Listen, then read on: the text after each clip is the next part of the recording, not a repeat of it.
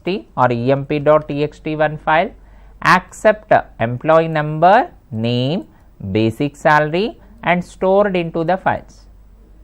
What is my program? emp.txt. I want to make a file. Accept the number, accept the name, accept the salary under C monitor, but that I want to store to the files. That is my program here. How it is working of this program now? You check this file pointer only to use. How it is working of this program? You see that first I want to go for here to be used. Listen, if I want to work off this program now, check it. I want to create this program. What is my program? Write a program to create one text file. To create a text file which details emp.txt and store employee number, employee name, salary. Employee number, employee name and salary details. How it is working of that? Hash include stdio.h. Next I want to use with hash include conio.h. One more header file also I want to use, stdlib.h, standard library. Under stdlib.h exit function I have. Inside of main function file file. How to create the file pointer? Star fp file pointer. Now I want to declare integer employee number. Next I want to declare character employee name, it's a string. Next I want to declare float basic salary, employee number as a integer, employee name as a character string, basic salary as a float. After that I declared one more variable, char ans variable, answer variable. Initially answer is y for s. If my answer is y for s. Now you see that how to open the file, fp equal to fopen. What is my name of the file I want to create? emp.txt under which operation mode? W. What is the meaning of that? I want to make a emp.txt file under tc bin location. W indicates write the file, new file. If fp equal to null, null is a constant. If fp equal to null, I want to print one message. What is my message? File not found. File is unable to open. File not found. Exit. Exit means to come out the memory. Here I want to take with the file not found and exit. Come out the memory. After that, whenever if fp not equal to null, I want to enter the details. But before enter the details, while loop I used. While loop. Now here, what is my while loop I used? If while answer equal to small y or answer equal to capital Y, if answer equal to small y, answer equal to capital Y for s, y for s. Now I want to continue to read the details. Whenever my answer is s, I want to read the details. Employee number, enter the number. How to read the number? Scanf, %d, ampersand employee number. Once I read the employee number, next I want to read the name. Enter employee name, name to be read. How to read off the name? Scanf, %s, string to be read. Ampersand employee name, that should be read. Once I read the name, I want to read the basic salary. Enter basic salary to be entered. How to read off the basic salary here? Scanf, %f for float, ampersand basic to be read. I want to read the number, I want to read the name, I want to read the basic. After reading of this, which function I want to use? printf function. This is only most important function in this program, which is my highlighted function, printf function. What is meant by f printf function? General printf function. I want to print the answer on the C monitor. Answer on the C monitor. But I want to print these details printing on the files. Fprintf used to print the details into the files. What is the syntax? Fp. Fp indicates file pointer. What is my file name? emp.txt. This is my file name. emp.txt. After that, I used format specifiers. %d space %s string %f. Which I want to print here. Employee number should be print. I mean whatever number you entered. Employee name to be print. Whatever name you are inputted. Employee basic salary to be print. What is the meaning of this? Whatever number I inputted, whatever name I inputted, whatever basic salary inputted, these details sending to the file pointer. Fp called as emp.txt. But actually here only one employee number, name, basic salary only sending. If I want to continue another employee, you want to make one question. Do you want to continue? Do you want to continue for another employee to read? Yes or no? Do you want to continue another employee to read? Yes or no? How to read of that? ANS equal to getChe function. What is meant by getChe function? To read the character, one character reading, and that is printing also. GetChe means to read the character, at ending of that printing also, at end of your monitor printing also. If my answer is Y, I can continue. If my answer is no, I don't want to continue that. Whenever my answer is S, then I want to continue. Finally, that information will be sending to the files.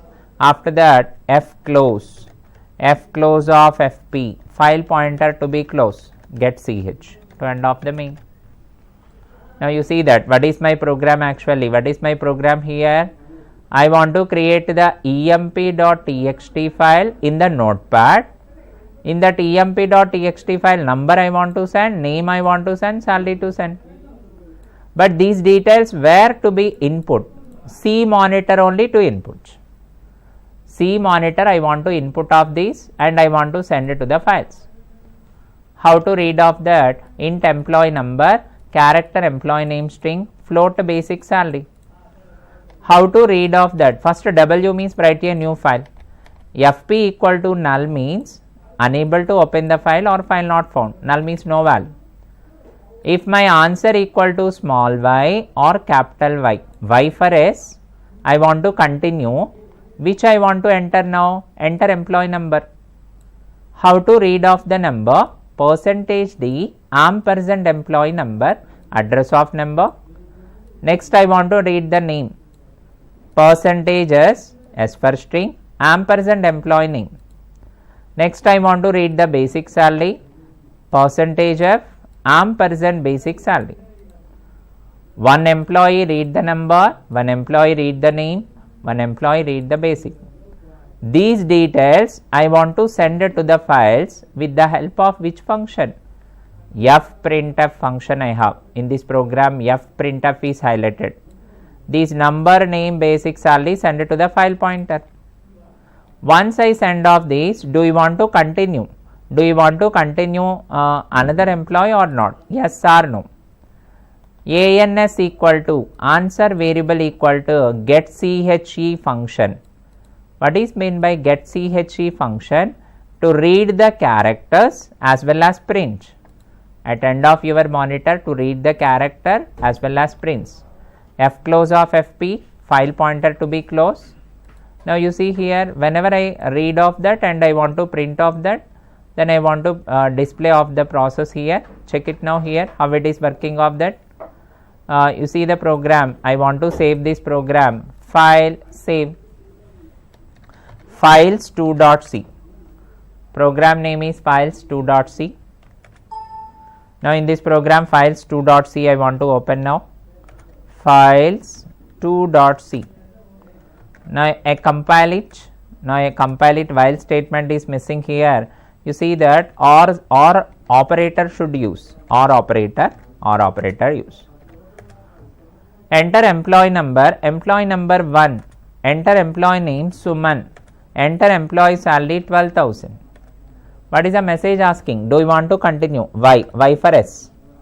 If I use Y for S, another employee 2, Varun, another employee Varun, basic salary 15,000. Do you want to continue? No, I don't want to continue. At that time 2 employees. First employee 1 Suman 12,000, second employee 2 Varun 15,000.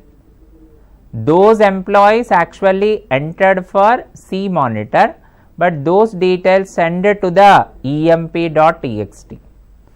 You can verify also. Is it those details are sending to the emp.txt? How to verify? Go to file menu, DOS shell. Go to file menu, DOS shell.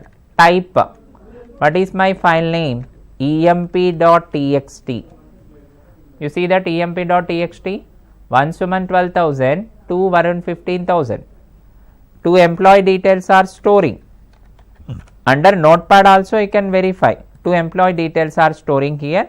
You can verify under notepad also. Go to file, open. Under you observe emp.txt file just now created. Just now that file is created. Open. How many employee details are reading here? 2 employees. Now the 2 employee details are reading. Now these details are saving. That is the process of that, how to write the file and store the data into the files. Now what is one more operation I want to use here, one more program observe. I want to read the data from the file, from the which file? emp.txt. I want to calculate the DA, HRA, PF and net salary, print all these. What is my request of another program? I want to read the emp.txt file details, calculate the DA, HRA, PF, net salary. But before working of that emp.txt file should be there, then only you can calculate this. emp.txt file is there, then only you can calculate. Some percentages can be calculated. Then only you can run off this. And finally to print on the C monitor. On the C monitor I want to print the details. You see the program now, which is my program I want to create here. Write a program to read emp.txt file, and calculate. I want to calculate that DA, HRA, PF, net salary details, calculate net salary details. How it is working of this program now? See the process here. Hash include std io.h, hash include conio.h. After that hash include std lib.h, standard library. Within that you have exit function is there, some more file functions. How to create the file? file file star fp, file file star fp.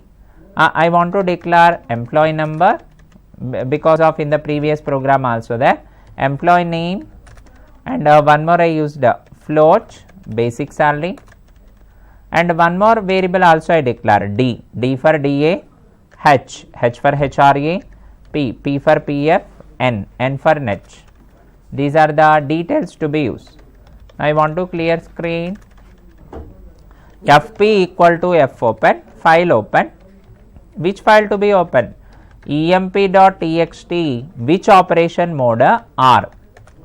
In the previous program emp.txt write mode to make a new file, but this is R, read the file.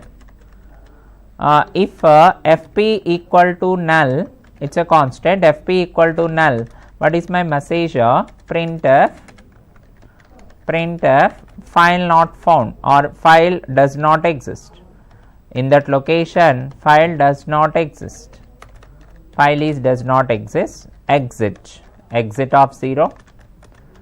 Now I want to check with if the file is already exist, while if the file is already exist, while fscanf function to be read, fscanf. What is mean by fscanf function now? General scanf to read the data from the C monitor. You want to read the variable data from the C monitor, but fscanf means to read the data from the files to be monitored. fp comma, which are the formats? %d, %s, %f. How to read that? Ampersand employee number to read ampersand number, ampersand employee name, ampersand basic salary. I mean from that I want to read off the details. Whenever when I read the file greater than 0, what is mean by greater than 0? When I read the file details, in that file at least one employee should be exist. Whenever I want to try to read the file details in emp.txt, at least one employee detail should be there. Greater than 0 indicates more than 0, I mean at least 1 or more than 1. Whenever it is true, I want to calculate d equal to basic into d equal to basic into 0.10, 10%. HRA equal to basic into basic salary into 0.20, 20%. PF equal to basic into 0.30, 30%. N for net basic plus D plus H minus P deduction. Finally, I want to print the details. On the C monitor, I want to print. Which I want to print the details? I want to print the DA, %F, %.2F, I mean 2 points. HRA equal to %.2F, again 2 points. PF equal to %.2F, I mean 2 points. Net salary equal to %.2F, I mean 2 points. How to print off that? D for DA, H for HRA, P for PF, N for net. Whenever I print off these details, actually I reading from the files, then I want to print off these details. Now I want to close off that, get CH, I mean to close the screen. Again I want to close it, but before close I used F close of FP, file pointer should be closed. Finally, what is my conclusion in this program? Previous program I created emp.txt file, I have 2 employee details. Those details I want to read. In the details already salary available, basic salary available. That basic salary which I want to calculate, 10% DA, 20% HRA, 30% PF and net salaries. I want to print those details on the monitor. But here fscanf function I used to read the data from the files. Greater than 0 indicates in that file at least one record should be there, 1 or above. Now I want to save this files 3.c, files 3.c. I want to use of that files 3.c. Now I want to verify this, open files 3.c. I want to verify that. I want to compile it, then I want to run it. You see that which is coming now, DA 1200, HRA 2400, PF is 3600, net equal to 12,000. It's first employee. If I press enter, second employee. Multiple employee details you are getting of this. See that finally what is my conclusion here. Now in this I discussed with printf function I discussed, and one more function is fscanf. Fprintf is used to read the fprintf is used to print the details into the files.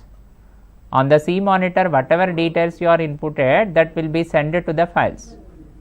Fscanf function means which file is already there, within the file the details I want to read from the file, and those details I want to print to the C monitor. One function is C monitor data send to the files, Another function is file data sent to the C monitor. General scanf to read the C monitor data, general printf to print the monitor, but here fscanf means to read the data from the files, fprintf means to print the data into the files. Both functions available on stdio.h, that is called as file functions discussed. Today I want to stop these file functions, which function I completed fscanf and printf. In the next session I can continue some more file functions. In the tomorrow session I can continue the some more file functions. Thank you for this video.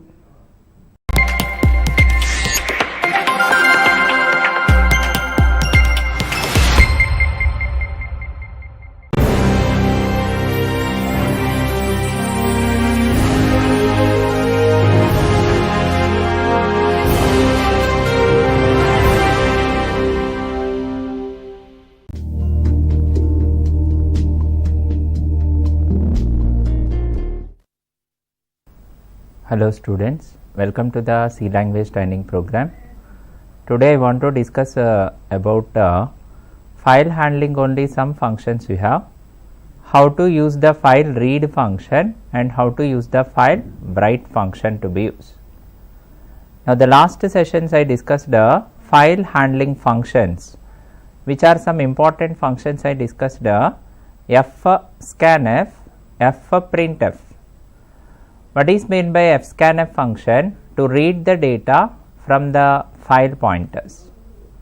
If you are already created file, within the file some data to be read, that is called as fscanf function. fprintf function you have, that is called as file printf. What is the reason of fprintf function? Which data you are entered into the C monitor, those data sent to the files. fscanf function to read the data from the files, fprintf function to print the data into the files. Both functions are available under stdio.h. And one more file functions already I discussed, fgetC function, fputC function. fgetC to read the characters from the file pointer, fputC to print the characters into the file. fgetC for to read the characters from the file pointer, fputC is used to print the character into the file. fgetC, fputC both are available on stdio.h. And one more function I discussed already, getChar function. What is meant by getChar function? To read the character from the keyboard, that characters to be print on the monitor with the help of which function? Putchar function. GetChar function to read the single character from the keyboard. Putchar function is used which character already read from the keyboard that you want to print on the monitor with the help of putchar function. Getchar and putchar both functions available on which header file? conio.h, console input and output. Now I discussed fscanf, fprintf, fgetC, fputC, those are available stdio.h. Getchar, putchar functions available on conio.h. But every file operation functions to create the files with the help of file pointer. Every file handling program file pointer should be there. How to create the file pointer? fp equal to fopen, file open, within the double quotation to mention the name of the file. After that operation mode you have. Which are the file operation modes you have? W indicates write the new file, store some contents. One more operation mode you have, R indicates read the file, read the contents from the file. One more operation mode you have, A for append the contents into the file pointer. 3 operation modes. W means to write the new file and store some contents. R is nothing but to read the file, which file is already created, to read the file. A for to append the contents into the file. But these 3 operations to work with the file pointers. Now some more file functions are there that I want to discuss today, that is called as F read function you have, F write function you have. F read, F write. What is meant by F read function? File read. It is used to read the structure data from the files. Suppose if you create any structure called as user defined data type, it is a collection of different type of elements with single variable. On the C monitor, if you create any structure, the structure data you want to send to the files with the help of F write function to be used. You are already created structure data in the notepad. The data you want to read into C monitor with the help of F read function to use. Both functions available under stdio.h. F read function also stdio.h to use, F write also stdio.h use. F read function to read the structure data from the files, which is already you created structure in the file, either notepad or data files, that should be read. F write function to write the structure data into the files. But here one important thing, F read function to read the structure data in the binary mode, not for the text mode, it is a binary mode to be read. What is the indication of binary mode? Zeros and ones. That is for machine understandable format, binary mode should be open. If you want to write the structure data into the files, that is also which mode you have to use? Binary mode. If you want to read the text file, what is the operation mode? R. R indicates read the data in the text format. If you are using with the W, W called as to write the file in which mode? Text mode. Generally text format is our understandable formats. Binary formats are machine understandable formats. The last sessions completely text mode files I discussed. R for read the file in the text mode. W means write the file in the text mode. A for append the contents in the text mode. But if I want to read the data binary mode, which is the operation mode to be used? RB. RB indicates read binary mode. One more operation mode also there, WB. What is meant by WB? Indicates write binary mode. Finally, what is my conclusion? Structure data, if I want to work with C language file handling, that should be read in the binary mode, that should be writing into the binary mode with the help of F read function and F write function to be used. You see the syntaxes, how to use the F read and F write function. See the syntax. Now see the syntax. Now first F write function you have. F write is nothing but file write. This function is used to storing structure data. You want to store the structure called as a collection of different type of elements. The data you want to store it into the file, which is the important thing, binary mode. The data will be opened into the which format? Binary mode. It is machine understandable format. What is the syntax of F write syntax? F write, file write. The first argument is pointer variable. It is called as structure pointer variable. Second argument is size of variable, size of structure.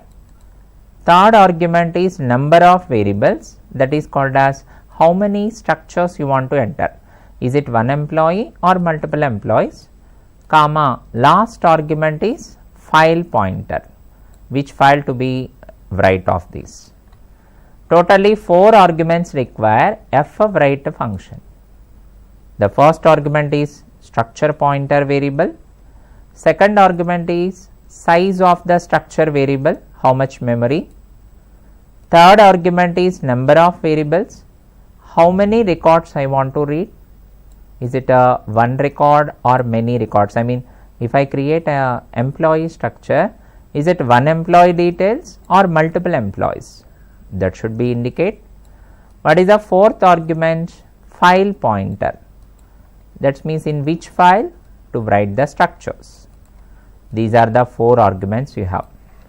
See the example here, f of write, file write, the first argument is ampersand emp.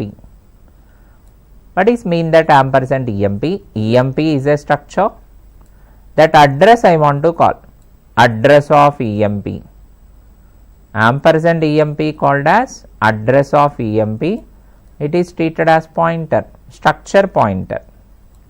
What is the second argument? Size of, size of is a operator, size of emp, that means employee structure, how much memory required, how much memory bytes required, that is allocated by size of. One more is third argument is 1. What is the meaning of this 1? Indicates one employee, actually employee structure, but I want to read only one employee. What is the fourth argument of this? File pointer, this complete employee structure details to send to which files, that should be indicate or file pointer. These are the arguments, 4 arguments. The first argument is address of employee structure address because of pointer. The second argument is employee structure, totally how much memory required, memory bytes. Third argument is how many employees to read, is it one employee record or multiple employees. Fourth argument is file pointer, this complete employee details send to which files, file pointer. These are the arguments to be used. What is next function you have? F read function. This is called as file read, to read the file. You see that what is the need of this f read function? This function is used to read structure details, structure data from the files. I mean, already you created one structure in the file, that structure data you want to read from the file, and that is on which mode you want to open? Binary mode.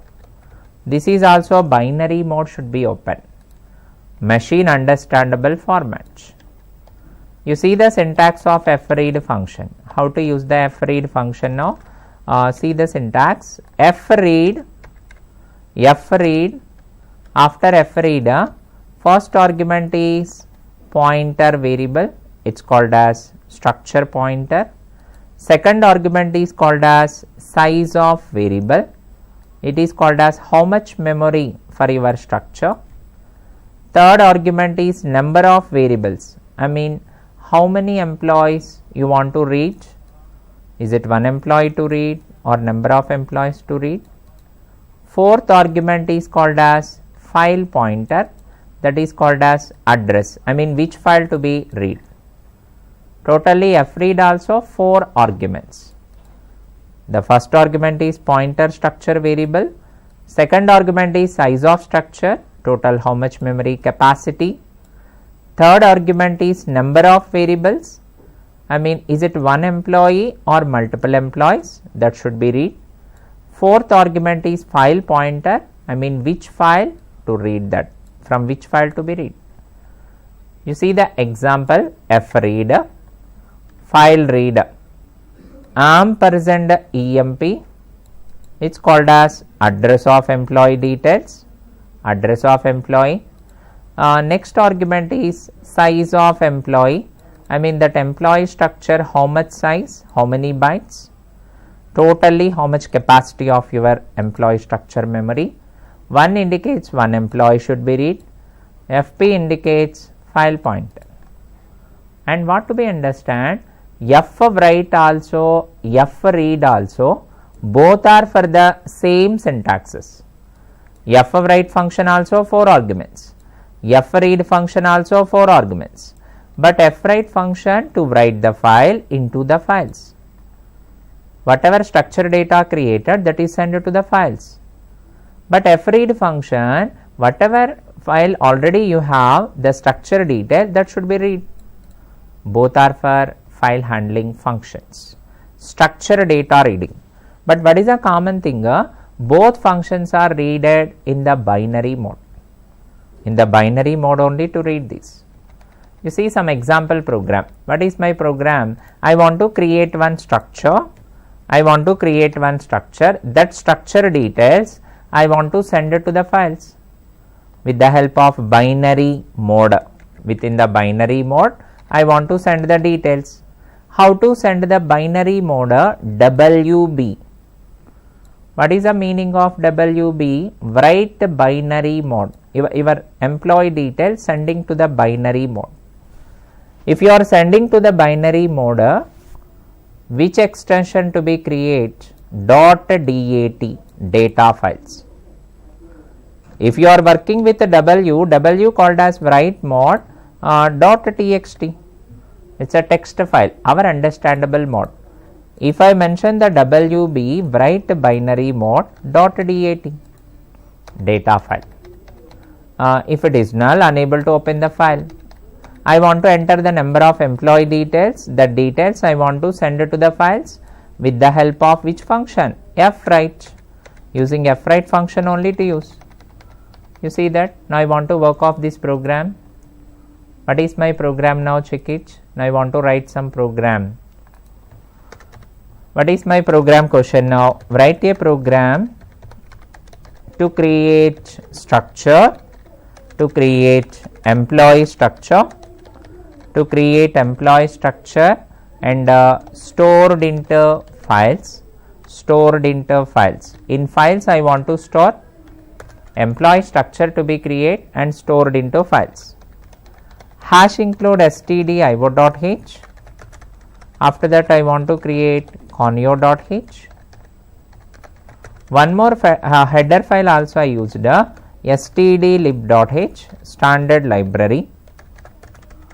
Now I want to create the structure, because my program is I want to create employee structure data stored into files. How to create structure? Struct employee. Inside of that employee number. After that I created employee name, it's a string. After that I created float salary, it's a float. Now I declared 3 variables, employee number as a integer, employee name as a character string, employee salary as a float.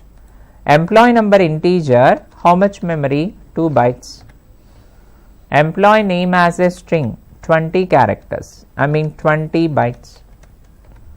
Employee salary as a floater, how much memory creates? 4 bytes. One is for 2 bytes, another one 20 bytes, another one 4 bytes. Once I created that, inside of main to call the structure. How to call the structure inside main? Struct employee. What is my variable? E1. E1 is my variable employee. After that, how to create file? file file *fp. File pointer, character ans, answer variable, ans for answer. That means you want to read only one employee or more than one employee. If your answer is yes, you can continue many records. If your answer is no, just one record should be read. After that, now I want to declare clear screen. How to create the file pointer? fp equal to fopen. What is my name of the file? emp. Here I used emp details dot, otherwise emp info dot dat, data file. Whenever I am working with the structure details, then go for binary mode, WB. What is meant by WB? You want to data writing into binary mode. You want to write the data in the binary mode. If fp equal to null, null is a constant. If fp equal to null, I want to print some message. What is my message I want to print? Unable to open the file, unable to open the file, unable to open the file, or the file is does not opening. After that, exit the memory, exit of 0, compiler memory to exit, hard disk memory to exit. After that, now I want to go for while loop I used, otherwise do while loop. Inside of do while I want to read that. Inside of do while, first I want to read the employee number. What is my structure employee? First I want to enter the employee number. Scanf %d ampersand, what is my structure tag name? E1. E1 is my structure tag, E1 variable. E1 dot employee number dot operator to use. Next I want to enter the employee name. At that time how it is read the scanf %s string data ampersand E1 dot e name to read the name. Once I read the number and name, next I want to read the salary, enter basic salary. How to read off the salary? Scanf %f, how to read off that? Ampersand E1 dot sal. Totally in this example, E1 is a structure, employee structure tag. E1 dot employee number means to read the number. E1 dot employee name means to read the name. E1 dot employee salary means to read the salary. 3 inputs. But these inputs are reading at a C monitor. These values I want to send it to the files. How to send it to the files? F of write function, which is the special function you have, F of write function. This function only main discussion, F of write. What is my first argument? Ampersand E1. What is meant by ampersand E1? Address of E1 structure. It's a structure pointer, address of E1. Next, size of E1. What is meant by size of E1? Your employee structure size. Employee for how much memory creates? Employee number 2 bytes, employee name 20 bytes, employee salary 4 bytes. Totally how much memory require for these? 26 bytes memory require. 26 bytes memory, total memory. That memory allocated with the help of size of E1, 26 bytes. Comma 1. One indicates one employee, one indicates. After that, FP called as file pointer. Finally, what is the meaning of this fwrite function now? I am already enter the employee 1 details. Those details I want to refer based on the address. I mean it's a pointer. Total memory 26 bytes memory allocated. One employee details, that complete employee details send it to the FP. FP called as file pointer. What is my name of the file? .dat, data file. Under which mode? WB, write the binary mode. In the binary mode it will be write. After that, printf, what is my message? Do you want to continue? Do you want to continue another employee? Yes or no. Do you want to continue another employee? That you want to enter, yes or no. You are asking one question, yes or no. ANS equal to which function? getChe function. What is meant by getChe function? To read the character from the keyboard and one letter only reading. That letter should be either Y or N. Y for S, N for no. E indicates end of the reading you want to print. Whenever my answer is y, I can continue, while ans equal to small y or ans equal to capital Y. Do while to be ends. Finally, I want to close the file pointer. How to close that? F close of fp, file pointer close. After that, get ch to end of the main. Finally, this is my program. What is the meaning of this program? First, I want to create one file, empinfo.dat.data file. This file is separate file. It can be opened with any program, WordPad, MS Word, any program. But this is on which mode open? Binary mode it is open. Write binary mode. If the file pointer is null, unable to open the file. It's an error message. If it is not a null, first read the number, next you read the name, employee, next you read the employee salary. Whatever details I am inputting here, those details I want to send it to the file pointer. One employee I send the details. If I want to send another employee, based on your question, if my answer is y for s, continue. If my answer is no, I want to stop that. Whenever my answer is y, I can continue. Finally, close the file point. Now see that I want to save this program. File save. Files 4.c. Files 4.c. Now I want to compile this program. I want to compile. In this program, fwrite function I have. The major work is fwrite function in this program. File write. Now I want to open that. Which program to be open now? Files 4.c. I want to open files 4.c. Files 4.c. Now I want to open that program now. Files 4.c. Whenever I open this program here, fwrite function will be verified this. Files 4.c, not 4. Open this files 4.c.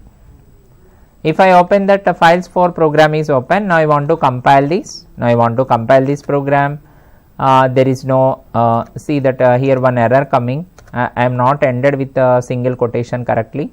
Here I am not ended, you verify. Y will be closed properly to close. Y should be open and close. This is the mistake you have. Y double equal to, answer double equal to y. Here to put it as answer double equal to y here. Answer double equal to y. Double equal to, after that y. Y should be mentioned. Here to be used. Answer double equal to y. Single quotation to mention the y. Small y. It is indicate small y. It indicates small y. Small y to be entered. Then only you can run. You see that if I run this program now, check it, small y to enter. After that quotation should be closed properly. Then space also right. Now I want to compile these. After correction and I want to compile, it's success, no warnings, no errors. Then I want to run the program. File handling process. I want to run the program. fwrite function I used. Enter employee number. What is my number? 10. I inputted an employee number 10. Employee name Suman. I inputted Suman. And employee salary I inputted 12,000. Employee salary I inputted 12,000. Employee number 10. Employee name Suman. Employee salary 12,000. These details will be sent to the files. What is my name of the file? empinfo.dat. It is asking, do you want to continue another record? Yes, I want to continue. Again I want to enter 11. Now I want to enter the name Vamsi. I want to enter the salary 23,000. Totally 2 employees I giving. Do you want to another employee? No, I want to stop that. Whatever 2 employees I giving, those employees will be sent to the files. How to verify that? You can go for file menu. Here also you can verify. text file how to verify? .txt. But the binary file how to verify? .dat. But here it is not open here. Check it now here, because it is a binary understandable file. Type, what is my name of the file? empinfo.dat. It is a data file. .dat. You see that when I open the .dat, it is not text mode. It is machine understandable format, binary format. Actually 2 employees I giving, but which only understandable? Suman, string is understandable. Vamsi, string is understandable. Remaining employee number and salary, it is the binary format, the machine understandable format. This is called as fwrite function I used. Now finally, what is my conclusion here? Now in this program, whenever I used this, you see that when I used this fwrite function, if I use the fwrite function, structure details, first you create some structure, the structure details are sent to the files, but that is stored into which format? Binary mode. How to work the binary mode? .dat extension to be used. .dat called as data files. It can be opened with any program. It is a special program like a WordPad, MS Word, but that is not our understandable. In your data you have the string, you can understand. The remaining integers and float values convert to the ASCII format.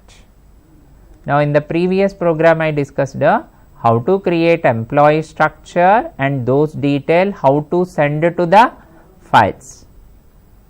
In that program, which function is most important function? fwrite function.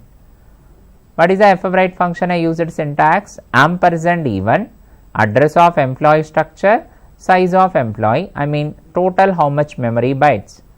One employee for 26 bytes. Third argument is 1. 1 indicates one employee to read.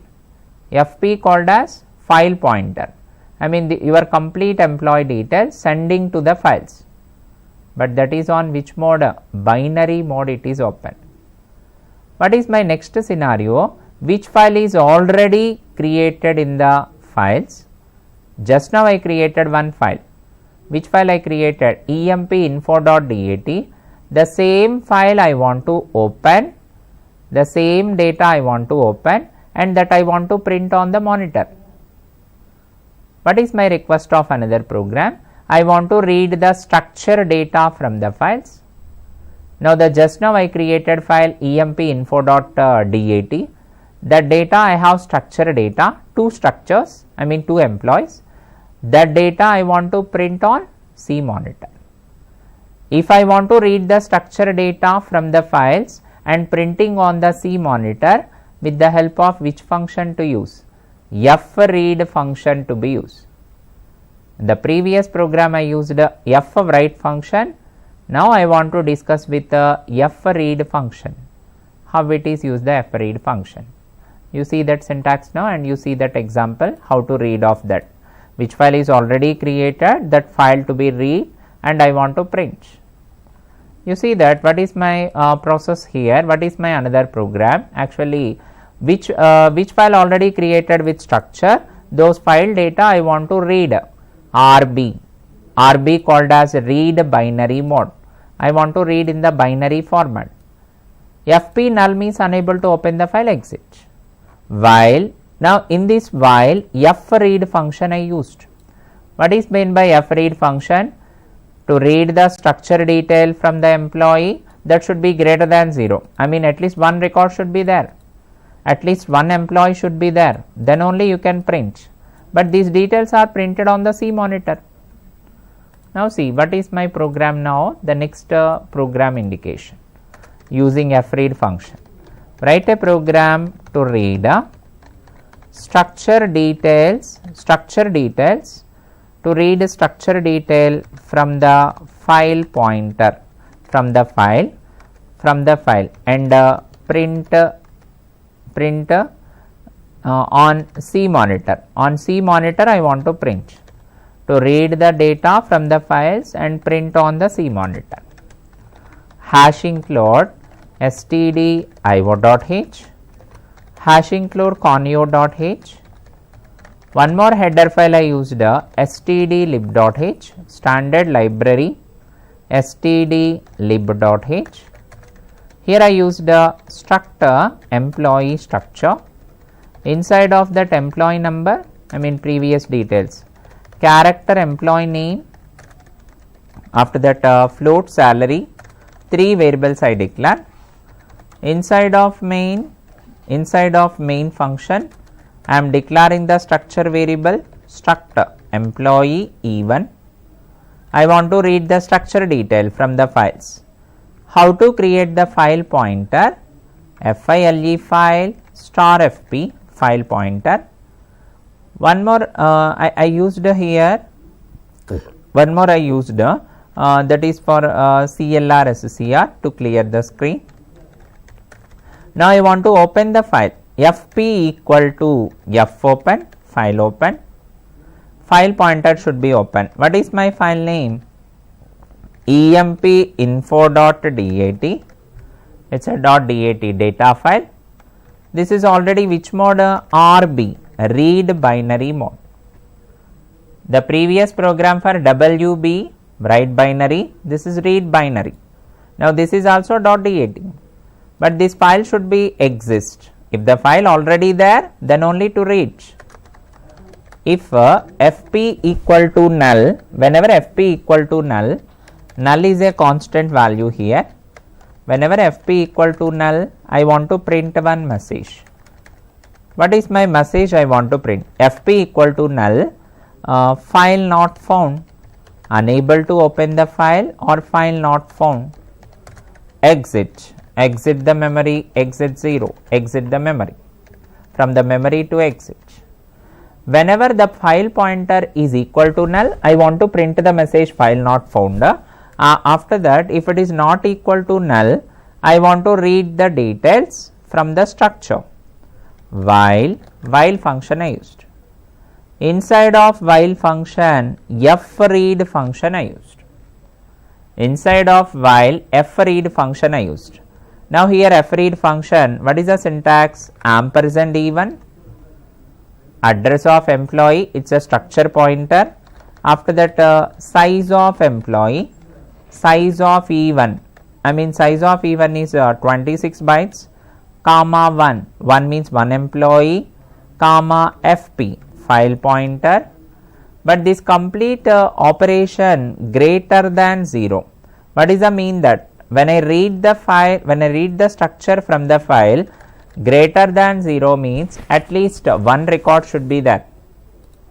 In my file already 2 records are there. Greater than 0 means at least one record should be there.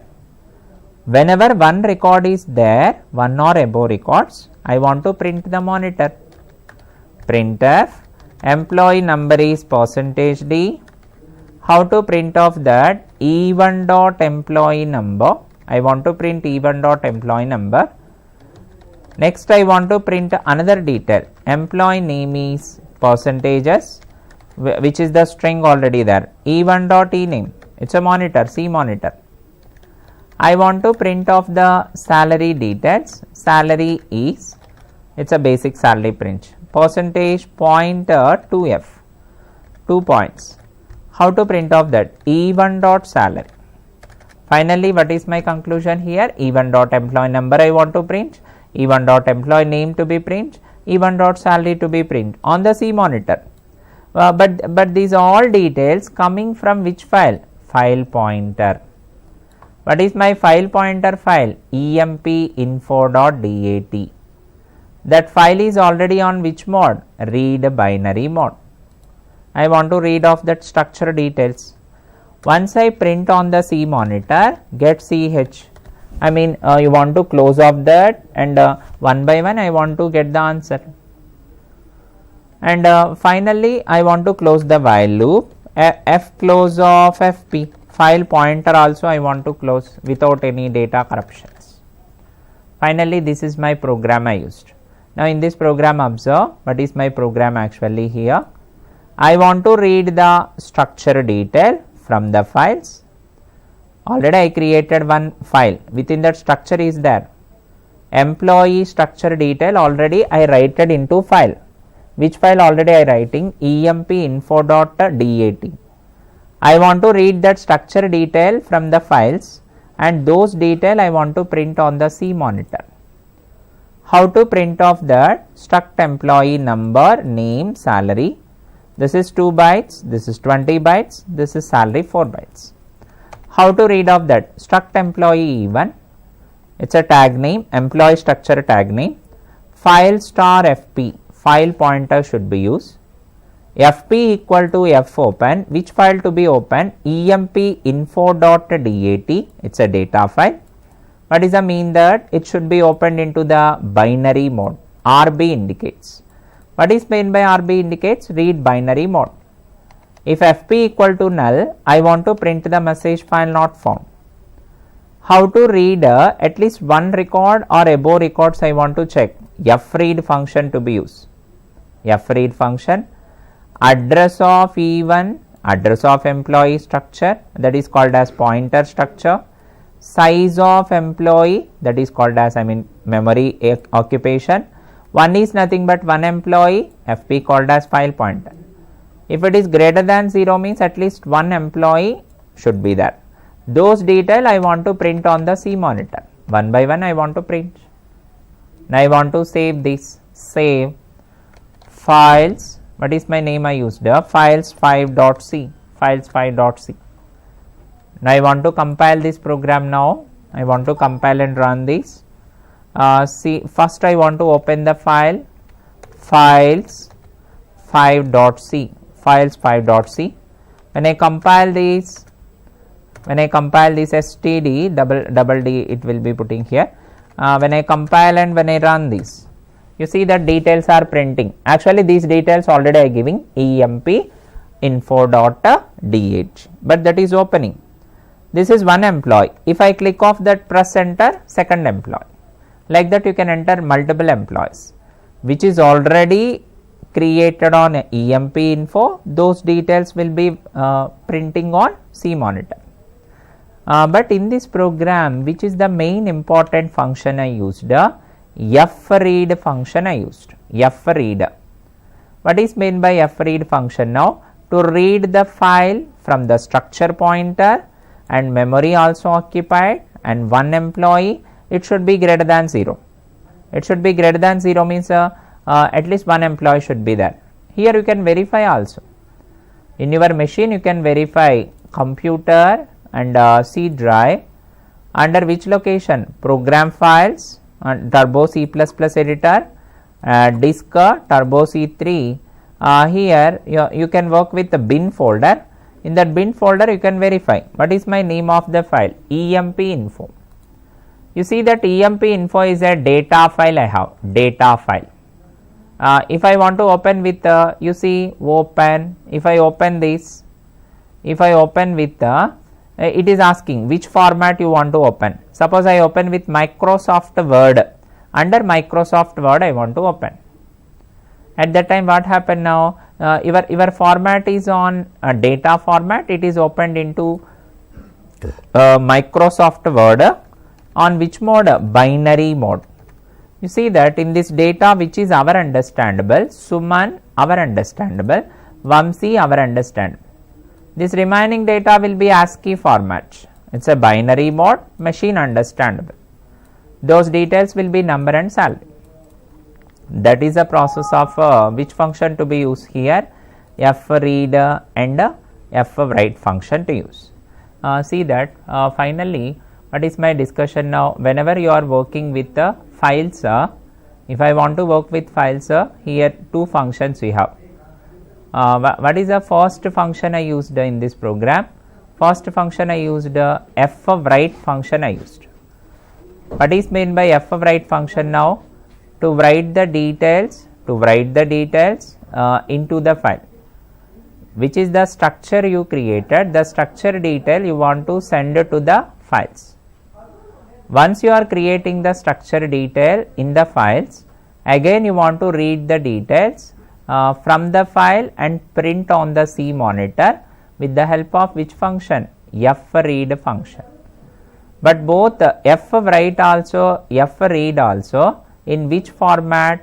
Binary format. How to write the data in the binary mode? WB, its operation mode. How to read the data binary mode? RB should be used. But both files are not our understandable format. Which format should be used? .dat. Generally our understandable means which format to be used? .txt, but this is .dat. Open with any programs. Today I want to stop these functions now. File read and file write functions I discussed. In the tomorrow session I discussed some more file handling functions. Which are the file handling some more functions? Tomorrow session I can continue. Thank you for this video.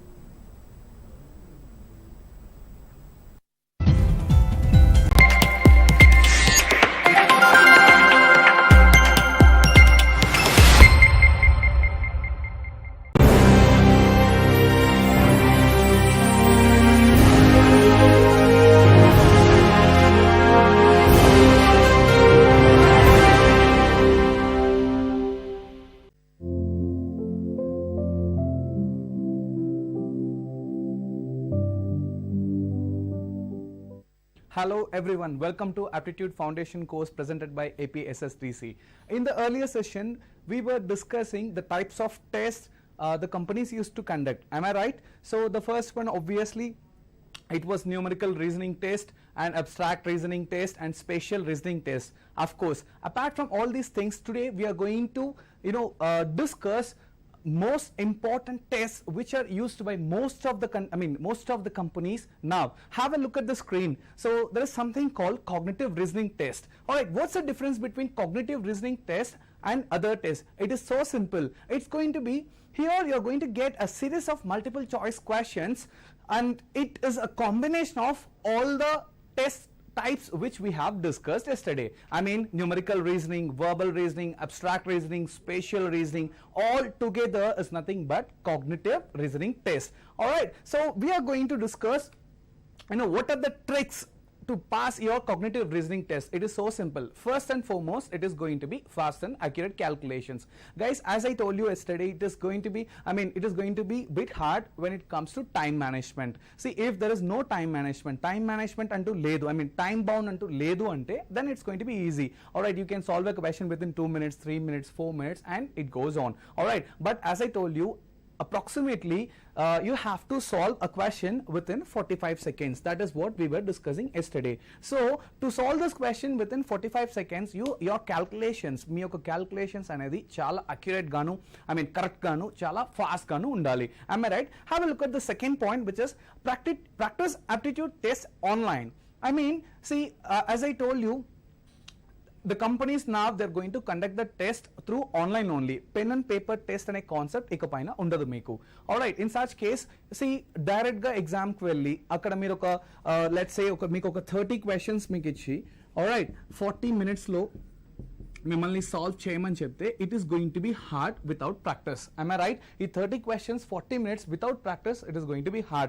So you have to practice lots of online tests, and there are lots of online tests which are available for free in the internet. Alright, look at the third point, get all the tools right. So what is meant by get all the tools right? It is so simple. It's nothing but your pencil, pen, if you're while you're practicing calculator, and remember, most of the exams, companies, they're not going to allow you to solve the questions with the help of calculator. Am I right? So please don't use calculator during the examinations, but for the practice, calculator is must, like you can have. So you need to have the proper white paper, pen, pencil, and etc. before you sit for the practice. And look at the fourth point, what you need to do, and practice more tests. See, as I told you, అన్ని మీకు చాలా websites లో మీకు online test అనేది ఫ్రీగా available ఉంటుంది. Am I right? So try to practice as many tests as you can. Alright, let's look at the next point. It is going to be comfortable environment for practice. See, I can see students who are preparing for the on-campus drive, they used to practice talking to their friends and WhatsApp చేస్తూ, phone లో message చేస్తూ, phone మాట్లాడుతూ, TV చూస్తూ. I can see lots of students who are doing that. Please don't do that. While you're practicing aptitude, you need to spend some dedicated time. Dedicated time ante, see 30 minutes మీరు daily practice చేయాలనుకుంటే you have to dedicate the 30 minutes. Alright, please don't use your mobile phone, please don't watch TV, don't do any other activities. There are a few students whom I know, they used to wear the headset and they used to listen the music and then only they'll practice. No, please don't do that. Alright, even if you're practicing for 30 minutes, even for 20 minutes, that is okay. Alright, మీరు first ఇయర్లో ఉన్నారు కాబట్టి 20 minutes మీరు practice చేసినా that is more than enough. But ఆ 20 minutes అనేది మీరు dedicate చేయాలి టైంని. Alright, don't listen to music, don't do anything while you're solving the test. Alright, let's see other tricks which are, right, don't get a friend to sit with you, to sit your aptitude test for you. Exactly. See, usual ga group discussion or concept ఉంటుంది where you sit, where you discuss and do, right? See, this is not a group discussion.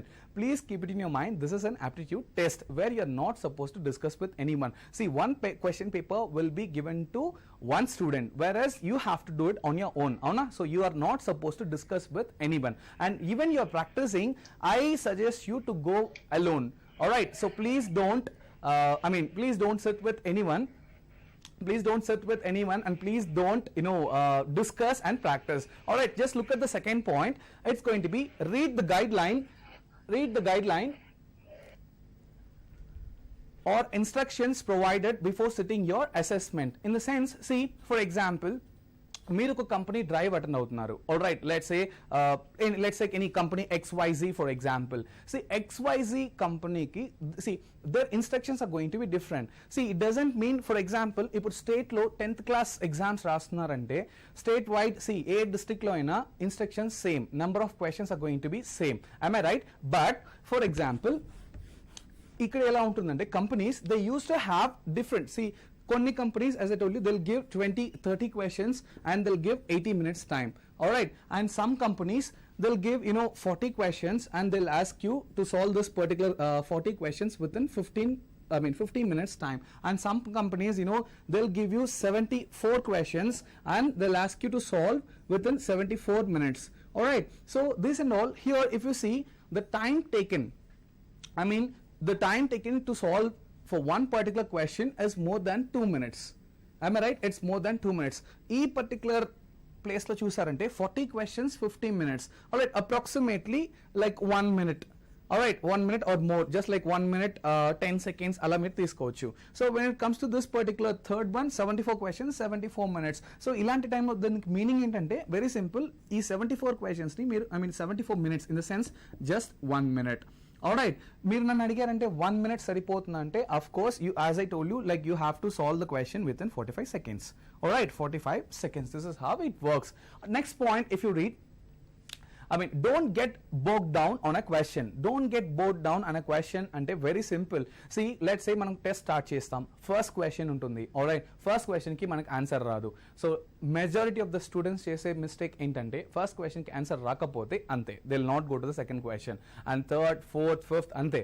They will sit in the first question and answer వచ్చేంత వరకు ఆ question solve చేస్తుంటారు. Versus the probability of getting selected, the probability of passing in that particular test is very less. Alright, if you bogged down in a question. Alright, so you have to move on. Alright, first రాలేదు అంటే సే మీకు chance ఉంటుంది.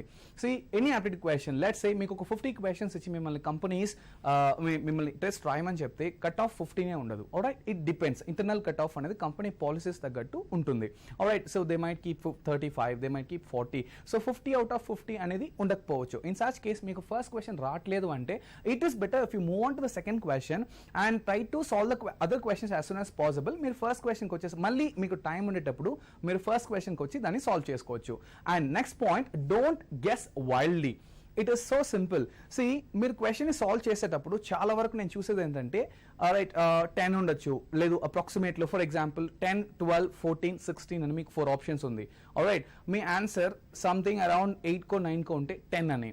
Alright, don't do that, don't guess. I want you people to solve. Alright, pen and పేపర్తో మీరు question చూసి solve చేసి answer తీసుకొచ్చినప్పుడు మాత్రమే అది ఎగ్జాక్ట్ ఆన్సర్ ఉంటుంది. Just have the next one, get used to working on a paper. As well as spend a few seconds familiarizing yourself with the graph, pie chart, table. Alright, see, ఇది మనం previous session లో discuss చేసినట్లే, see, there is a test called a numerical reasoning test. Alright, numerical reasoning లో it is going to be full of graphs, pie charts, tables ఇలా మీకు ఉంటుంది. Alright, so it is better if you spend some time.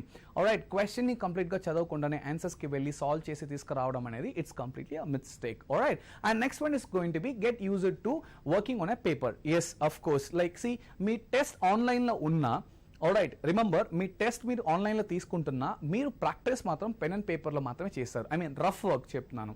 Alright, మీరు ఎన్ని questions మీరు ఆన్లైన్లో solve చేస్తున్నా, ఆన్లైన్లో సాల్వ్ ఏం చేస్తారు, క్వశ్చన్ ఉంటుంది followed by option A, B, C D options ఉంటుంది. ఆల్రైట్, ఈ ఫస్ట్ క్వశ్చన్ మీరు సాల్వ్ చేయాలి అంటే దీన్ని మీరు సాల్వ్ చేస్తారు, కంప్యూటర్ పైన స్క్రీన్ పైన మీకు సాల్వ్ చేయడానికి మీకు ఛాన్స్ ఉండదు. ఐ రైట్, మీరు వైట్ పేపర్లో దాన్ని సాల్వ్ చేసుకొని ఆ తర్వాత ఆన్సర్ మాత్రమే స్క్రీన్లో పెడతారు. Isn't it? So this is how it works. These are the key points which you need to have. Alright,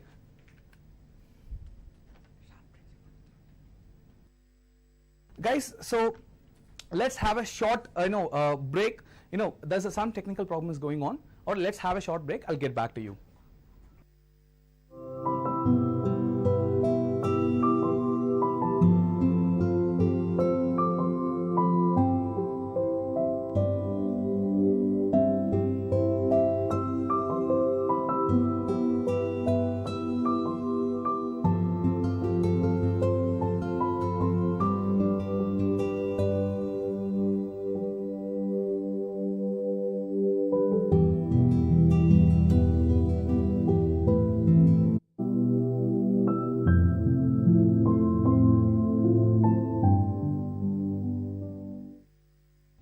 Hello, welcome back. So as we're discussing, so we have gone through certain points, tricks. I mean, in fact, points kuda kaadu. It's like a tricks. What are the important tricks, to crack their examination? Avuna. So ee cognitive test anedi employers ki ela use avutundi. Employees ante evaraithe mixed jobs istunaro, companies ni mana employers antunam. Am I right? Just have a look at the screen. What are the benefits of the employers?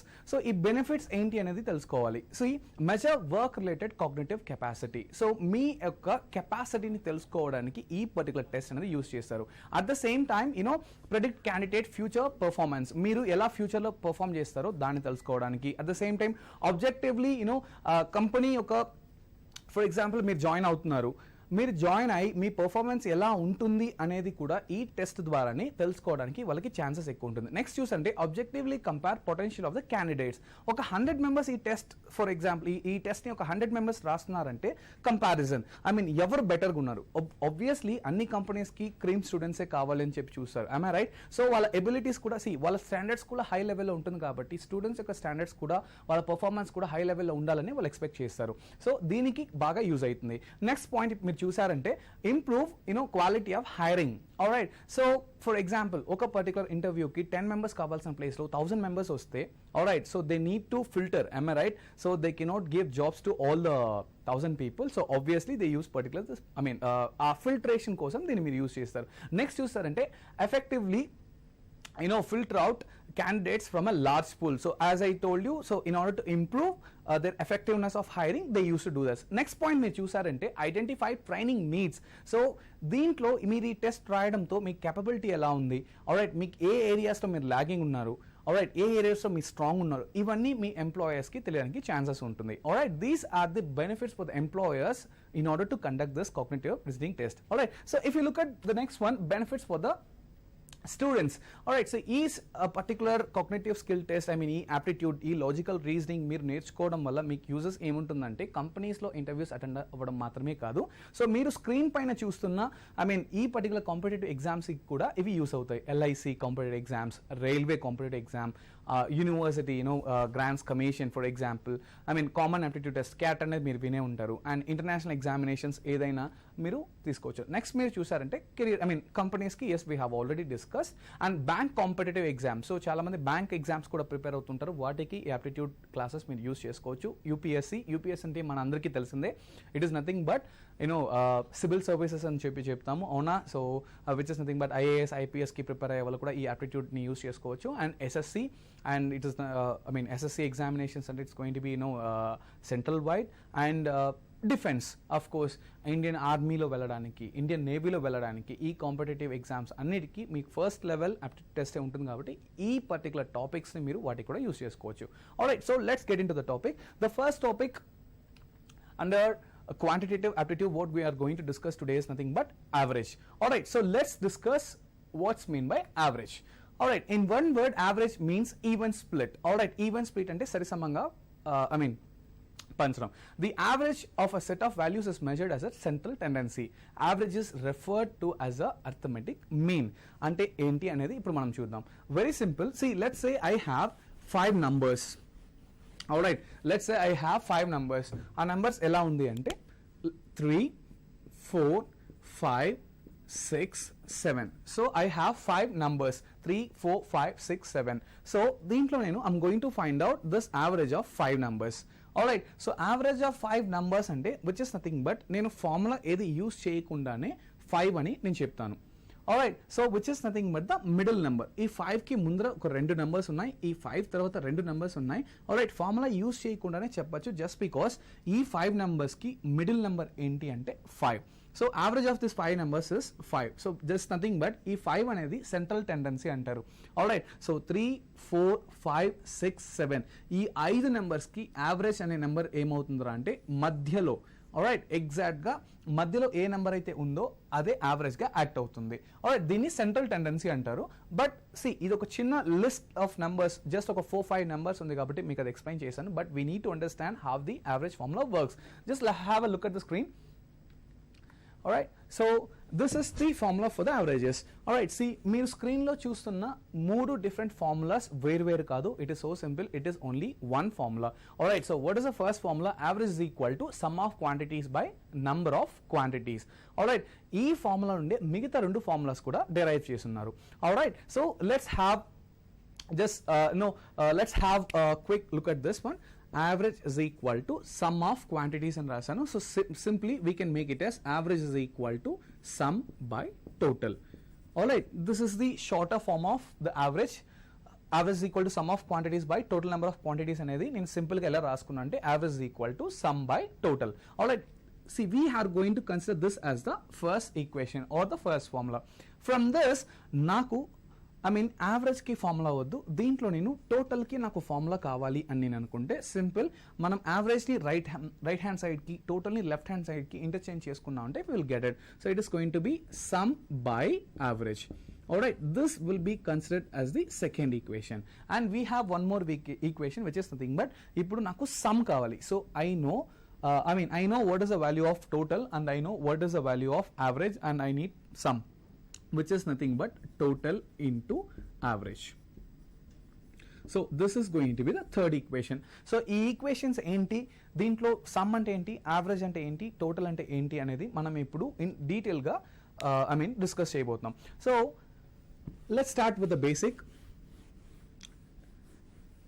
So average అంటే మీకు నేను ఏమని చెప్పాను, central tendency. Alright, ఒక లిస్ట్లో ఉన్న middle వాల్యూని మనం తీసుకునేటప్పుడు మీన్ అని కూడా అంటాం. సో ఎగ్జాక్ట్గా సెంట్రల్ టెండెన్సీని కన్సిడర్ చేసేటప్పుడే మనకి యావరేజ్ అనేది వస్తుంది. I right? సో ఈ పర్టికులర్ 3 formulas కాకుండా we have some more points to discuss. Right, just have a look at the screen. So I want you people to please make a note of these particular formula and these are going to help us. Alright, so in order to save these formulas helps us to save our time. Alright, what's the first formula? The average of first n natural numbers is equal to n plus 1 by 2. Alright, and the second one is the average of squares of the first n natural numbers is equal to n plus 1 into 2n plus 1 by 6. Alright, what's the third one? The average of the cubes of first n natural numbers is equal to n of n plus 1 whole square by 4. And what's the fourth one? The average of the first n even numbers is equal to n plus 1. And what is the fifth one? The average of first n odd numbers is equal to n. So these are the 5 shortcuts which are going to help us, in order to save the time. Alright, let's have a look at the first question. Question number 1. Alright, let us solve the questions one by one. So what is the first question given? Find the average of first 97 natural numbers. So మొదటి 97 natural numbers కి మనం ఏం find out చేయాలి, average అనేది find out చేయాలి. So average అంటే నేను మీకు ఏం చెప్పాను, it's a mean, it's a middle term, central tendency అంటాం, అవునా? So the average of first 97 natural numbers. Alright, so average of first 97 natural numbers. So this is what the question. So we are going to find out the average of first 97 natural numbers. Guys, మనం ఈ 97 numbers కి average find out చేసే ముందు first natural numbers అంటే ఏమని మనకు తెలియాలి. It is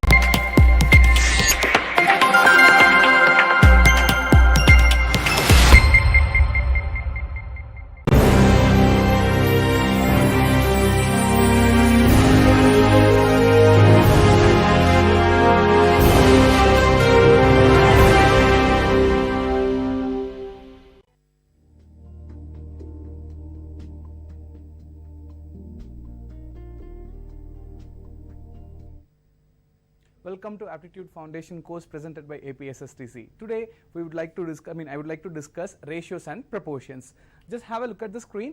Alright, so we need to understand what does mean by the ratio. Alright, see this particular topic which we have studied in our school days. If I am right, మీరు 3rd standard లో 4th standard లో 5th standard లో ఈ particular years లో మీరు నేర్చుకున్న ఒక topic. Alright, but see as the days pass, మీరు 9th standard మీ స్కూలింగ్స్ కంప్లీట్ చేసి ఇంటర్మీడియట్కి వచ్చిన తర్వాత ఇంటర్మీడియట్ కంప్లీట్ చేసి మీ గ్రాడ్యుయేషన్కి వచ్చేసరికి ఈ బేసిక్స్ అనేది మీరు మర్చిపోతున్నారు. All right, so I'm going to give you the basics along with the concepts here. So before I get into the questions, I want you people to learn the basics. All right, so for that, if you look at the screen, you can see the definition. Ratio is the comparison of two quantities of same kind in terms of magnitude.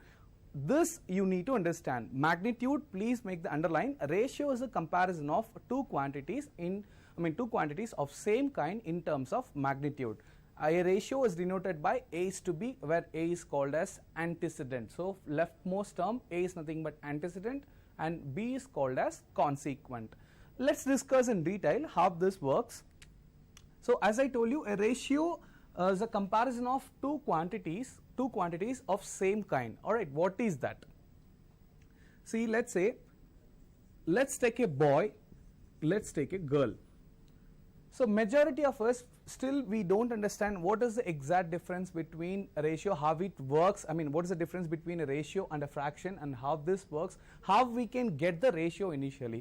Let's say I'm going to describe this with an example. So there is a boy and a girl. Alright, if you ask me, can I take or can I form a ratio which is known as boy is to girl? No, there is nothing as such. We cannot form a ratio or we cannot denote a ratio with the help of a boy, with the help of a girl. What's the definition? Ratio is a comparison of two objects of same kind. Of course, here it's not same kind, but of course boy and girl, they both are human beings, we can consider, but there is something called in terms of magnitude which you need to make a note. In terms of magnitude, in the sense, let's say I have, I'll tell you another example. Let's say I have a pen and I have a pencil.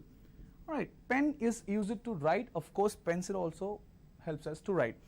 If you are going to take a ratio, let's say pen is to pencil, once again you cannot do that. You're not supposed to do that. Pen is to pencil is not a ratio. Why? So simple. When we are doing this kind of ratio, when we are taking this kind of ratio, we need to remember this magnitude, which most of us forget to understand. Magnitude. So how this works? Simple. Let's say if a boy, let's say there's a class, and this particular class has 20 boys and 20 girls. Now from this, how I'm going to get a ratio, how I'm going to describe a ratio? So simple. Number of boys is to number of girls. This is how you have to form a ratio. Alright, so you cannot consider boy as girl. Boy is to girl. Boy is to girl, no. Magnitude is nothing but the count. You can consider total number of boys in the class is to total number of girls in the class. This is how a ratio is. This is how you have to express or denote a ratio. So if I say pen is to pencil, as I told you, pen is to pencil, which is not a right one. So how we are going to describe this? Number of pens. Remember, number of pens is to number of pencils. Magnitude has to be there in the ratio. I hope you understand. Let's look at the difference between a fraction and a ratio. I mean fraction versus ratio. What is meant by a fraction? See, most of us, we are confused. I mean, we are not understanding what is the exact difference between a fraction and a ratio, and most of the websites, if you cross check in online, they say fraction and ratio both are same. If you ask me, no, of course both are same, but not exactly. There is an exclusive difference between a fraction and a ratio. If I ask you, let's say we have something called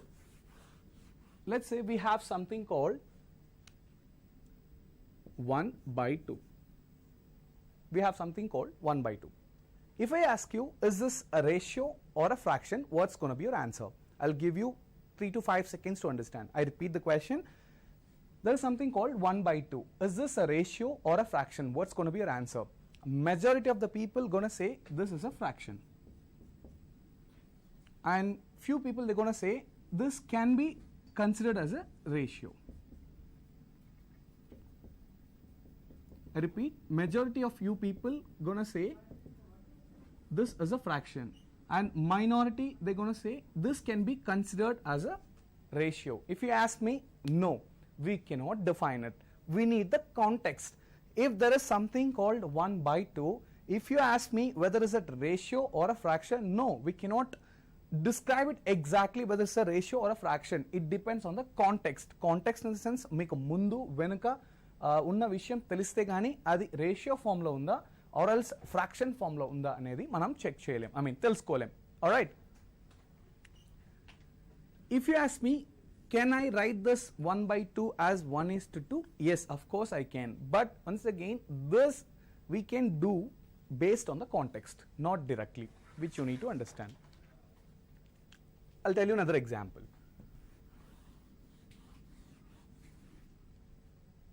Same in the case of A/B. Same in the case of A/B. Let's say, so A/B. Now my question once again, is this a ratio or a fraction? My answer is going to, it's going to be same. Alright, we cannot consider this. We cannot say whether it's a ratio or a fraction without knowing the context. So what does the context means? నేను ఇంతకు ముందే చెప్పినట్టు ముందు వెనక total question ఆ environment అసలు దేని నుంచి A to B A/B చెప్తున్నారు అనేది మనకు తెలియాలి. Let's say now I'm going to differentiate what is mean by a fraction, what is mean by a ratio. What is mean by a fraction and what is mean by a ratio? How this works? So simple. Let us consider a pizza. Let us consider a pizza. Now, I'm going to slice this pizza into 2 equal parts. I'm going to slice this pizza into 2 equal parts, like this. Alright? First part, I'm going to give it to my friend. నాకు ఇద్దరు friends ఉన్నారు. నేను ఒక pizza order చేశాను. దీన్ని 2 పార్ట్స్గా నేను cut చేశాను. కట్ చేసి ఫస్ట్ పార్ట్ ఎవరికి ఇచ్చాను? A. అండ్ సెకండ్ పార్ట్ ఎవరికి ఇచ్చాను? B. Now, how we are going to understand the fraction and the ratio with the help of this pizza? What is meant by fraction? So simple. Ippudu let us talk about A. A నేను ఎంత ఇచ్చాను? 1 part. Am I right? This half. నేను ఎన్ని pieces చేశాను ఈ పిజ్జాని? 2 pieces. You have to remember. 1 pizza, 2 pieces. ఇప్పుడు నేను A కి ఎంత ఇచ్చాను? 1 part. టోటల్గా ఈ పిజ్జాని మనం ఎన్ని పీసెస్గా కట్ చేసాం? 2. So this is nothing but the fraction. So the same happens with B as well. So total any pieces ka cut chesam? 2 pieces. B ki nenu enni piece ichchanu? 1 piece, which is nothing but the fraction. So fraction of A here is nothing but 1/2. Fraction of B here is nothing but 1/2. Then if this is fraction, then what's the ratio? So simple. Just have a look at this. Then A is to B. So here it is nothing but A is to B అంటే ఏంటి? A కి ఎన్ని pieces వచ్చింది, ఎంత pizza వచ్చింది, B కి ఎంత వచ్చింది అనేది. Am I right? For that we are describing the ratio. So ఏకి ఎంత పిజ్జా వచ్చింది 1/2 is 2. Bకి ఎంత పిజ్జా వచ్చింది it's 1/2. Am I right? So which is nothing but 1/2 gets cancelled, 1:1. అంటే 1:1 అనే రేషియోలో ఇద్దరు పిజ్జాని పంచుకున్నారు. సో దీనికి ఇంకో మీనింగ్ ఎలా తీసుకోవచ్చు అంటే ఏకి ఒక పీస్ అంటే బీకి కూడా ఒక పీస్. ఇదే ఫర్ ఎగ్జాంపుల్ A:B 1:2 అని ఉంది. A:B 1:2 అంటే ఈసారి పిజ్జాని నేను 3 పీసెస్గా కట్ చేసుకున్నా. ఓకే, సో ఇది ఏకి ఇచ్చాను, ఇది ఈ పీస్ బీకి ఇచ్చాను. ఆల్రైట్, సో ఈ కేసులో A:B ఏమవుతుంది 1:2. A has got 1 part of the pizza and B has got 2 parts of the pizza. So A:B ఏమవుతుంది ఇక్కడ 1:2. In the sense ఏకి 1 part ఇచ్చినప్పుడు బీకి 2 parts. మరి మొత్తం ఎన్ని పార్ట్స్ చేసుకున్నాను అంటే 1 + 2 which is nothing but 3 parts. This is the basic difference between a fraction and a ratio, and in certain cases we can consider, if there is something like A/B, of course we write it as A:B, but it depends on the context, not always, which you have to keep it in your mind. So A/B అనేది ప్రతిసారి A:B అనేలాగా మీరు రాయలేరు. Then another difference which you have to understand, A/B, let's say if this is a fraction, A/B, let's say if this is a fraction, ఈ A/B లో A is nothing but numerator. ఈ A/B లో A is nothing but numerator and B here is nothing but denominator. So ఓవరాల్గా దీన్ని నేను ఏం చెప్పచ్చు అంటే ఒక ఫ్రాక్షన్ అంటే P/Q ఫామ్ అని చెప్తాం. సో P/Q ఫామ్లో మనకి ఇక్కడ ఏముంది A/B ఉంది, అంటే A is nothing but the numerator, B is nothing but the denominator. ఇదే రేషియో అన్నప్పుడు ఏమవుతుందంటే A:B అవుతుంది, అవునా? A:B. సో ఈ ఏని మనం ఈ ఫస్ట్ టర్మ్ ఉంది కదా, ఈ ఏని మనం ఏమంటాం ఫస్ట్ టర్మ్. ఈ ఫస్ట్ టర్మ్ని మనం ఏమంటామంటే యాంటిసిడెంట్. ANTECEDENT, antecedent. సో ఈ B which is nothing but second term. ఈ సెకండ్ టర్మ్ని మనం ఏమంటామంటే consequent. So numerator and denominator form is nothing but P/Q form, ante it is in terms of fractions. If it is in A:B, then A is called as antecedent, B is called as consequent. These are the basics of ratios and proportion, and particularly the difference between the fraction and the ratio, which you need to understand. Let's have a look at this example. In a group of 5 students unnaru, in which there are 4 boys and 1 girl. 4 boys ఉన్నారు, ఒక girl ఉంది. am I right? ఒక అమ్మాయి. how? First, second, third, fourth, fifth. So as I said, in a group of 5 students there are 4 boys and 1 girl. Now the fraction of the group that is female is, so ఇప్పుడు fraction, try to understand fraction. I'm not talking about the ratio. Initially నాకు fraction కావాలి. So it is mentioned as 1/5. So ఎలా 1/5? So simple. We know that clearly the total number of students in the group is how much? 5. Am I right? Just have a look at the screen. The total number of students in the group is 5. Am I right? So 4 boys, 1 girl. Now girl యొక్క fraction ఏంటి? So simple. 1 is nothing but ఈ group లో ఎంతమంది girls ఉన్నారు? ఒకరు మాత్రమే ఉన్నారు, which is nothing but 1 by total గా ఎంతమంది ఉన్నారు? 4 బాయ్స్ ప్లస్ 1 గర్ల్, అవునా? So total is going to be 5. This is nothing but the fraction. ఇది మీకు ఫార్ములా మీరు గుర్తుపెట్టుకోవాల్సిన అవసరం ఏం లేదు. దీన్ని నేను డిఫైన్ చేయాలి అంటే సో సింపుల్. గర్ల్ యొక్క ఫ్రాక్షన్ ఏంటి అంటే total number of girls, total number of girls అంటే total number of girls in that group అని, by total number of students. Total number of girls by total number of students. So girls ఎంతమంది ఉన్నారు ఒకరు. So టోటల్గా 5, 4 boys 1 girl. దాంట్లో total number of girls ఎంత 1 and total number of students ఎంత 5. ఇప్పుడు నాకు బాయ్స్ యొక్క ఫ్రాక్షన్ కావాలి. సో నాకు బాయ్స్ యొక్క ఫ్రాక్షన్ కావాలి అంటే same total number of boys by total number of students. Total number of boys by total number of students. Total number of boys అంటే బాయ్స్ ఎంతమంది ఉన్నారు, ఈ 5లో 4 members బాయ్స్, అవునా. మొత్తం టోటల్ నెంబర్ ఆఫ్ స్టూడెంట్స్ ఎంతమంది ఉన్నారు, which is 4/5. Just have a look at the screen. The fraction of the group that is female is 1/5, అవునా.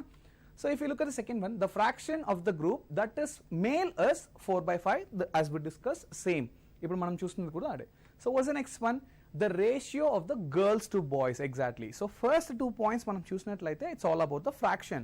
So last point మీరు చూసినట్లయితే the ratio of the girls to boys is 1:4. మళ్ళీ చెప్తాను, girls to boys అంటున్నారు. Alright, remember when it comes to ratios and proportions, A is to B is not is equal to B is to A. Remember, so we need to follow the order in ratios and proportions. A is to B is not is equal to B is to A. So girls is to boys యొక్క ratio అడుగుతున్నారు. So simple, ఎంతమంది girls ఉన్నారు, ఒకరు మాత్రమే ఉన్నారు. is to ఎంతమంది boys ఉన్నారు, 4 members ఉన్నారు, which is 1:4. This is the ratio of girls is to boys. If I say boys is to girls, so order change చేశాను నేను. బాయ్స్ ఇస్ టు గర్ల్స్ అంటే it is going to B 4:1. If you look at the screen the same.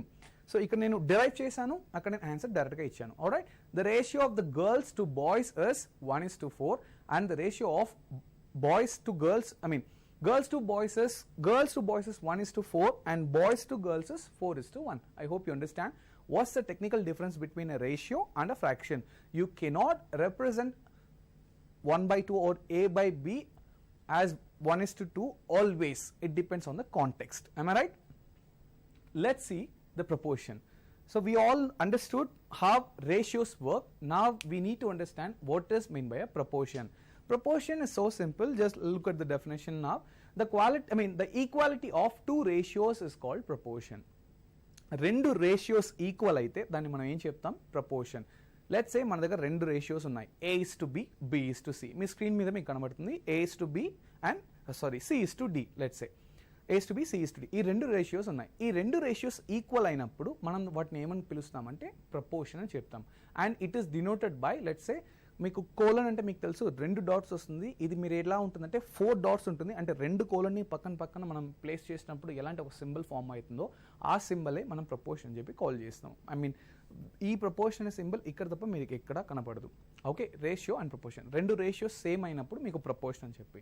Alright, here and A and D are called extremes. A and D are extremes అంటే ఒకసారి మీరు చూసారు అంటే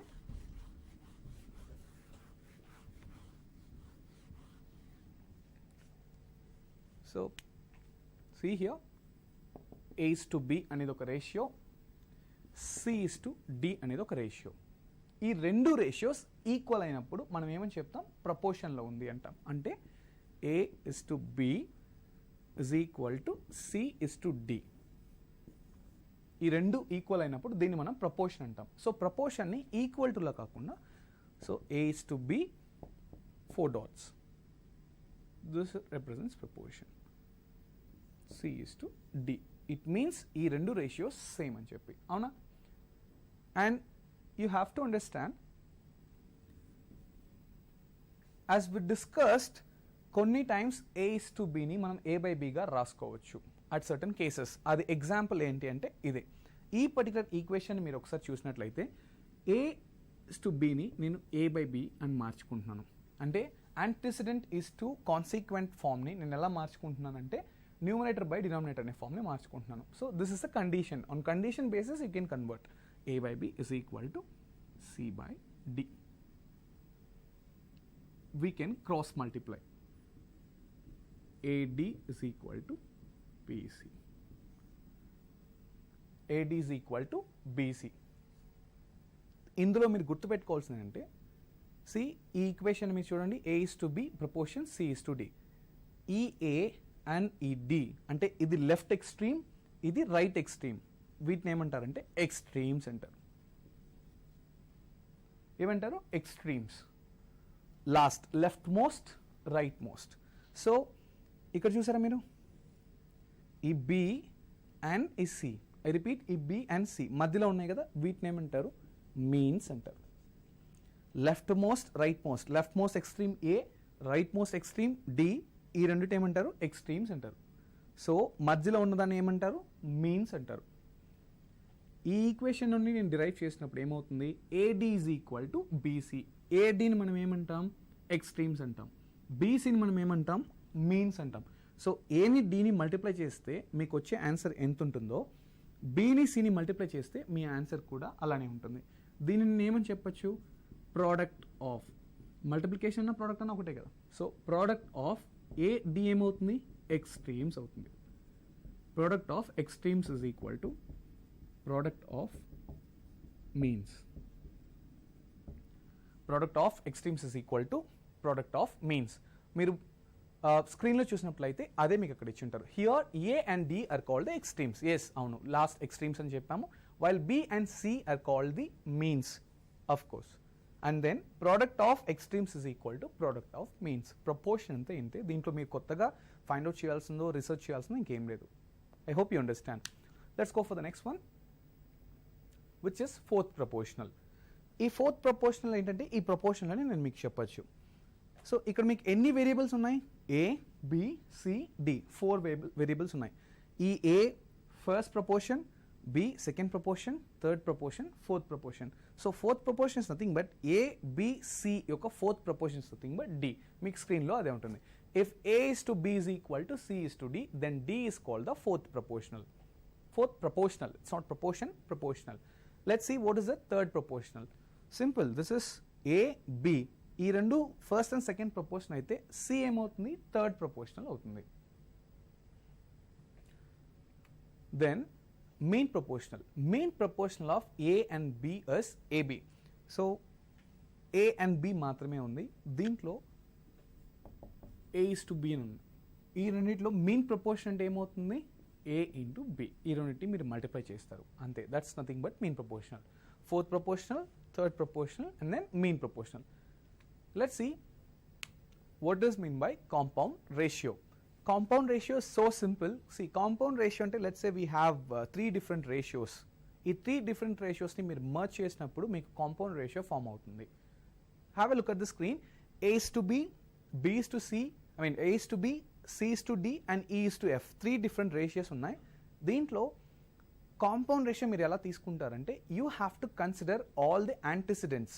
antecedents అన్నిటి multiply చేస్తారు. Antecedent A is to బిలో antecedent ఏముంటుంది? A ఉంటుంది. సి ఇస్ టు డిలో యాంటిసిడెంట్ ఏముంటుంది? సి ఉంటుంది. ఈ ఇస్ టు ఎఫ్లో యాంటిసిడెంట్ ఏముంటుంది? ఈ ఉంటుంది. So A and then C and then E. అవునా? Is to what is the consequent? A is to బిలో కాన్సిక్వెంట్ ఏంటి? బి. సి ఇస్ టు డిలో కాన్సిక్వెంట్ ఏంటి? D. And E is to ఎఫ్లో consequent ఏంటి? F. So if you integrate all this 3 together, మీ యొక్క యాంటిసిడెంట్స్ని, మీ యొక్క కాన్సిక్వెన్స్ని ఇండివిజువల్గా తీసుకొని వాటిని ప్రోడక్ట్ చేసి మళ్ళీ ఒక రేషియో ఫామ్ చేస్తే which is the thing but the compound ratio. I hope you can look at the screen. Let's say then, and this is more important when it comes to the basics, duplicate ratios. Duplicate ratios అంటే ఏంటంటే sub duplicate, sub triplicate, and there are multiple duplicate ratios. Let's go through one by one. Duplicate ratio of A is to B is nothing but A square is to B square. So దీన్ని బట్టి మీరు అర్థం చేసుకోవాల్సింది అంటే ఏకి square చేసి మళ్ళీ బీకి స్క్వేర్ చేసి రేషియో తీసినా అవి నార్మల్గా ఏ ఇస్ టు బి మీరు రేషియో తీసినప్పుడు ఎంత ఉంటుందో A square is to B square చేసినప్పుడు కూడా ఆ రేషియో అనేది అలానే ఉంటుంది. దీని ఏమంటాం మనం? We call it as duplicate ratio. There is something called sub-duplicate ratio. Sub-duplicate ratio అంటే simple. Duplicate అంటే we are going to square the variables. Sub-duplicate అంటే we are going to perform the square root operation. So sub-duplicate operation of A is to B is nothing but square root of A is to square root of B. So A is to B కి మీరు square root apply చేసి మళ్ళీ ratio తీసుకున్నా అవి same గానే ఉంటుంది. This is known as sub-duplicate ratio. Let's talk about triplicate ratio of A is to B. Triplicate, tri, tri. So try what we call, so triplicate is nothing but it deals with 3. Triplicate ratio of a is to b is nothing but a cube is to b cube. మీరు cube తీసుకున్న same ratio మీకు అలానే ఉంటుంది. Sub triplicate అంటే cube root. So just look at the screen. Sub triplicate ratio of a is to b is nothing but cube root of a is to cube root of b. I hope you understand what is meant by duplicate ratio, compound ratio and duplicate ratio. Let's go with the question number 1. And for you, I'm going to, first question, I have prepared the illustration for you. I mean, it's a kind of PowerPoint illustration. I hope this is going to help you to understand how the operation work. I mean, how we are going to perform the operation instead of writing it on the board. First 2 questions, I have prepared the illustration. You can have a look at it and understand how the operation, I mean, how we have to perform the ratio operation. And from the third question, as I told you, as we discussed, we'll put it on the board. All right. Now, what's the first question? A is to b is equal to 1 is to 2. I repeat, a is to b is equal to 1 is to 2. And b is to c is equal to 2 is to 3. So we have 2 different ratios here. First ratio, a is to b is equal to 1 is to 2. B is to c is equal to 2 is to 3. Now, I need a is to b is to c. I repeat, I need a is to b is to c.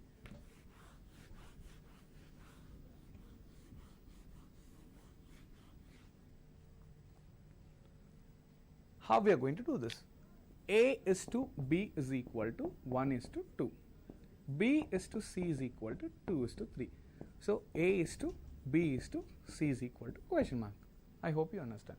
Alright. So for this, now I'm going to perform online illustration, I mean PowerPoint illustration, how this works. Let's see. Look at the explanation part. First, a is to b is equal to 1 is to 2. Am I right? This is what we have written on the board, the same. Now, what is the second input given? B is to c is equal to 2 is to 3. These are the 2 inputs given in the question. A is to b is equal to 1 is to 2. B is to c is equal to 2 is to 3. Am I right? Let's see. In order to get the answer for this a is to b is to c, I repeat, in order to get the answer for this a is to b is to c, how we are going to get the answer? I mean, how we are going to cross check? Look at the screen. First, in the first ratio and second ratio, we could clearly understand there is a duplication. Avuna? Our duplication emundi? A is to b, b is to c. So our duplication is nothing but b. B anedi first ratio lo undi, second ratio lo undi. So ee b yokka value ela undani okasari check cheddam. A value ela undi? I mean, a yokka ratio ela undi? A 1. Good. B anedi first ratio lo any parts undi? 2 parts. So second ratio lo b ki any parts undi? 2. It is same. C ఎలా ఉంది 3. A కి C కి duplication ఉందా? No. Only B కి duplication ఉంది. So that just see A is to B, B is to C. అవునా? So ఈ B value రెండు ratios లోను value same గా ఉంది కాబట్టి I'm just going to copy that value, which is so simple. రెండు same value కాబట్టి ఇక్కడ మీరు ఎటువంటి ఆపరేషన్ మీరు పర్ఫామ్ చేయాల్సిన అవసరం లేదు, ఎటువంటి మ్యానిపులేషన్ చేయాల్సిన అవసరం లేదు. No need to do. You can directly write the answer like A is to B is to C. A value 1, B value రెండు places లోను 2 నే ఉంది. So C value 3. Directly you can write the answer. No complexity here. I repeat the question. A is to B is equal to 1 is to 2. B is to C is equal to 2 is to 3. So దీంట్లో నుండి మీరు ఎలా answer తీసుకొస్తారు? A is to B is to C అంటే you need to check the duplication first. Duplication ఎక్కడ ఉంది? B లో ఉంది. B లో డ్యూప్లికేషన్ ఉంది కాబట్టి వాటి యొక్క వాల్యూస్ కూడా మీరు చెక్ చేయాల్సి ఉంటుంది. ఇక్కడ ఈ పర్టికులర్ క్వశ్చన్కి మీరు చూసినట్లయితే వాల్యూ సేమ్గా ఉంది. సో నో మ్యానిపులేషన్, మీరు అలాగే కాపీ చేసి రాసేయచ్చు. A is to B is to C is equal to 1 is to 2 is to 3. I hope you understand the first question. Let's go with the question number 2. ఈ question 2 మీరు చూసినట్లయితే A is to B is equal to 1 is to 2. I repeat, A is to B is equal to 1 is to 2. B is to C is equal to 3 is to 4. అవునా? Screen మీద మీకు question కనబడుతుంది. A is to B is equal to 1 is to 2. B is to C is equal to 3 is to 4. Now I need the answer for A is to B is to C. So ఇప్పుడు మీరు check చేసినట్లయితే ఈ explanation part ఎలా ఉంటుంది? ఇక్కడ మనం once again మనం ఆ డ్యూప్లికేషన్ అనేది చెక్ చేయాల్సి ఉంటుంది. So A is to B me understanding కోసం నేను ఫస్ట్ రేషియోని ఒక కలర్లోను, సెకండ్ రేషియోని ఒక కలర్లోను, ఐ మీన్ ఆపరేషన్స్ని మల్టిపుల్ కలర్స్లోను మీకు నేను రిప్రజెంట్ చేస్తున్నాను. ఆల్రైట్, ఫస్ట్ రేషియో ఎలా ఉంది? A is to B is equal to 1 is to 2, which I made it in the saffron, I mean orange color. Now, what is the second ratio given? B is to C is equal to 3 is to 4. As I told you earlier, first check the value of B. What is the value b? I mean, what's the value of b in the first equation, first ratio? 2. Now, what is the value of b in the second ratio? 3. So, differ avutundi kada. Now, we need to perform certain, operation, kind of multiplication ratio and all we have to do, right? Let's see how it works. A is to b is to c kavali. A is to b na daggara undi, b is to c na daggara undi, A is to b is to c నేను find out cheyali, whereas b duplicate undi, but at the same time the values are completely different. How I'm going to get the answer for A is to b is to c? So simple. What is the first operation? Can you see the arrow mark? Yes. Now you need to multiply A, which is in the first ratio, with b, which is in the second ratio. For your better understanding, I have given with the colors. So multiply A, which is in the first ratio, along with b, which is in the second ratio. So which comes around? What are the values for A here in the first ratio? 1. And what is the value of b in the second ratio? 3. Am I right? For that, 1 into 3. First step, 1 into 3. So A, B ni multiply cheyali. A first ratio lo undi, B second lo undi, multiply cheyali. Okay. Now, the second step. So it's a diagonal one. If you see, it's a diagonal one. So multiply B, which is in the second ratio, with B, which is in the first ratio, or vice versa. Ela chesna okay. A into B is equal to B into A kabatti meer ela multiply chesna okay. So multiply B, which is in the second ratio, along with B, which is in the first ratio, or first ratio with second ratio. However, A into B is equal, 1 into 2 is equal to 2 into 1 kabatti meer ela multiply chesna okay. This comes around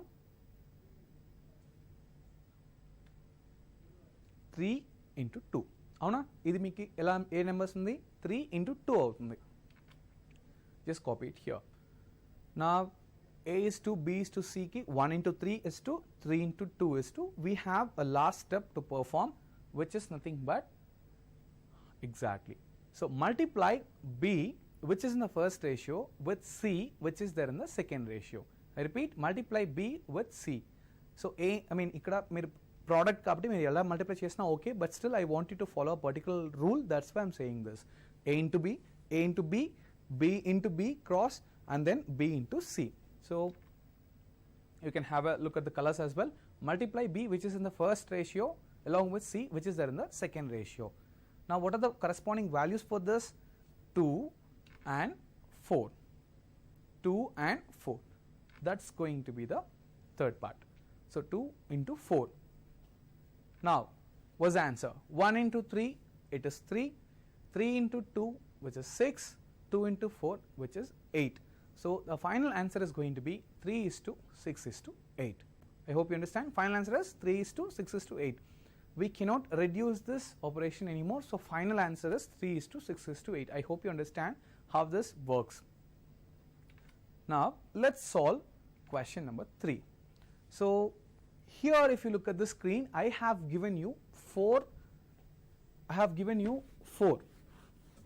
so రెండు ratios నేను మీకు ఇచ్చినప్పుడు మీరు ఎలా multiply చేయాలనే clarity మీకు ఉంది. ఇప్పుడు మీకు ఏముందంటే A is to B is equal to 1 is to 2, B is to C is equal to 3 is to 4, C is to D is equal to 5 is to 6. Now A is to B is to C is to D ఎలా find out చేస్తారు? This is going to be our question.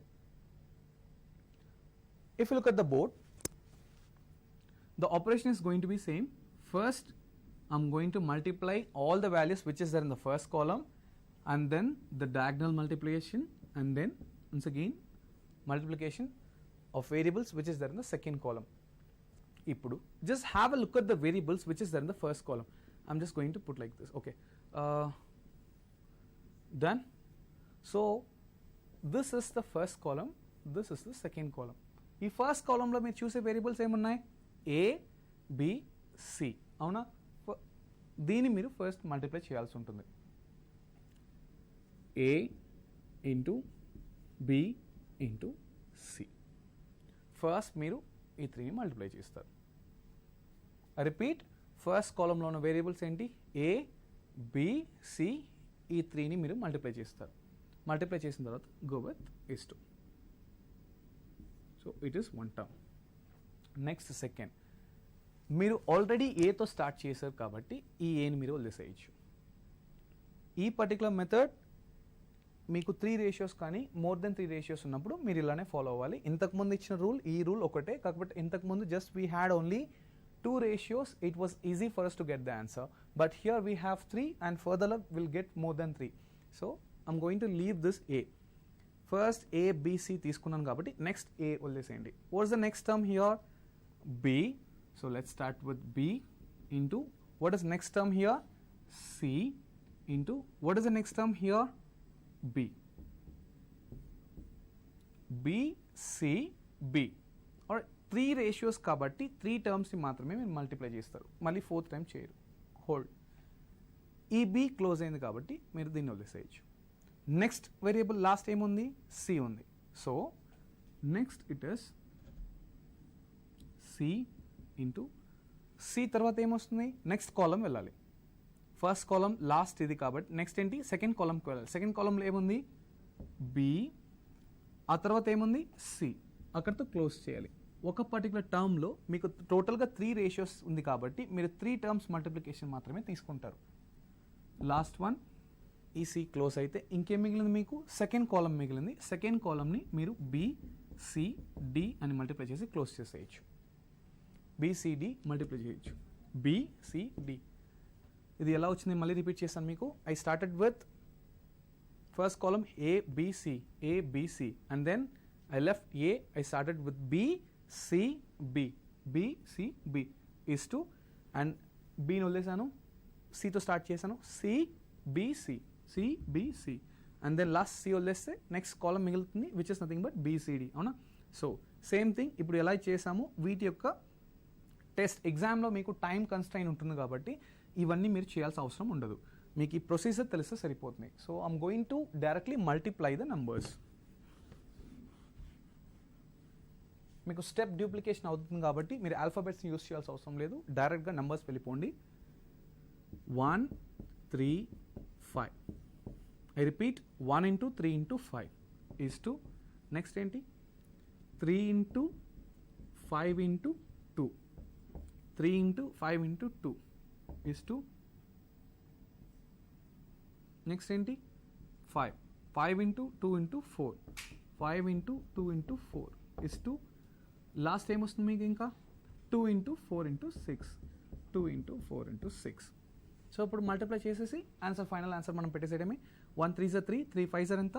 15 is 2. 3 5s are 15, 15 2s are 30 is 2. 5 2s are 10 and 10 4s are 40. 2 4s are 4 6 are 24, 24 2s are 48. So ఈ నెంబర్స్ని మనం ఇంతకు మించి reduce చేయలేం, ఎందుకంటే ఇదేమో 3 multiple ఉంది, 15 అనేది 3 మల్టిపుల్, 30 అనేది 3 మల్టిపుల్, 48 అనేది 3 మల్టిపుల్, బట్ 40 అనేది 2 మల్టిపుల్. సో ఇది ఇంతకు మించి మనం రెడ్యూస్ కాదు కాబట్టి we're going to leave as it is. A is to, B is to, C is to, D ఏమవుతుందంటే 15 is to, 30 is to, 40 is to 48. That's it. I hope you understand the question. Let's see the next question. Question number 4. Just have a look at the screen. A is to B is equal to 1 is to 2. Me screen మీద చూసారంటే A is to B is equal to 1 is to 2. So ఇక్కడ ఎన్ని ratios ఉన్నాయి? 4 ratios ఉన్నాయి. So let's start with A is to B is equal to 1 is to 2. B is to C is equal to 3 is to 4. C is to D is equal to 3 is to 1. D is to E is equal to 2 is to 1. And A is to B is to C is to D is to E కావాలి. So I'm going to follow same procedure. Just look at the screen. ఇది మీకు find out చేయాలి. మీరు బోర్డుని చూసినట్టయితే A is to B is to C is to D is to E same. ఇది మీరు ఎలా చేస్తారంటే ఫస్ట్ థింగ్ ఈ పర్టికులర్ కాలంలో ఉన్నవన్నీ మల్టిప్లై చేయండి. 1 is to 3 is to 3 is to 2. ఇది ఇది ఇది 1 is to 3 is to 3 is to 2 multiply చేసిన తర్వాత 1 వదిలేసారంటే స్టార్ట్ విత్ 3. 3తో స్టార్ట్ చేయండి. నెక్స్ట్ ఏమవుతుంది? 3 into 3 into 2 into 3 into 3 into 2 into 2. తర్వాత దీంతో స్టార్ట్ చేస్తారు. ఈ 3 అయిపోయింది. ఈ 3తో స్టార్ట్ చేయండి. ఈ 3తో ఏమవుతుంది? 3 into 2 into 2 into 4. 2 into 4 is to last ఏమవుతుంది 2 into 4 into 1 into 1 అవునా. So 1 3s are 3, 3 3s are 9, 9 2s are ఎంత 18 is to 3 3s are 9, 9 2s are 18, 18 2s are 36, 3 2s are 6, 6 2s are 12, 12 4s are 48, 2 4s are 8, 8. So ఇవన్నీ మనం దేంతో reduce అవుతుంది, మీకు 2తో reduce అవుతుంది. 2 9s are 2 18s are 2 24 times and then 2 4 times. So ఇక్కడ కొన్ని 3 మల్టిపుల్స్ ఉన్నాయి, కొన్ని 4 మల్టిపుల్స్ ఉన్నాయి. ఇవి ఇంతకు మించి మీకు రెడ్యూస్ కాదు. ఆల్రైట్, నెక్స్ట్ మీరు చూసారు అంటే నెక్స్ట్ క్వశ్చన్ మీరు చూడండి. Question number so A some of money rupees 2600, a sum of money rupees 2600 is to be distributed among A, B, C, D. నలుగురు ఉన్నారు అవునా. A, B, C, D. 2600 rupees. I read the question, repeat the question. A sum of money rupees 2600, I mean 2600 is to be distributed among A, B, C, D. ఇక్కడ A, B, C, D alphabets అంటే నలుగురు personalities in the proportion of 5 is to 2 is to 4 is to 3. 5 is to 2 is to 5 is to 2 is to 4 is to 3. So a sum of money rupees 2600 is to be distributed among A, B, C, D in the proportion 5 is to 2 is to 4 is to 3. What is the share of A, B, C and D? So వీళ్ళ యొక్క shares ఎంత అనేది మన దగ్గర. Let's see, it's a very basic question. 2600 rupees మీ చేతుంది, మీకు 4 friends ఉన్నారు అని చెప్పి కన్సిడర్ చేసుకుని, ఆల్ జస్ట్ లైక్ ఇమాజినేషన్ మీ అండర్స్టాండింగ్ కోసం. ఏబిసిడి మీకు 4 ఫ్రెండ్స్ ఉన్నారు, వాళ్ళకి 5 is to 2 is to 4 is to 3 అనే ప్రపోర్షన్లో మీరు 2600ని డిస్ట్రిబ్యూట్ చేయాలి. ఎలా డిస్ట్రిబ్యూట్ చేస్తారు? So simple. నా let's talk about A. First A's share. A's share ఎంత అనేది చూద్దాం. సో ఏకి ఎన్ని పార్ట్స్ ఉన్నాయి? 5 పార్ట్స్ ఉన్నాయి. ఒకసారి మీరు బాయ్స్ అండ్ గర్ల్స్ కాన్సెప్ట్ మీరు గుర్తు తెచ్చుకున్నట్టయితే 4:1 మీకు గుర్తుంది కదా. సేమ్ నేను ఫస్ట్ నేను ఫ్రాక్షన్ తీసుకొచ్చి ఈ రేషియో నుండి నేను ఫ్రాక్షన్ తీసి ఆ ఫ్రాక్షన్ని మల్టిప్లై చేస్తే ఐల్ గెట్ ద ఆన్సర్. ఏ అనే పర్సన్కి ఎన్ని పార్ట్స్ ఉంది? 5. Great, 5 parts. ఇప్పుడు టోటల్ ఎన్ని పార్ట్స్ ఉంది? 5 + 2 how much it is? 7. 7 + 4 it is 11. 11 + 3 it is 13. Into ఎంత షేర్ చేయాలి? 2600 షేర్ చేయాల్సి ఉంటుంది అవునా. 13 1s are 13 2s are. So which is 5 into 200, which is 1000 rupees. A share ఇందులో నుండి ఎంతంటే 1000 రూపీస్. ఇప్పుడు బీస్ షేర్ ఎంత అనేది చూద్దాం. ఇప్పుడు బీస్ షేర్ ఎంత ఉంటుందంటే, బీకి ఎన్ని పార్ట్స్ ఉంది?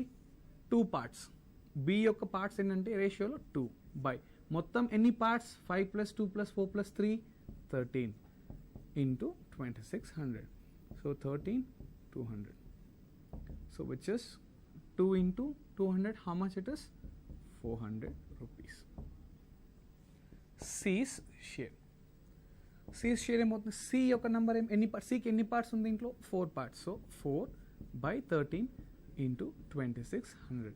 13 1s are 13 200. It is 800 rupees. ఇప్పుడు డి యొక్క షేర్ ఎంత ఉందో చూద్దాం. డీస్ షేర్. డి యొక్క పార్ట్ ఎంత? 3 పార్ట్స్. ఈ రేషియోలో డి యొక్క వాల్యూ 3 పార్ట్స్. సో 3 పార్ట్స్, మొత్తం టోటల్ పార్ట్స్ ఎంత? Which is 13 into 2600. 13 1s are 13 200, which is 600 rupees. So ఈ 2600ని మీరు మీ ఫ్రెండ్స్ ఏ, బి, సి, డికి 5:2:4:3 అనే ప్రపోర్షన్లో మీరు స్ప్లిట్ డివైడ్ చేసి ఇచ్చారు అంటే A will get 1000 rupees, B will get 400, C will get 800 and D will get 600. And all together it is going to be 2600 rupees. And let's see the last question. Salaries of Ravi and Sumit are in the ratio 2:3. I repeat, salaries of Ravi and Sumit are in the ratio 2:3. When the salary of each is increased by 4000. So ఇద్దరి యొక్క salaries అంటే Ravi as well as Sumit ఇద్దరికి salary ఏమైంది, increase అయింది. So salary ఎంత increase అయింది, 4,000 rupees increase అయింది. Increment తర్వాత వాళ్ళ యొక్క శాలరీ రేషియో ఎలా ఉంది అంటే, just look at the screen, new ratio becomes 40:57. 40:57. What is Sumit salary? Sumit salary ఎంత అని అడుగుతున్నారు. What is Sumit salary? Just look at the board, it is so simple. మీరు బోర్డుని చూసినట్లయితే, సో ఫస్ట్ ఇది ఓల్డ్ రేషియో. ఓల్డ్ రేషియో అంటే మీనింగ్ ఏంటి, salary ఇంక్రిమెంట్కి ముందు ఉన్న ratio. First Ravi and Sumit వాళ్ళ రేషియో, శాలరీ రేషియో ఎలా ఉందంటే 2:3 అని ఉంది. ఇది న్యూ రేషియో. వాళ్ళ శాలరీస్కి ఇంక్రిమెంట్స్ వచ్చాయి. ఇంక్రిమెంట్ అంటే వాళ్ళ జీతం పెరిగింది. వాళ్ళ జీతం ఎంత పెరిగింది, ఈచ్ 4,000 అంటే రవికి 4,000 పెరిగింది అండ్ దెన్ సుమిత్కి 4,000 పెరిగింది. ఇద్దరికి పెరిగిన తర్వాత వాళ్ళ యొక్క కొత్త శాలరీస్కి రేషియో తీస్తే 40:57 ఉంటే అప్పుడు సుమిత్ యొక్క శాలరీ ఎంత ఉంటుంది అని చెప్పి అడుగుతున్నారు. So simple. ఇది మనం ఎలా స్టార్ట్ చేస్తామంటే, ఫస్ట్ వాళ్ళ యొక్క ఓల్డ్, ఇది అలా పక్కన పెడితే వాళ్ళ యొక్క ఓల్డ్ రేషియో ఎంత అని తీసుకుందాం, 2:3. అవునా, ఇది వాళ్ళ యొక్క ఓల్డ్ శాలరీస్ రేషియో. ఇప్పుడు నేను రవీస్ శాలరీ ఎంత ఉంది అనేది నేను చెక్ చేస్తాను. రవి శాలరీ ఎంత ఉందని నాకు తెలియదు. నాకు తెలిసింది 2 అనేది నంబర్. ఐ మీన్ ఇక 2 అనేది రవి శాలరీ కాదు, పార్ట్స్ అనేది. Okay, 2 parts. సో ఇందులో నేను ఎలా తీసుకోవచ్చు అంటే, A:B 2:3 అని ఉంటే A=2 అని చాలామంది ఇంకా ఇలాంటి ఒక మిస్కాన్సెప్షన్లో ఉన్నారు. ఏ అనేది 2 కాదు, 2 అనేది పార్ట్స్. సో వాల్యూ ఆఫ్ ఏ ఏమవుతుందంటే నాకు టోటల్ ఎంత అని తెలియదు కాబట్టి నేను ఎక్స్ అనే ఒక వేరియబుల్ని తీసుకుంటాను. వాల్యూ ఆఫ్ ఏ ఏమవుతుంది, 2x. సో అదేలాగా వాల్యూ ఆఫ్ బి ఏమవుతుంది, 3x వాల్యూస్. సో 2, 3 అనేది వాళ్ళ రేషియో యొక్క పార్ట్స్. వాల్యూస్ అనేది నాకు టోటల్ అమౌంట్ ఎంత అని తెలియదు కాబట్టి సో నేను ఎక్స్ అనేది కన్సిడర్ చేసుకుంటాను. సేమ్ థింగ్ ఇక్కడ రవి శాలరీ నేను ఎలా కన్సిడర్ చేసుకుంటానంటే 2x అని తీసుకుంటాను. 2 కాదు, 2x. సుమిత్స్ శాలరీ నేను ఎలా తీసుకుంటున్నాను, Sumit's salary old salary which is 3x అని తీసుకుంటున్నాను. సో ఇది వాళ్ళ యొక్క ఓల్డ్ శాలరీస్. ఇప్పుడు as per the question they have got the increment. ఇద్దరి యొక్క శాలరీస్ ఇంక్రిమెంట్ అయింది. ఇవి రెండు ఏంటి, వాళ్ళ యొక్క ఓల్డ్ శాలరీస్. అప్పుడు న్యూ శాలరీస్ ఏమవుతుంది, న్యూ శాలరీస్ వచ్చేసరికి ఇద్దరికి క్వశ్చన్లో 4,000 ఇంక్రిమెంట్ అయిందని ఇచ్చారు. అవునా, అప్పుడు మీరు ఎలా తీసుకుంటారు, Ravi's new salary is equal to, already తన శాలరీ ఎంత ఉంది, 2x. ఇప్పుడు ఇంక్రిమెంట్ ఎంత వచ్చింది, 4,000. So 2x plus 4,000. Sumit's new salary ఏమవుతుందంటే ఆల్రెడీ తన ప్రీవియస్ శాలరీ, తన యొక్క పాత శాలరీ ఎంత ఉంది, 3x ఉంది, ప్లస్ తనకి డివిజన్ ఎంత వచ్చింది, 4,000. క్వశ్చన్లో ఏమి ఇచ్చారు అంటే, ఈ కొత్త శాలరీకి రేషియో తీస్తే 40:57 అని ఇచ్చారు. అవునా, the new ratio becomes 40:57. So new ratio అంటే 40:57 అంటే న్యూ శాలరీస్ మనకు తెలియాలి కదా, న్యూ శాలరీస్ మనకు తెలుసు. సో న్యూ శాలరీస్ ఏమవుతుంది, 2x ప్లస్ 4,000 అనేది రవి యొక్క new salary by 3x plus 4,000 అనేది సుమిత్స్ యొక్క న్యూ శాలరీ. ఇది మనం ఏం చేస్తాం, ఈ స్టెప్కి వెళ్ళక ముందు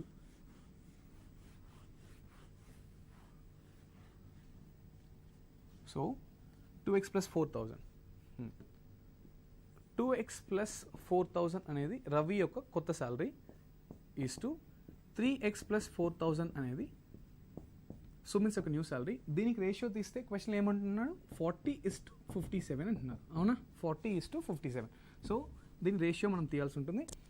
ఇది ఎలా ఉంటుంది, A:B is equal to C:D అనే ఫామ్లో ఉంది, which is something but they are in a proportion. ఈ ప్రపోర్షన్ మనం ఎలా కన్సిడర్ చేసుకోవచ్చు, A/B అని రాసుకోవచ్చు. అవునా, A/B is equal to C/D అనే ప్రపోర్షన్ తీసుకోవచ్చు. Same thing 2x plus 4,000 by 3x plus 4,000 is equal to 40/57. So ఇప్పుడు నేను దీన్ని క్రాస్ మల్టిప్లై చేస్తున్నాను. ఈ క్రాస్ మల్టిప్లై చేస్తే 57 2x plus 4,000 is equal to 40 3x plus 4,000. So దీన్ని కొంచెం సింపుల్గా సాల్వ్ చేయడానికి నేను ఎలా చేసుకుంటున్నానంటే, సో 57 × 2 ఏమవుతుంది, 114 అవుతుంది. 114x plus 57 into 4000. ఇది మనం సాల్వ్ చేయాల్సిన అవసరం లేదు, ఎందుకంటే వాటికి అవే క్యాన్సిల్ అవుతాయి సబ్ట్రాక్షన్ డివిజన్ మల్టిప్లికేషన్ చేస్తూ ఉంటే. సో ఇది ప్రస్తుతానికి మల్టిప్లై చేయొద్దండి. 57 ఇంటూ 4000, ఇది కూడా అంతే. 40 ఇంటూ 3x ఏమవుతుంది, 43 are 120, 120x ప్లస్ 40 ఇంటూ 4000. అవునా, ఇప్పుడు వేరియబుల్స్ అన్ని ఒక సైడ్ తీసుకుంటే ఏమవుతుంది, 120x minus 114x that is equal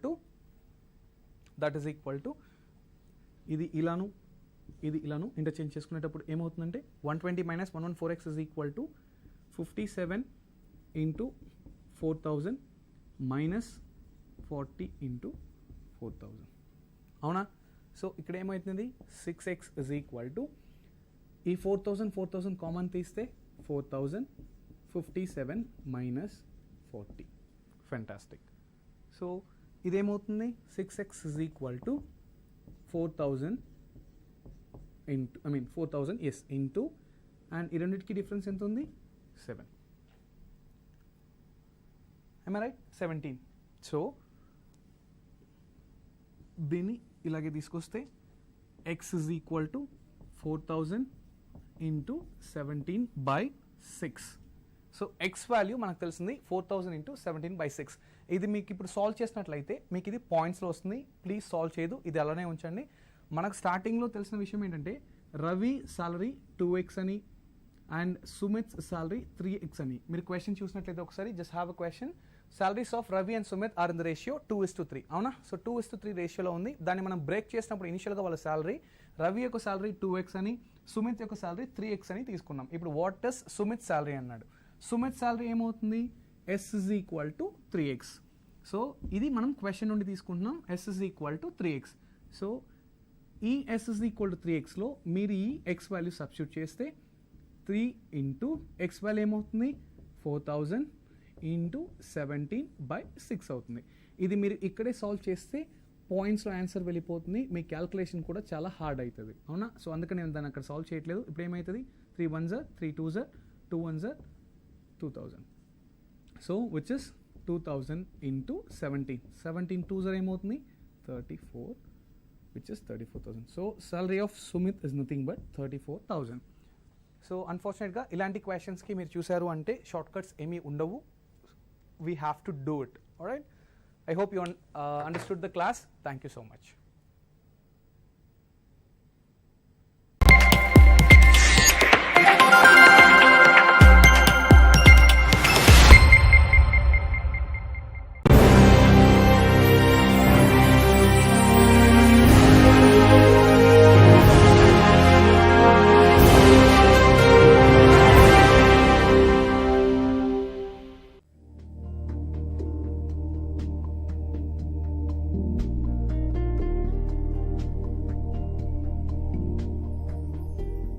Welcome to Aptitude Foundation course presented by APSSTC. Today I would like to discuss a topic called allegations or mixtures. You can have a look at the screen. So it is nothing but allegations or mixtures. So what does mean by allegations or mixtures? Let us understand the rule first. So unlike other topics, allegations is not a concept. You need to understand this clearly. Allegation is not a concept or it's not a methodology. Allegation is just a simple rule which helps us to find out the compound average. Or in such case, if you read the definition, it is rule that enables us to find the ratio in which two or more ingredients at the given price must be mixed to produce a mixture of a desired price. What is mean by that? Let me explain. It's so simple.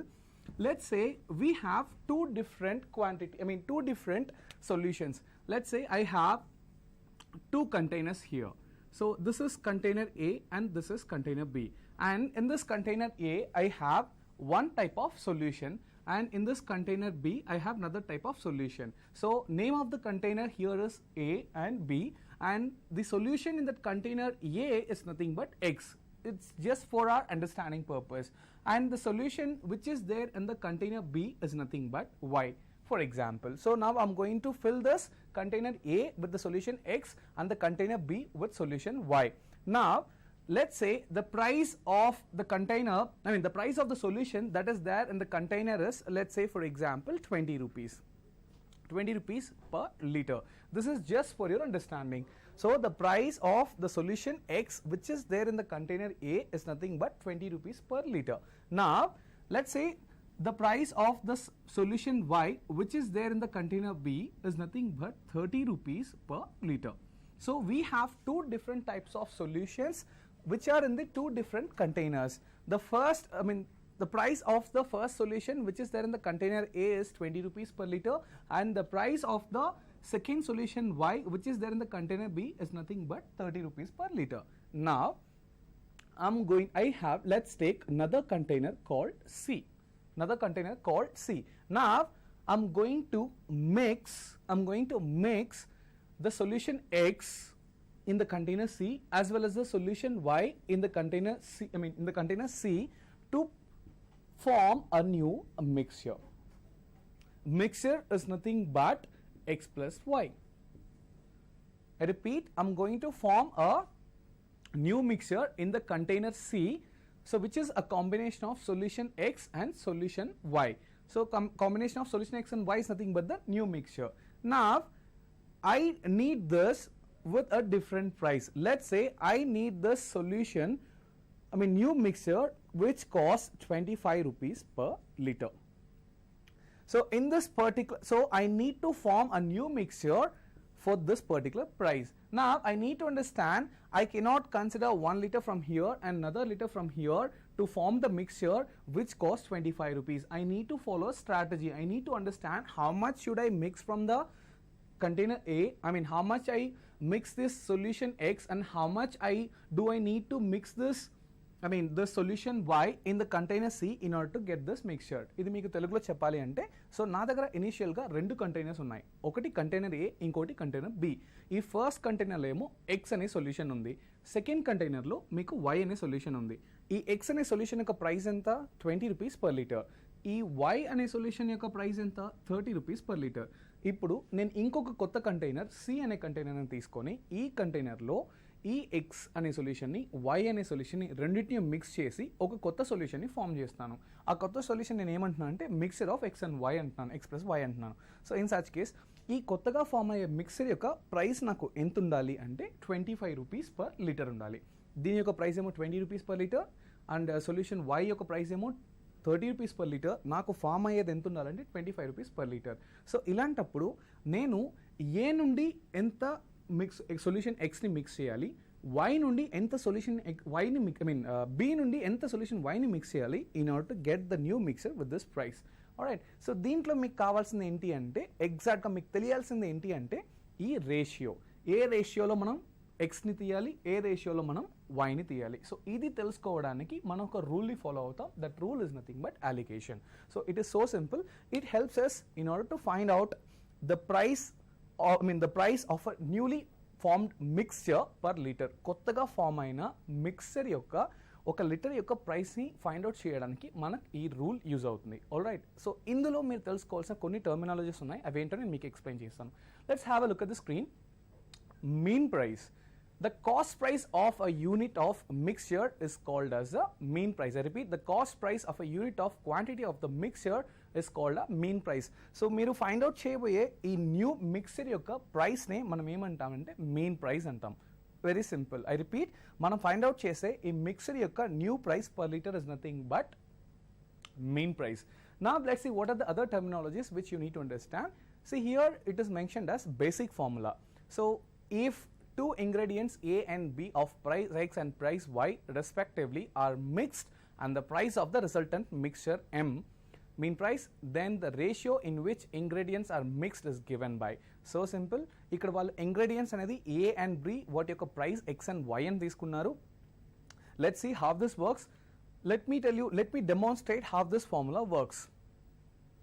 So ingredient A అనే ఒక price ఎంత అనేది చూద్దాం. So ingredient ఏ అనే ఒక price ఏంటంటే X. So next one మీరు చూసారు అంటే ఇది చీపర్. సో మనం ఎప్పుడు ఈ పర్టికులర్ ఫార్ములా యూస్ చేసేటప్పుడు, ఈ రూల్ని మనం అర్థం చేసుకునేటప్పుడు మీరు ఒకటి బాగా గుర్తుపెట్టుకోవాలి. సో ఇట్స్ ఎ రూల్, అవునా? It's not a methodology, it's a rule. So let's say నా దగ్గర 2 ఇంగ్రీడియంట్స్ ఉన్నాయి, ఏ అండ్ బి. సో ఈ ఫార్ములాలో ఇచ్చినట్టు మనం చెక్ చేసుకుంటే ఏ అండ్ బి ఏది లెఫ్ట్ సైడ్లో ప్లేస్ చేయాలి, ఏది రైట్ సైడ్లో ప్లేస్ చేయాలనేది మీకు తెలియాలి. లెఫ్ట్ మోస్ట్లో ఎప్పుడు ఏముండాలి అంటే చీప్ వాల్యూ ఉండాలి, చీపర్ వాల్యూ ఉండాలి, I mean lower value, lesser value ఎప్పుడు మీరు లెఫ్ట్ టాప్లో మెన్షన్ చేస్తారు. అండ్ రైట్ టాప్లో ఎప్పుడు ఏముంటుందంటే హయ్యర్ అంటాం, లేదంటే డియరర్ అంటాం. డియరర్ అన్న హయ్యర్ అన్న ఒకటే.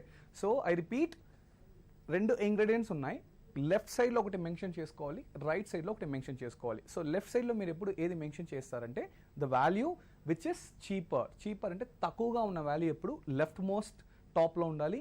అండ్ రైట్ మోస్ట్ టాప్లో మీకు value, I mean higher, dearer అన్న హయ్యర్ అన్న ఒకటే. Alright, just have a look at the screen.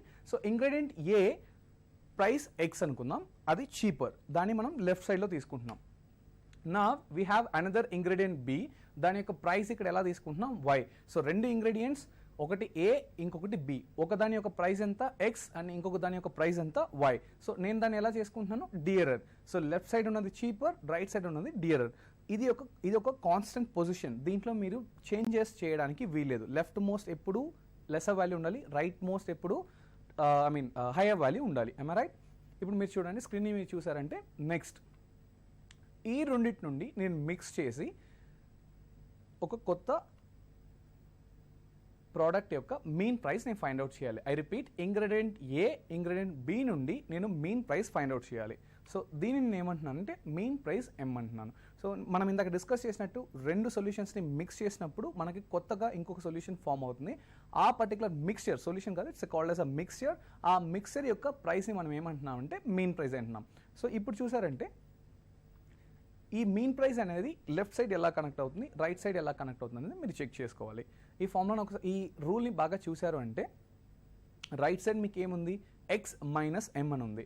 So ఎప్పుడు లెస్సర్ వాల్యూని టాప్ మోస్ట్ లెఫ్ట్లో ఉండాలి, రైట్ మోస్ట్ లెఫ్ట్లో హయ్యర్ వాల్యూ ఉండాలి, మధ్యలో మీన్ వాల్యూ ఉండాలి. అండ్ రైట్ బాటంలో కుడివైపున కింద ఏముండాలి అంటే ఎక్స్ మైనస్ ఎం. ఈ ఎక్స్ మైనస్ ఎం ఎలా వస్తుందంటే ఇంగ్రీడియంట్ ఏ యొక్క ప్రైస్ ఉంది కదా, సో దాన్ని మీరు ఏం చేస్తారంటే సబ్ట్రాక్ట్ చేస్తారు, చేసి ఎం మైనస్ వై చేస్తారు. Alright, so thus the required ratio is nothing but r is equal to m minus y by x minus m. దీన్ని మనం ప్రాక్టికల్ ఎగ్జాంపుల్లో సాల్వ్ చేసినప్పుడు you will get an idea. Listen, what's the first question? మీరు question చూడండి. The average weight of 30 boys in a class is 20 kg. I repeat, the average weight of 30 boys in a class is 20 kg. The average weight of 20 girls in the same class is, the average weight of 20 girls in the same class is 15 kg.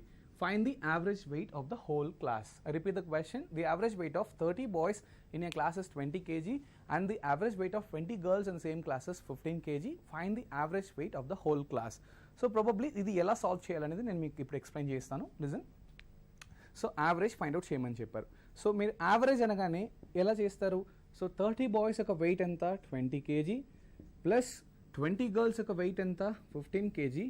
2 values ఉన్నాయి కాబట్టి by 2 అనేది ఇలా మీరు యావరేజ్లో consider చేయలేరు. ఎందుకు ఇలా చేయకూడదు అంటే మనం యావరేజ్ టాపిక్ని డిస్కస్ చేసినప్పుడు మీకు గుర్తుంటే average is nothing but some of quantities by total number of quantities అని మనం మాట్లాడుకుంటాం. Some of quantity by total number of quantities. So ఇక్కడ క్వాంటిటీ అనేది లేదు, ఇది క్వాంటిటీ అన్నా మీరు తీసుకోవచ్చు, లేదు అబ్జర్వేషన్ అన్నా చెప్పచ్చు, లేదు వాల్యూ అన్నా చెప్పచ్చు. So sum of observations by total number of observations, లేదు sum of values by total number of values. So technically speaking ఇక్కడ యావరేజ్లో మీరు ఏం సబ్స్టిట్యూట్ చేయగలుగుతారు అంటే న్యూమరేటర్లోను డినామినేటర్లోను ఉన్న వాల్యూస్ యొక్క అన్నింటి యొక్క సమ్ని సబ్స్టిట్యూట్ చేయొచ్చు. కింద ఏంటంటే ఎన్ని వాల్యూస్ ఉన్నాయో అన్ని వాల్యూస్ నెంబర్ చేయొచ్చు. బట్ మీరు క్వశ్చన్ని చూసినట్లయితే ఈ 20 kg అనేది వాల్యూ కాదు. ట్రై టు అండర్స్టాండ్, ఆల్రెడీ ఈ 30 బాయ్స్కి వీరు దీన్ని యావరేజ్ తీసుకుంటున్నారు. ఓకే, ఇది ఒక బాయ్ యొక్క వెయిటో లేదు ఇంకెవరికి ఇండివిజువల్ వెయిటో ఇది కాదు. యూ నీడ్ టు అండర్స్టాండ్ 30 బాయ్స్కి ఆల్రెడీ యావరేజ్ తీసి దాన్ని మనం ఏమని మెన్షన్ చేస్తున్నారు 20 kg అంటున్నారు. అండ్ దెన్ ఇది చూడండి, సెకండ్ మీరు చూసినట్టయితే 20 గర్ల్స్కి 15 kg అనేది యావరేజ్ వెయిట్. అంటే ఈ 30 బాయ్స్ యొక్క యావరేజ్ వెయిట్ ఇది, నేను దీన్ని A1 అని కన్సిడర్ చేసుకుంటాను. ఈ 20 గర్ల్స్ యొక్క యావరేజ్ వెయిట్ ఇది, దీన్ని A2 అని కన్సిడర్ చేసుకుంటాను. సో మనకు క్వశ్చన్లో ఆల్రెడీ 2 యావరేజెస్ ఇచ్చేసి ఉన్నారు. సో మీరు యావరేజ్ ఫార్ములా ఇప్పుడు మీకు ఏం కావాలి? రెండు బాయ్స్ గర్ల్స్ యొక్క యావరేజెస్ సెపరేట్గా ఉంది. మీకు మొత్తం క్లాస్ యొక్క యావరేజ్ కావాలి. మొత్తం క్లాస్ యొక్క యావరేజ్ మీరు ఇలా A1 ప్లస్ A2 బై 2 చేస్తే మీకు ఆన్సర్ రాదు. ఎందుకు అంటే ఈ న్యూమరేటర్లో మీరు వాల్యూస్ మాత్రమే సబ్స్టిట్యూట్ చేయగలరు తప్ప you cannot substitute an average in the numerator. So already average find out చేసిందని మనం దీన్ని ఎలా యూజ్ చేయాలంటే కాంపౌండ్ యావరేజ్లో మీరు సాల్వ్ చేసినా ఓకే, లేదు అంటే ఇలా అలిగేషన్ రూల్ యూజ్ చేసి సాల్వ్ చేసుకున్నా okay. So now I'm going to explain in terms of alligation rule. Let's see. Okay, ఇప్పుడు మీరు చూసినట్లయితే మీకు ఎన్ని కేజీస్ ఉన్నాయి ఇక్కడ? 20 kgs, 15 kgs. దీంట్లో మీకు ఏది cheap value? So 15 kg is nothing but cheap value, అవునా? సో 15 అనేది మీకు cheap. And then right side మీరు ఏం చేస్తారు? హైయెస్ట్ తీసుకుంటారు.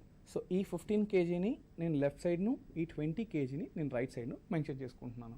ఓకే, సో ఇప్పుడు మీరు ఫైండ్ అవుట్ చేయాల్సిన యావరేజ్ వాల్యూ ఏంటి? ఈ మొత్తం క్లాస్ యొక్క యావరేజ్ వాల్యూ అంటే మీన్ వాల్యూ మనం ఫైండ్ అవుట్ చేయాలి. మనకు అది తెలియదు కాబట్టి మనం ఇక్కడ ఇలా ఎక్స్ అని మెన్షన్ చేసుకుంటున్నాం. రిపీట్, మనం దీన్ని ఎక్స్ అని మెన్షన్ చేసుకుంటున్నాం. ఇది లెస్ వాల్యూ, రిమెంబర్ ఇది లెస్ వాల్యూ, ఇది హై వాల్యూ, అవునా? సో దీన్ని ఎక్స్ అని కన్సిడర్ చేసుకుంటున్నాం. ఇప్పుడు మొత్తం ఎన్ని గర్ల్స్ ఉన్నారు క్లాస్లో? ఈ పర్టికులర్ లెస్ వాల్యూ యొక్క కరస్పాండెంట్ వాల్యూ ఏంటి? మొత్తం ఎన్ని గర్ల్స్ ఉన్నారు? 20 గర్ల్స్ ఉన్నారు. మొత్తం ఎన్ని బాయ్స్ ఉన్నారు ఇక్కడ? 30 బాయ్స్ ఉన్నారు. దీన్ని మీరు ఇక్కడ మెన్షన్ చేసుకోవచ్చు. I repeat, 15 kg, 20 kg and 20 and then 30 వీటి యొక్క కరస్పాండింగ్ వాల్యూస్ మీరు ఇక్కడ తీసుకోవచ్చు. సో దీంట్లో ఫస్ట్ థింగ్, దీంట్లో 2 రూల్స్ మీకు ఉంటుంది. Rule 1, rule 2. సో మీరు రూల్ 1 యూజ్ చేసన్నా సాల్వ్ చేయొచ్చు, రూల్ 2 యూజ్ చేసన్నా సాల్వ్ చేయొచ్చు. మనం ఫస్ట్ రూల్ 1 ఎలా ఉంటుందని చూద్దాం and then I let you know how rule 2 works. Rule 1 ఏంటి? Very simple. సో నేను ఇందాక మీకు డిస్కస్ చేసినట్లయితే ఫస్ట్ థింగ్ ఇక్కడ మీన్ వాల్యూ ఏంటి? ఇది మీన్ వాల్యూ, ఇది mean value. This is lesser value, this is hire value, this is mean value, అవునా? ఇప్పుడు దీంట్లో నుంచి మనం ఎలా చేద్దాం అంటే first thing mean value minus mean value minus lesser value. I repeat, mean value minus lesser value by next enti high value minus mean value, high value minus mean value. Repeat, mean value minus lesser value ఇక్కడ note చేయండి by high value minus mean value. So ఈ mean value minus less value చేసేటప్పుడు దీనికి ఎగ్జాక్ట్గా మీకు ఆపోజిట్లో ఏం value ఉంది? 30. అది మీరు ఇక్కడ నోట్ చేయొచ్చు బై. సో ఈ ఈ high value minus mean value చేసేటప్పుడు మీకు ఎగ్జాక్ట్గా ఆపోజిట్లో ఏముంది? 20 ఉంది. ఇది మీరు ఇలా నోట్ చేసుకోవచ్చు. సో దీన్ని మనం ఏం చేయొచ్చు? ఈ జీరో మీరు క్యాన్సిల్ చేశారు అంటే సో ఈ మీన్ వాల్యూ ఎంత ఇక్కడ? ఎక్స్ మైనస్ లెసర్ వాల్యూ ఎంత? 15 బై నెక్స్ట్ ఏంటి? హై వాల్యూ ఎంత ఉంది మీకు? 20 మైనస్ మీన్ వాల్యూ ఎంత ఉంది? X. That is equal to 3/2, అవునా? సో దీన్ని మీరు సాల్వ్ చేసినట్లయితే 2 of x minus 15 is equal to 3 of 20 minus x. 2 of x minus 15 is equal to 3 of 20 minus x. So ఇది మీకు ఏమవుతుంది? 2x minus 30 is equal to 60 minus 3x. I repeat, 2x minus 30 is equal to 60 minus 3x. So దీన్ని మీరు solve చేసినట్లయితే ఏమవుతుంది? So ఈ 3x అలా వస్తే ఇట్ బికమ్స్ 5x, అవునా? 5x is equal to 60 plus 30. So x is equal to 60 plus 30 ఏమవుతుంది? 90/5. So 90/5 which is nothing but 18. 90/5 which is nothing but 18. So ఈ మీన్ వాల్యూ మీకు ఏమవుతుంది? 18 అవుతుంది. సో ఓవరాల్ క్లాస్ యొక్క యావరేజ్ వాల్యూ ఎంత అంటే 18 kg. I repeat this, 30 boys, 20 girls. ఈ 30 boys యొక్క యావరేజ్ వెయిట్ ఎంత? 20 kg. ఈ 20 గర్ల్స్ యొక్క యావరేజ్ వెయిట్ ఎంత? 15 kg. సో ఈ పర్టికులర్ రూల్లో నేను ఫస్ట్ రూల్ 1 అలిగేషన్ రూల్ 1లో నేను ఏం చేసుకుంటున్నాను? ఫస్ట్ లెసర్ వాల్యూ టాప్లో తీసుకుంటున్నాను, హైయెస్ట్ వాల్యూని టాప్ రైట్లో తీసుకుంటున్నాను అండ్ మధ్యలో మీన్ వాల్యూ తీసుకుంటున్నాను. అండ్ ఈ బాటమ్ వాల్యూ ఈ 20 ఏంటంటే ఈ లెసర్ వాల్యూకి సంబంధించిన కరెస్పాండెంట్ వాల్యూ. లెట్స్ సే ఈ 15కి కనెక్ట్ అయిన వాల్యూ ఏంటి? 20 గర్ల్స్. ఆ కౌంట్ని మీరు ఇక్కడ మెన్షన్ చేసుకోవాలి. అండ్ ఈ పర్టికులర్ 20 kgకి కనెక్ట్ అయిన బాయ్స్ ఎంతమంది కౌంట్? 30. సో ఇప్పుడు ఎలా స్టార్ట్ చేస్తారంటే repeat, mean value minus less value, mean value minus less value by mean value minus highest value, highest value minus mean value, highest value minus mean value is equal to. So ఈ mean value minus less value చేసినప్పుడు మీకు ఆపోజిట్లో ఉన్న value ఎంత 30. So 30 mention చేస్తారు. And then ఈ highest value minus mean value చేసేటప్పుడు ఆపోజిట్లో ఎంత ఉంది 20. సో ఈ ఈక్వేషన్ మీరు సాల్వ్ చేసినట్లయితే మీకు ఇది ఆన్సర్ వస్తుంది. సో ఇదే మనం ఇప్పుడు పవర్ పాయింట్ ప్రెజెంటేషన్లో మీకు ఎలా అనేది నేను మీకు ఎక్స్ప్లెయిన్ చేస్తాను. జస్ట్ సో ఇదే మనం ఇందాక డిస్కస్ చేసిన ఫార్ములా అండ్ ఈ ఎక్స్ప్లెనేషన్ ఎలా అని చూద్దాం. ఫస్ట్ థింగ్ సో 15 kg నేను మీకు చెప్పినట్లు 15 kg అనేది cheaper value and then what is other value 20 kg which is dearer. Dearer అన్న హై వాల్యూన ఒకటే, అవునా. సో ఇందులో నుండి ఇవి రెండు వాల్యూస్ మీకు దేనికి కనెక్ట్ అవుతుంది, మీన్ వాల్యూ కనెక్ట్ అవుతుంది. మీన్ వాల్యూ దాన్ని మనం ఏమంటాం ఎక్స్ అంటాం. సో మీరు లెఫ్ట్ బాటమ్ కింద మీరు ఏ వాల్యూ కనెక్ట్ చేసుకోవాలని చెప్పాను, 15 kg అనేది 20 గర్ల్స్కి కనెక్ట్ అయిన వాల్యూ కాబట్టి ఆ 20 గర్ల్స్ అనేది మనం ఇక్కడ మెన్షన్ చేస్తాం. అండ్ దెన్ రైట్ బాటంలో మీరు చూసారు అంటే ఈ 20 kg అనేది 15 kg అనేది 20 గర్ల్స్కి కనెక్ట్ అయిన వాల్యూ అండ్ 20 kg అనేది ఎవరిది 30 బాయ్స్ యొక్క యావరేజ్ వాల్యూ. ఓకే, ఇలా చేయొచ్చు. ఇప్పుడు అలిగేషన్ రూల్ 2 మీకు ఎలా వర్కౌట్ అవుతుంది అనేది మనం ఒకసారి చెక్ చేద్దాం. Let's say I'll explain alligation rule 2. So rule 2లో కూడా చేంజెస్ ఏం లేదు. మీరు డ్రా చేసే ఈ పర్టికులర్ పిక్చర్ అండ్ పిక్టోరియల్ రిప్రజెంటేషన్లో చేంజెస్ ఏం లేదు, బట్ జస్ట్ లైక్ సొల్యూషన్లో మీకు కొన్ని చేంజెస్ కనబడతాయి. So same thing, left side 15 kg least value, right side 20 kg highest value క్వశ్చన్లో, అవునా. ఈ రెండు నేను మీకు దీన్ని కనెక్ట్ చేయమని చెప్పాను, మెయిన్ వాల్యూ కనెక్ట్ చేయమని చెప్పాను. నేను మళ్ళీ లెసర్ వాల్యూ హైయర్ వాల్యూని మెన్షన్ చేయట్లేదు, ఆల్రెడీ చేసాం కాబట్టి. సో డైరెక్ట్గా 15 kg 20 kg ఎక్స్కి వెళ్ళిపోదాం. సో ఈ 15 kg అనేది ఎంతమంది గర్ల్స్ యొక్క యావరేజ్ వెయిట్, 20 గర్ల్స్ యొక్క యావరేజ్ వెయిట్. ఈ పర్టికులర్ 20 kg అనేది ఎంతమంది బాయ్స్ యొక్క యావరేజ్ వెయిట్, 30 బాయ్స్ యొక్క యావరేజ్ వెయిట్. ఫ్యాంటాస్టిక్. సో ఇప్పుడు మన దగ్గర ఉండేది ఏంటి, 15 20 X least value, highest value, mean value, girls యొక్క కౌంట్, బాయ్స్ యొక్క కౌంట్, అవునా. ఇప్పుడు మీరు చూసారు అంటే నేను ఫస్ట్ ఈ రెండు బాటమ్ వాల్యూస్కి రేషియో తీసుకుంటున్నాను. రెండు బాటమ్ వాల్యూస్ యొక్క రేషియో ఏమవుతుంది 20:30, అవునా. 20:30 అవుతుంది. సో ఈ రేషియోని ఇది రూల్ 2 అలిగేషన్ రూల్ 2, ఈ రూల్ 2లో ఇలా ఎగ్జిక్యూట్ చేయొచ్చు. ఈ 20:30ని మనం సింప్లిఫై చేసుకున్నట్లయితే 2:3 అవుతుంది, అవునా. రెండు జీరోస్ని మనం క్యాన్సిల్ చేసినట్లయితే 2:3. ఈ 2:3 నుండి నేను ఏం చేస్తున్నానంటే దీన్ని రివర్స్ చేస్తున్నా, అంటే యాంటిసిడెంట్ ప్లేస్లో కాన్సిక్వెంట్ని, కాన్సిక్వెంట్ ప్లేస్లో యాంటిసిడెంట్ని ప్లేస్ చేస్తున్నాను. So then it becomes 3:2. Rule 2లో మాత్రం ఇలాంటి చేంజ్ మీరు చేసుకోవాల్సి ఉంటుంది. I repeat, 20:30 which becomes 2:3 and దీన్ని మనం ఎలా చేసుకోవచ్చు 3:2 రివర్స్ చేసుకోవాలి. అంటే యాంటిసిడెంట్ ప్లేస్లో కాన్సిక్వెంట్ని, అంటే ఫస్ట్ టర్మ్ ప్లేస్లో సెకండ్ టర్మ్ని, సెకండ్ టర్మ్ ప్లేస్లో లాస్ట్ టర్మ్ని నేను మార్చుకుంటున్నాను. సో 3:2 అనే ఒక వాల్యూ ఉంది. So remember 3:2.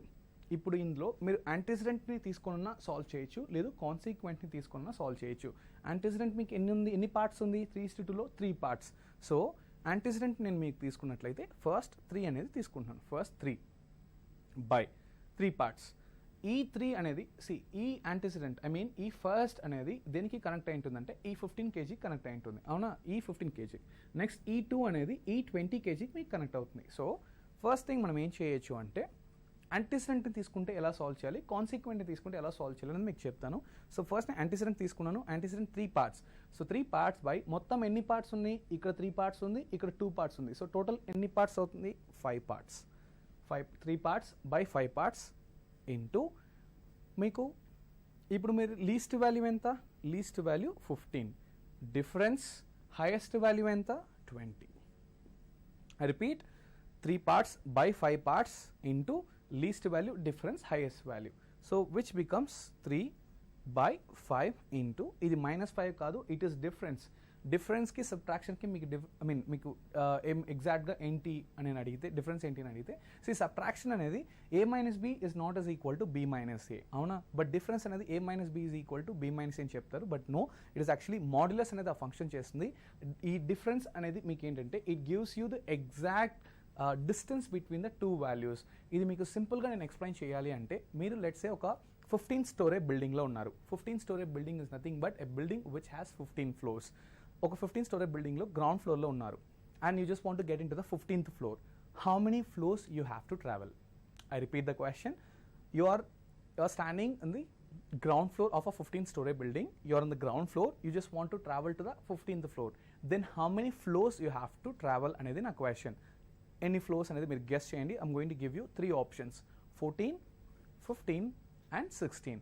నా ఈ 14 అనేవాళ్ళు ఎంతమంది, ఈ 15 అనేవాళ్ళు ఎంతమంది, ఈ 16 అనేవాళ్ళు ఎంతమంది అని చెప్పి మీలో మీరు చెక్ చేసుకోండి. ఏది కరెక్ట్ అనేది నేను మీకు ఎక్స్ప్లెయిన్ చేస్తాను. సో గ్రౌండ్ ఫ్లోర్ నుంచి 15th ఫ్లోర్కి వెళ్ళాలంటే ఇట్ ఈస్ ఆబ్వియస్లీ 15 ఫ్లోర్స్ మీరు ట్రావెల్ చేయాల్సి ఉంటుంది. ఇది ఎలా అంటే ఇందులోనే నేను మళ్ళీ ఒక మైన్యూట్ ఎగ్జాంపుల్ తీసుకోవాలి. Let's take a scale which has 5 centimetres. ఈ 5 సెంటీమీటర్ స్కేల్ మీరు తీసుకున్నట్లయితే దీంట్లో 0 నుండి స్టార్ట్ అయ్యి 5 వరకు ఉంటుంది. 15 సెంటీమీటర్ స్కేల్ అయితే 0 నుండి 15 వరకు ఉంటుంది. 5 సెంటీమీటర్ స్కేల్ అంటే 0 నుండి 5 వరకు ఉంటుంది.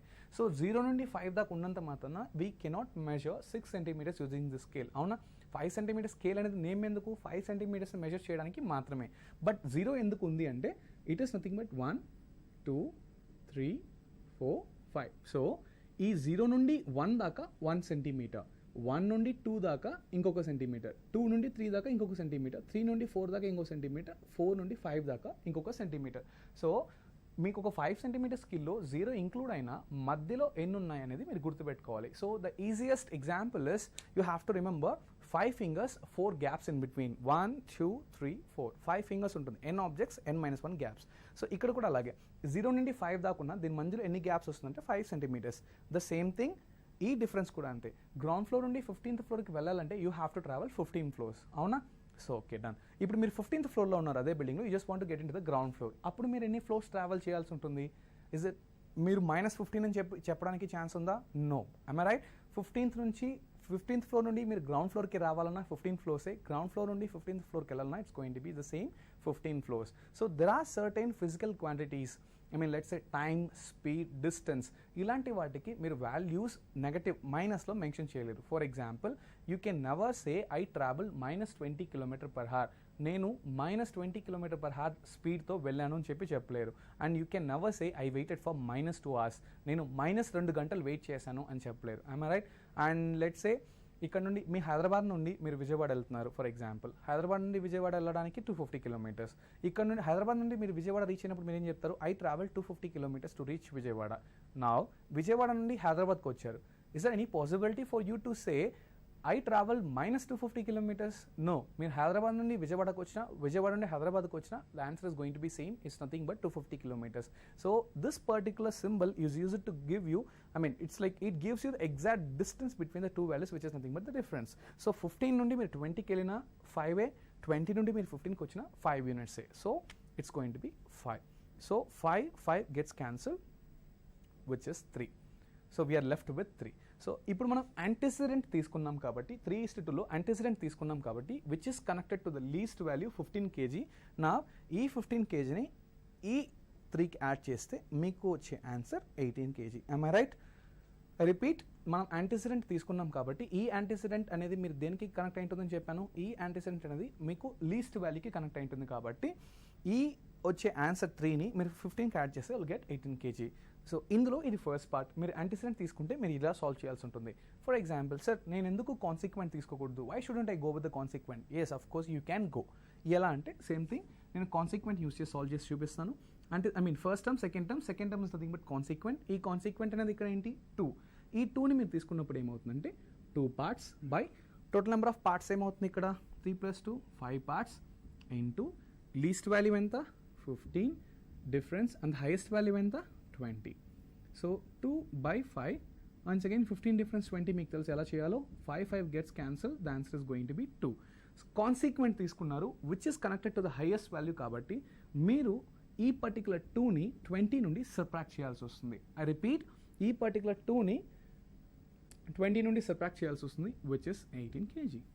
సో ఈ షార్ట్కట్, ఇది ఒక షార్ట్కట్ లాగా మీరు కన్సిడర్ చేసుకోవచ్చు. రూల్ 1 అయినా రూల్ 2 అయినా క్వశ్చన్ బట్టి మీరు యూస్ చేసుకుంటూ వెళ్ళాలి. అండ్ వన్స్ అగైన్ ఈ పర్టికులర్ రూల్ 2 మీకు చెప్పడమే ఎందుకంటే ఈజీగా ఉంటుంది, ఆన్సర్ చాలా ఫాస్ట్గా తీసుకొస్తారని చెప్పి.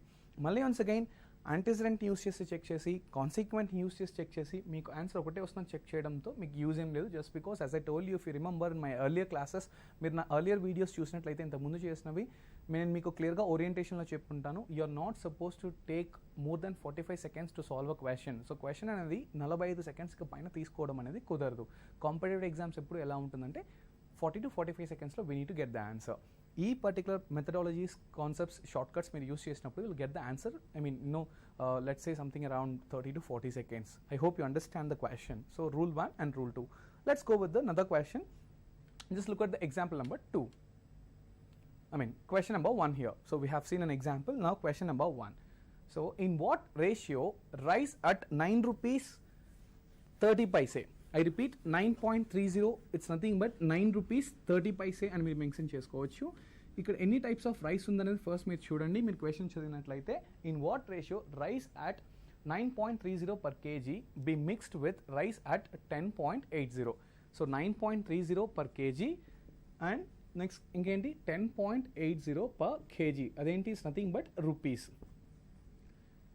So that the mixture worth 10 rupees. So that the mixture worth 10 rupees per kg.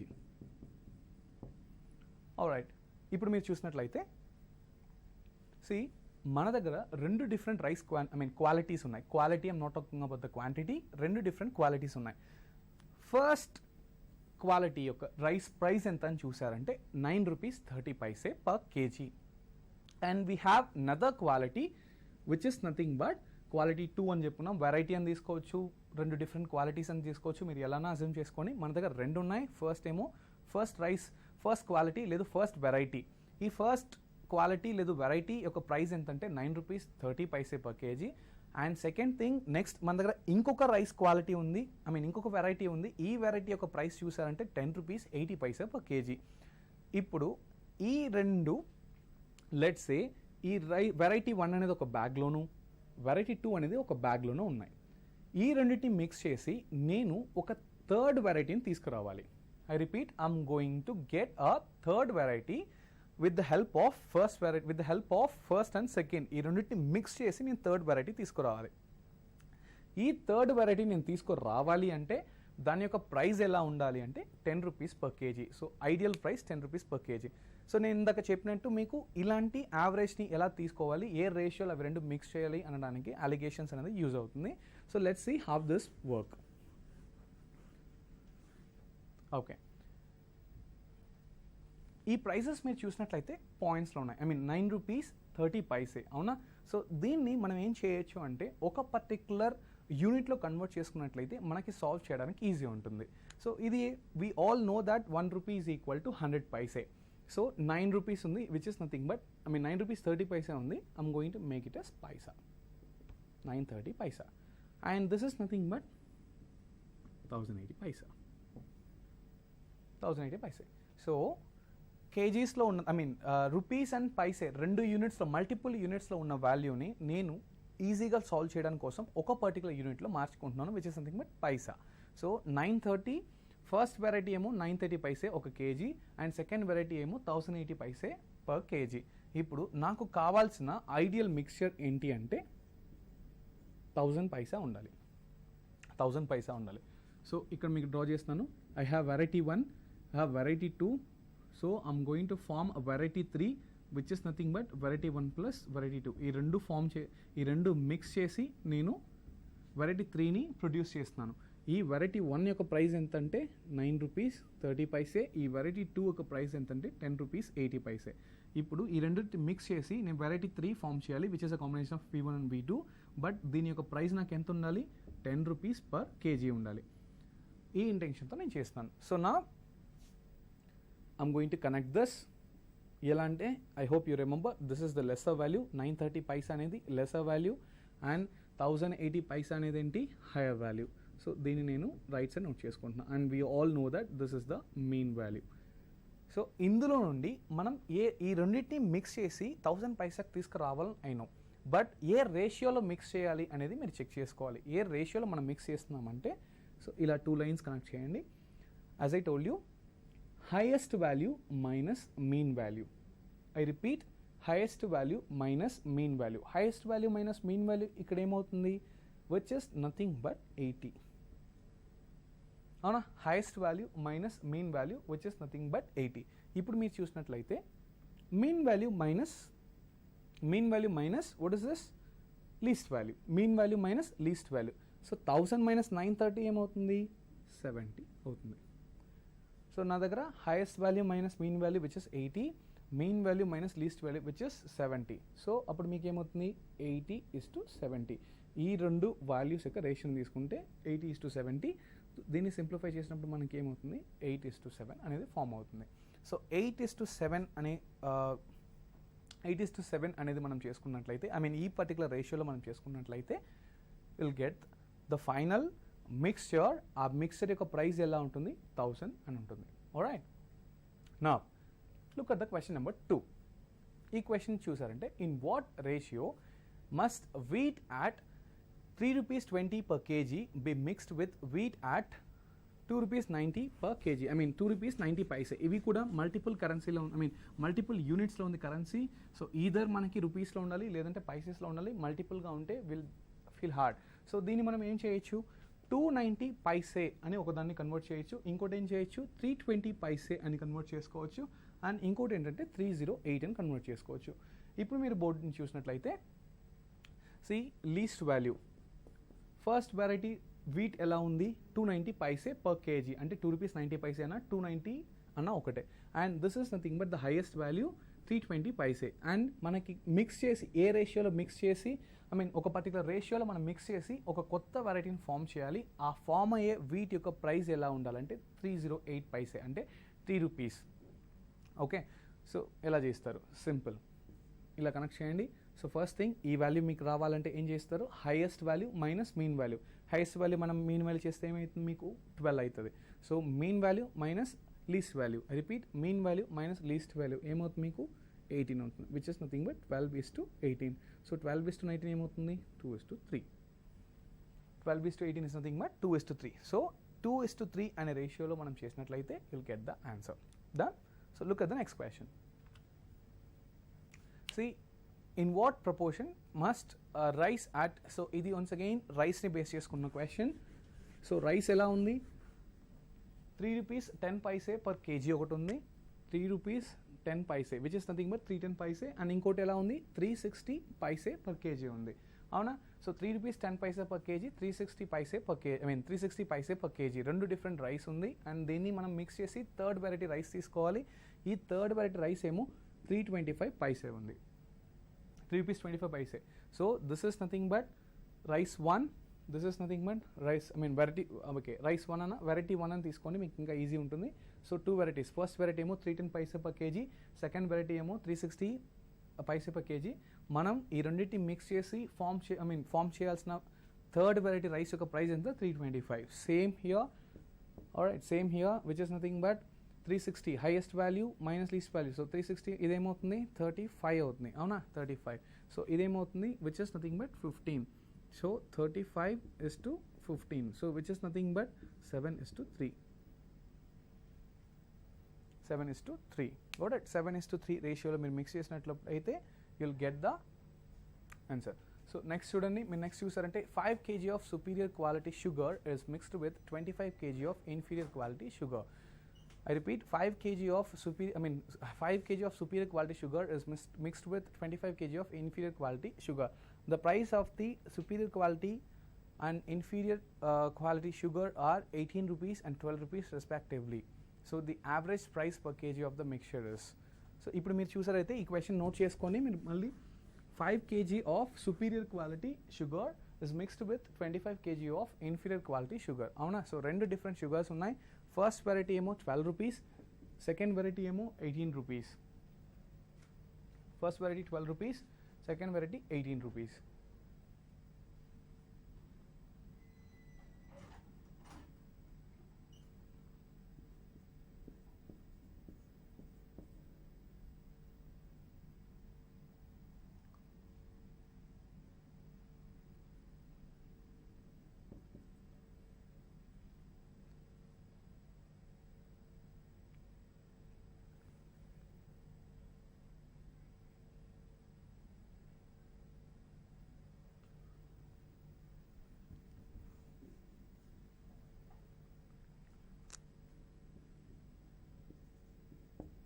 Okay, ఇప్పుడు మీరు చూసినట్లయితే so 5 kg of inferior quality sugar is mixed with 25 kg of superior quality. So superior quality inferior quality అంటే ఏంటి? Superior quality అంటే costly, so expensive ఈ side superior quality, and this is inferior.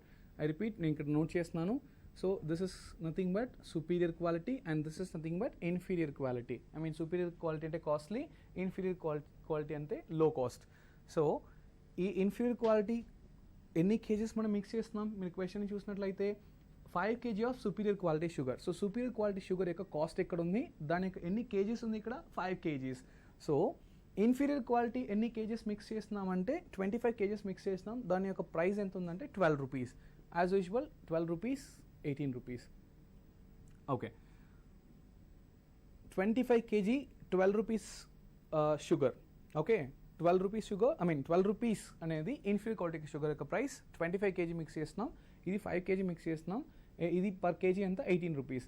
ఇది ఒక particular ఈ kgs అని mix చేసి ఒక third variety of sugar form అవుతుంది. రెండు ఒక ఇన్ఫీరియర్ ఒక సుపీరియర్ రెండు మిక్స్ చేస్తే ఒక థర్డ్ వెరైటీ ఫామ్ అవుతుంది. ఆ థర్డ్ వెరైటీ యొక్క ప్రైస్ ఎంత అనేది చెక్ చేస్తున్నారు. So simple. సో దీన్ని మీకు నేను ఎలా చెప్పాను అంటే 5:1 రూల్ నెంబర్ 2 నేను యూస్ చేస్తున్నాను ఇక్కడ. అలిగేషన్ రూల్ 2 యూస్ చేస్తున్నాను. ఫస్ట్ థింగ్ 25:5 ఏమవుతుంది మీకు? ఇంకా 1:5 అవుతుంది, అవునా? సో 1:5ని మనం ఎలా నోట్ చేసుకోవచ్చు? రివర్స్ చేయమని చెప్పాను, విచ్ బికమ్స్ 5:1 అనేది రివర్స్ ఏమవుతుంది? 1:5 అవుతుంది. ఐ రిపీట్ దిస్, మీరు అలిగేషన్ రూల్ 2 ఎక్స్క్లూజివ్లీ మీరు చేసేటప్పుడు ఈ పర్టికులర్ రేషియో అనేది మీరు ఇక్కడ రివర్ట్ చేయాల్సి ఉంటుంది. సో ఐదర్ నేను యాంటిసిడెంట్ తీసుకోవచ్చు, లేదంటే కాన్సిక్వెంట్. ఇదే నేను ఫస్ట్ టర్మ్ తీసుకొని సాల్వ్ చేయొచ్చు, లేదంటే సెకండ్ టర్మ్ తీసుకొని సాల్వ్ చేయొచ్చు. ఫస్ట్ టర్మ్ తీసుకుంటే యాంటిసిడెంట్ తీసుకుంటే ఏమవుతుంది?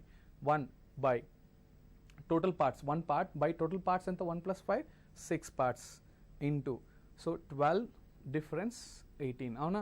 I repeat, 1 part by total number of parts into 12 difference 18. Least price different highest price, which becomes 1/6 into 6. So 6 gets cancelled. So you are left with how much? 1. Now try to understand, nenu what is this first term, which is nothing but antecedent. Antecedent తీసుకున్నాను. Antecedent అనేది దేనికి connect అవ్వాలని చెప్పాను? Least ప్రైస్కి connect అవ్వాలి. 12 rupees. So least ప్రైస్కి connect అవ్వాలి అంటే మీకు వచ్చిన ఆన్సర్ని ఇక్కడ ఈ పర్టికులర్ 1 అనేదాన్ని మీరు దేనికి యాడ్ చేయాలి అంటే ఈ 12 రూపీస్కి యాడ్ చేస్తే will get how much? 13 rupees. It is your answer. So me X ఏంట్రా అంటే ఇక్కడ దిస్ నథింగ్ బట్ 13 రూపీస్. లేదు కాన్సిక్వెంట్ తీసుకొని సాల్వ్ చేస్తే ఏమవుతుంది అని మీరు చూసారంటే what is consequent here? 5. So 5 by how much it is? 6 parts into 12 difference 18 కాన్సిక్వెంట్ని. So 5 by 6. సో 12 difference 18 ఏమవుతుంది? 6 అవుతుంది. 6 gets cancelled, we're left with 5. So మీరు కాన్సిక్వెంట్ని కాన్సిక్వెంట్ తీసుకుంటున్నారు. కాన్సిక్వెంట్ అనేది ఏ వాల్యూ కనెక్ట్ అవుతుందని చెప్పాను? సుపీరియర్ హైయర్ వాల్యూ కనెక్ట్ అయింటుంది, సుపీరియర్ వాల్యూ కనెక్ట్ అయింటుంది. సో మీరు ఏం చేయాలంటే ఈ పర్టికులర్ 5ని 18 నుండి సబ్ట్రాక్ట్ చేయాల్సి వస్తుంది. 18 నుండి సబ్ట్రాక్ట్ చేస్తే మీకు ఏమవుతుంది? 13 రూపీస్ వస్తుంది. రైట్, మీరు యాంటిసిడెంట్ తీసుకొని ఈ పర్టికులర్ ఇన్ఫీరియర్ వాల్యూకి యాడ్ చేసినా మీకు వచ్చే ఆన్సర్ అదే. లేదు అంటే మీరు కాన్సిక్వెంట్ తీసుకొని ఈ పర్టికులర్ సుపీరియర్కి ఈ ప్రాసెస్ తర్వాత ఈ పర్టికులర్ సుపీరియర్ వాల్యూకి వాల్యూ నుండి సబ్ట్రాక్ట్ చేసినా you're going to get the same answer. So the final answer is nothing but 13 rupees. మీరుకి కొత్తగా ఫామ్ అయ్యే అంటే 12 రూపీస్ ప్రైస్ ఉన్న 25 kgs షుగర్ని 18 రూపీస్ ప్రైస్ ఉన్న 5 kg షుగర్ని మిక్స్ చేస్తే నాకు ఫైనల్గా I'm going to get a particular variety. ఆ వెరైటీ యొక్క ప్రైస్ ఎలా, ఆ వెరైటీ షుగర్ యొక్క ప్రైస్ ఎలా ఉంటుందంటే ₹13 per kg. Right, let's see the next question. ఇది మీరు చూసారంటే 16 liters of kerosene is mixed with 5 liters of petrol అంటున్నాడు. సో రెండు పర్టికులర్ సొల్యూషన్స్ మనకి ఇక్కడ ఉన్నాయి. 16 liters of kerosene is mixed with 5 liters of petrol. The price of kerosene is 12 per liter and the petrol price is 33 per liter. I repeat, 16 liters of kerosene is mixed with 5 liters of petrol. అవునా? ఇప్పుడు మీరు బోర్డ్ని చూసినట్లయితే see, it's going to be easy for us. Okay, so ఇదేంటి? Least value. Least value అంటే ఇక్కడ kerosene ప్రైస్ని నేను left side note చేసుకున్నాను. ఎందుకంటే పెట్రోల్ ప్రైస్తో పోలిస్తే కెరోసిన్ ప్రైస్ అనేది చాలా చీప్ అండ్ పెట్రోల్ ప్రైస్ ఏంటి ఇక్కడ? 33. ఇప్పుడు ఈ రెండింటిని మనం మిక్స్ చేసి థర్డ్ ఒక కొత్త సొల్యూషన్ ఒక కొత్త మిక్స్ చేస్తే విల్ గెట్ అ మిక్స్చర్. ఆ మిక్స్చర్ యొక్క ప్రైస్ ఎలా ఉంటుంది అనేది మనం చెక్ చేయబోతున్నాం. ఎంత పర్టికులర్లో ఏ రేషియోలో మిక్స్ చేస్తున్నామంటే ఇక్కడ మీరు చూసారంటే 12 రూపీస్ ప్రైస్ ఉన్న కెరోసిన్ని ఎన్ని లీటర్స్ తీసుకుంటున్నాం? 16 లీటర్స్ తీసుకుంటున్నాం. 33 రూపీస్ ప్రైస్ ఉన్న పెట్రోల్ ఎన్ని లీటర్స్ తీసుకుంటున్నాం? 5 లీటర్స్ తీసుకుంటున్నాం. యాజ్ యూజువల్ ఏ దేనికైతే మీరు మీన్ ఫైండ్ అవుట్ చేయాలో అది టాప్లో ఉంటుంది, వాటి యొక్క కరస్పాండింగ్ వాల్యూస్ అనేది బాటంలో ఉంటుంది. ఈ 12 అనేది 16 కనెక్ట్ అయింది, ఈ 33 అనేది 5కి కనెక్ట్ అయి ఉంటుంది. అవునా? సో ఇప్పుడు మీరు ఏం చేయొచ్చు దీని నుండి? 16:5. am I right? 16:5. సో దీన్ని మనం ఏం చేయొచ్చు? రూల్ 2 నేను యూస్ చేస్తాను కాబట్టి దీన్ని నేను రివర్స్ చేస్తాను. రివర్స్ చేస్తే నాకు ఏమవుతుంది? 5:16 అని ఫామ్ అవుతుంది. ఈ 5:16లో నేను ఇప్పుడు ఏం చేస్తానంటే ఫస్ట్ యాంటిసిడెంట్ వాల్యూ తీసుకుంటే antecedent here is nothing but 5. Antecedent అంటే ఏమవుతుంది? 5 అవుతుంది. 5 బై, సో టోటల్ పార్ట్స్ ఏమవుతుంది? 5 + 16 అంటే 21 ఇంటూ ఫస్ట్ కెరోసిన్ వాల్యూ ఎంత? 12, డిఫరెన్స్ పెట్రోల్ వాల్యూ ఎంత? 33, which becomes 5 by 21 into 21. So 21 gets cancelled, so which is nothing but you're left with 5. మీరు antecedent తీసుకున్నారు కాబట్టి యాంటిసిడెంట్ అనేది ఏ వాల్యూ ఉంటుంది? లీస్ట్ కెరోసిన్ వాల్యూ అంటే లీస్ట్ వాల్యూకి కనెక్ట్ అయి ఉంటుంది. సో ఈ లీస్ట్ వాల్యూని మీరు ఏం చేయాలి? దీనికి యాడ్ చేయాలి. ఈ 5కి మీరు లీస్ట్ వాల్యూ యాడ్ చేస్తే ఏమవుతుంది? 17 రూపీస్ అనేది వస్తుంది ఆన్సర్. రైట్, మీరు ఇలా చేసినా ఓకే. లేదు కాన్సిక్వెంట్ తీసుకున్నారంటే కాన్సిక్వెంట్ ఏముంటుంది? దీంట్లో నేను సజెస్ట్ చేయడం ఏంటంటే either you go with the consequent or you go with the antecedent. రెండు ఎగ్జామ్లో చేయాల్సిన అవసరం లేదు, it's just the time waste. మీరు కాన్సిక్వెంట్ తీసుకున్నట్టయితే 16 బై టోటల్ పార్ట్స్ ఏమవుతుంది? 21 పార్ట్స్ అవుతుంది into, so 12 difference 33. 12 difference 33. So ఏమవుతుంది? 16 by 21. So 12 difference 33 కూడా ఏమవుతుంది? 21 gets cancelled. We are left with 16. Remember మనం కాన్సిక్వెంట్ తీసుకున్నాం. కాన్సిక్వెంట్ అంటే హైయెస్ట్ వాల్యూ కనెక్ట్ అయి ఉంటుంది అంటే you have to subtract this. Take the difference, take the difference here once again. ఈ 16కి 30కి డిఫరెన్స్ తీసుకున్నా మీకు వచ్చే వాల్యూ ఎంత? 17. సో మీరు యాంటిసిడెంట్ తీసుకున్నా you're going to get 17 rupees or consequent తీసుకున్నా you're going to get 17 rupees. And see, this is how you solve the questions using the allegations. I hope you understand the class. If you have any doubts, you can comment in the same video. All right, I hope you enjoyed this. Thank you so much.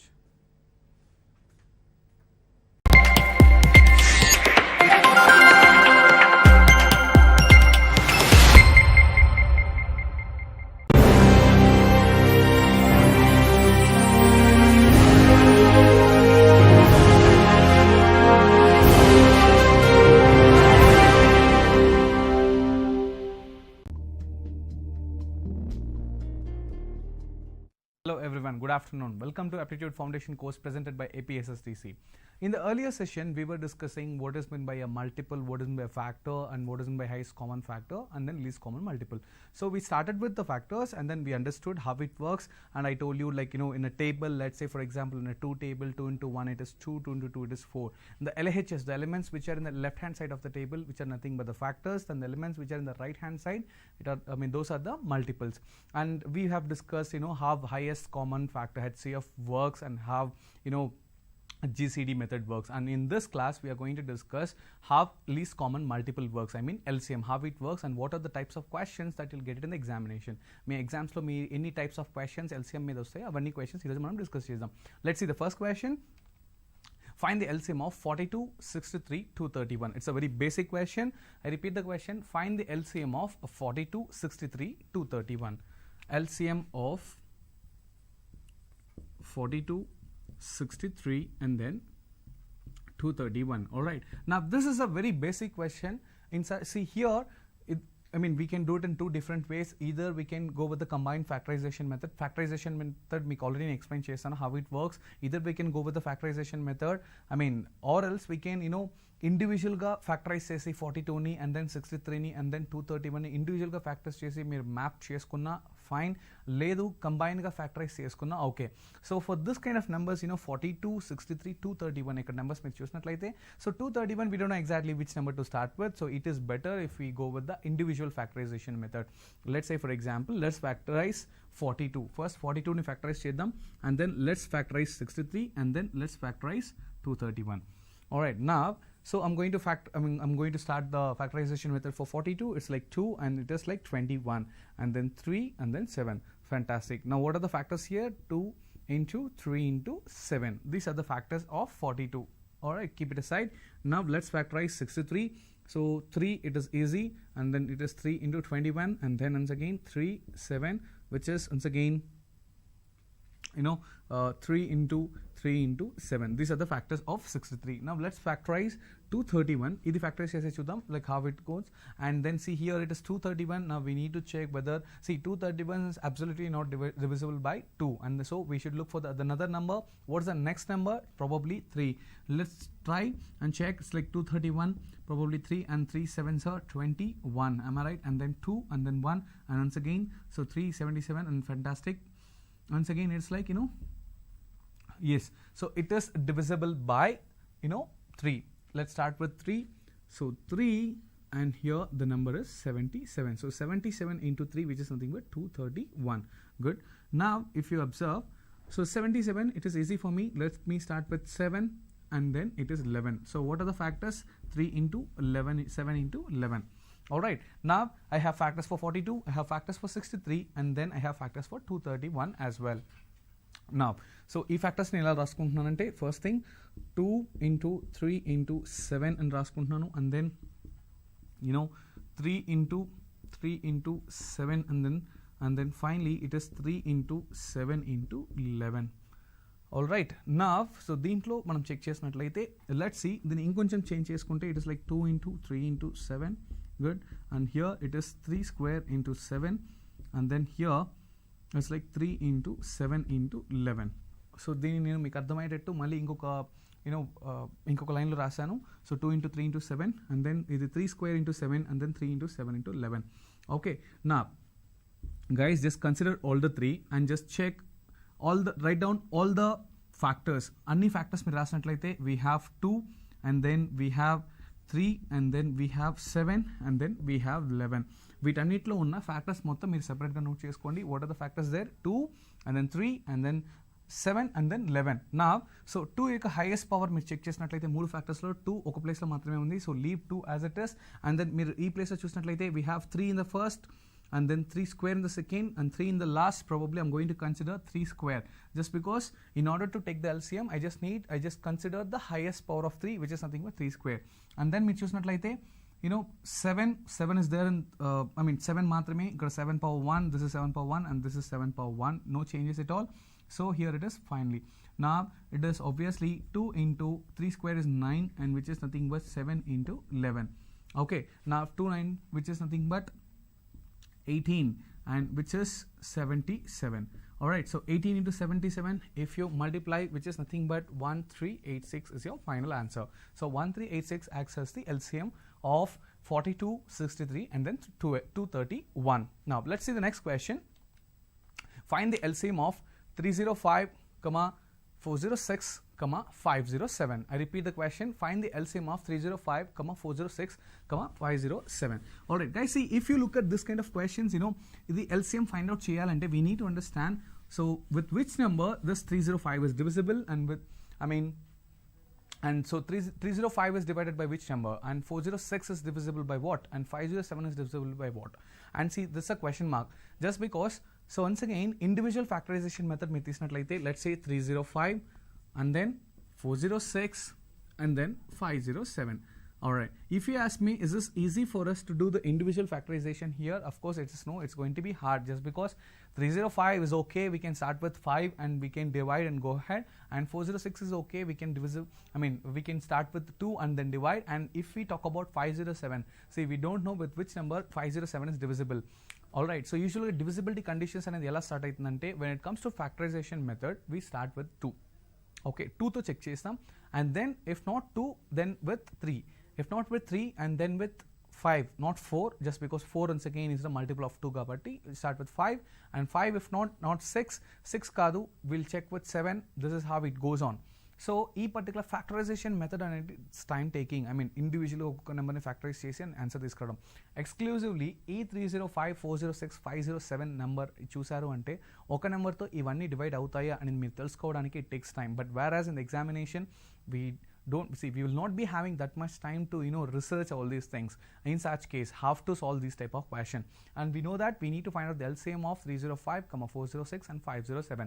Let's look at the options once. Okkar meer options chusinattlaite 62781810 and then 62781800 and then 62781810 and then 62781820, and then 62781840. These are the options. And guys, I'm going to give you a shortcut here. It's a kind of technique. It's called as the digit sum technique. All right, this digit sum technique you can utilize, I mean you can implement only when you have the options. Option ఉన్నప్పుడు మాత్రమే ఈ particular technique ని మీరు use చేయగలుగుతారు. Let's say if it's a fill in the blanks, not possible. But most probably whatever the questions that we are going to get in the aptitude examination, it's going to be MCQ. నేను మీకు first క్లాస్లో మీకు explain చేస్తున్నాను what is my MCQ. MCQ is nothing but multiple choice questions. So most of the questions, not most of the questions, so questions usually in aptitude, they ask you to solve multiple choice questions. Very rarely, and very rare, like ఎప్పుడైనా మీకు 1-2 questions కానీ fill in the blanks, in the sense options లేకుండా fill in the blanks ఇవ్వచ్చు, but that is not frequently asked. MCQ is a frequently asked type of questions. Now how we are going to solve this kind of question?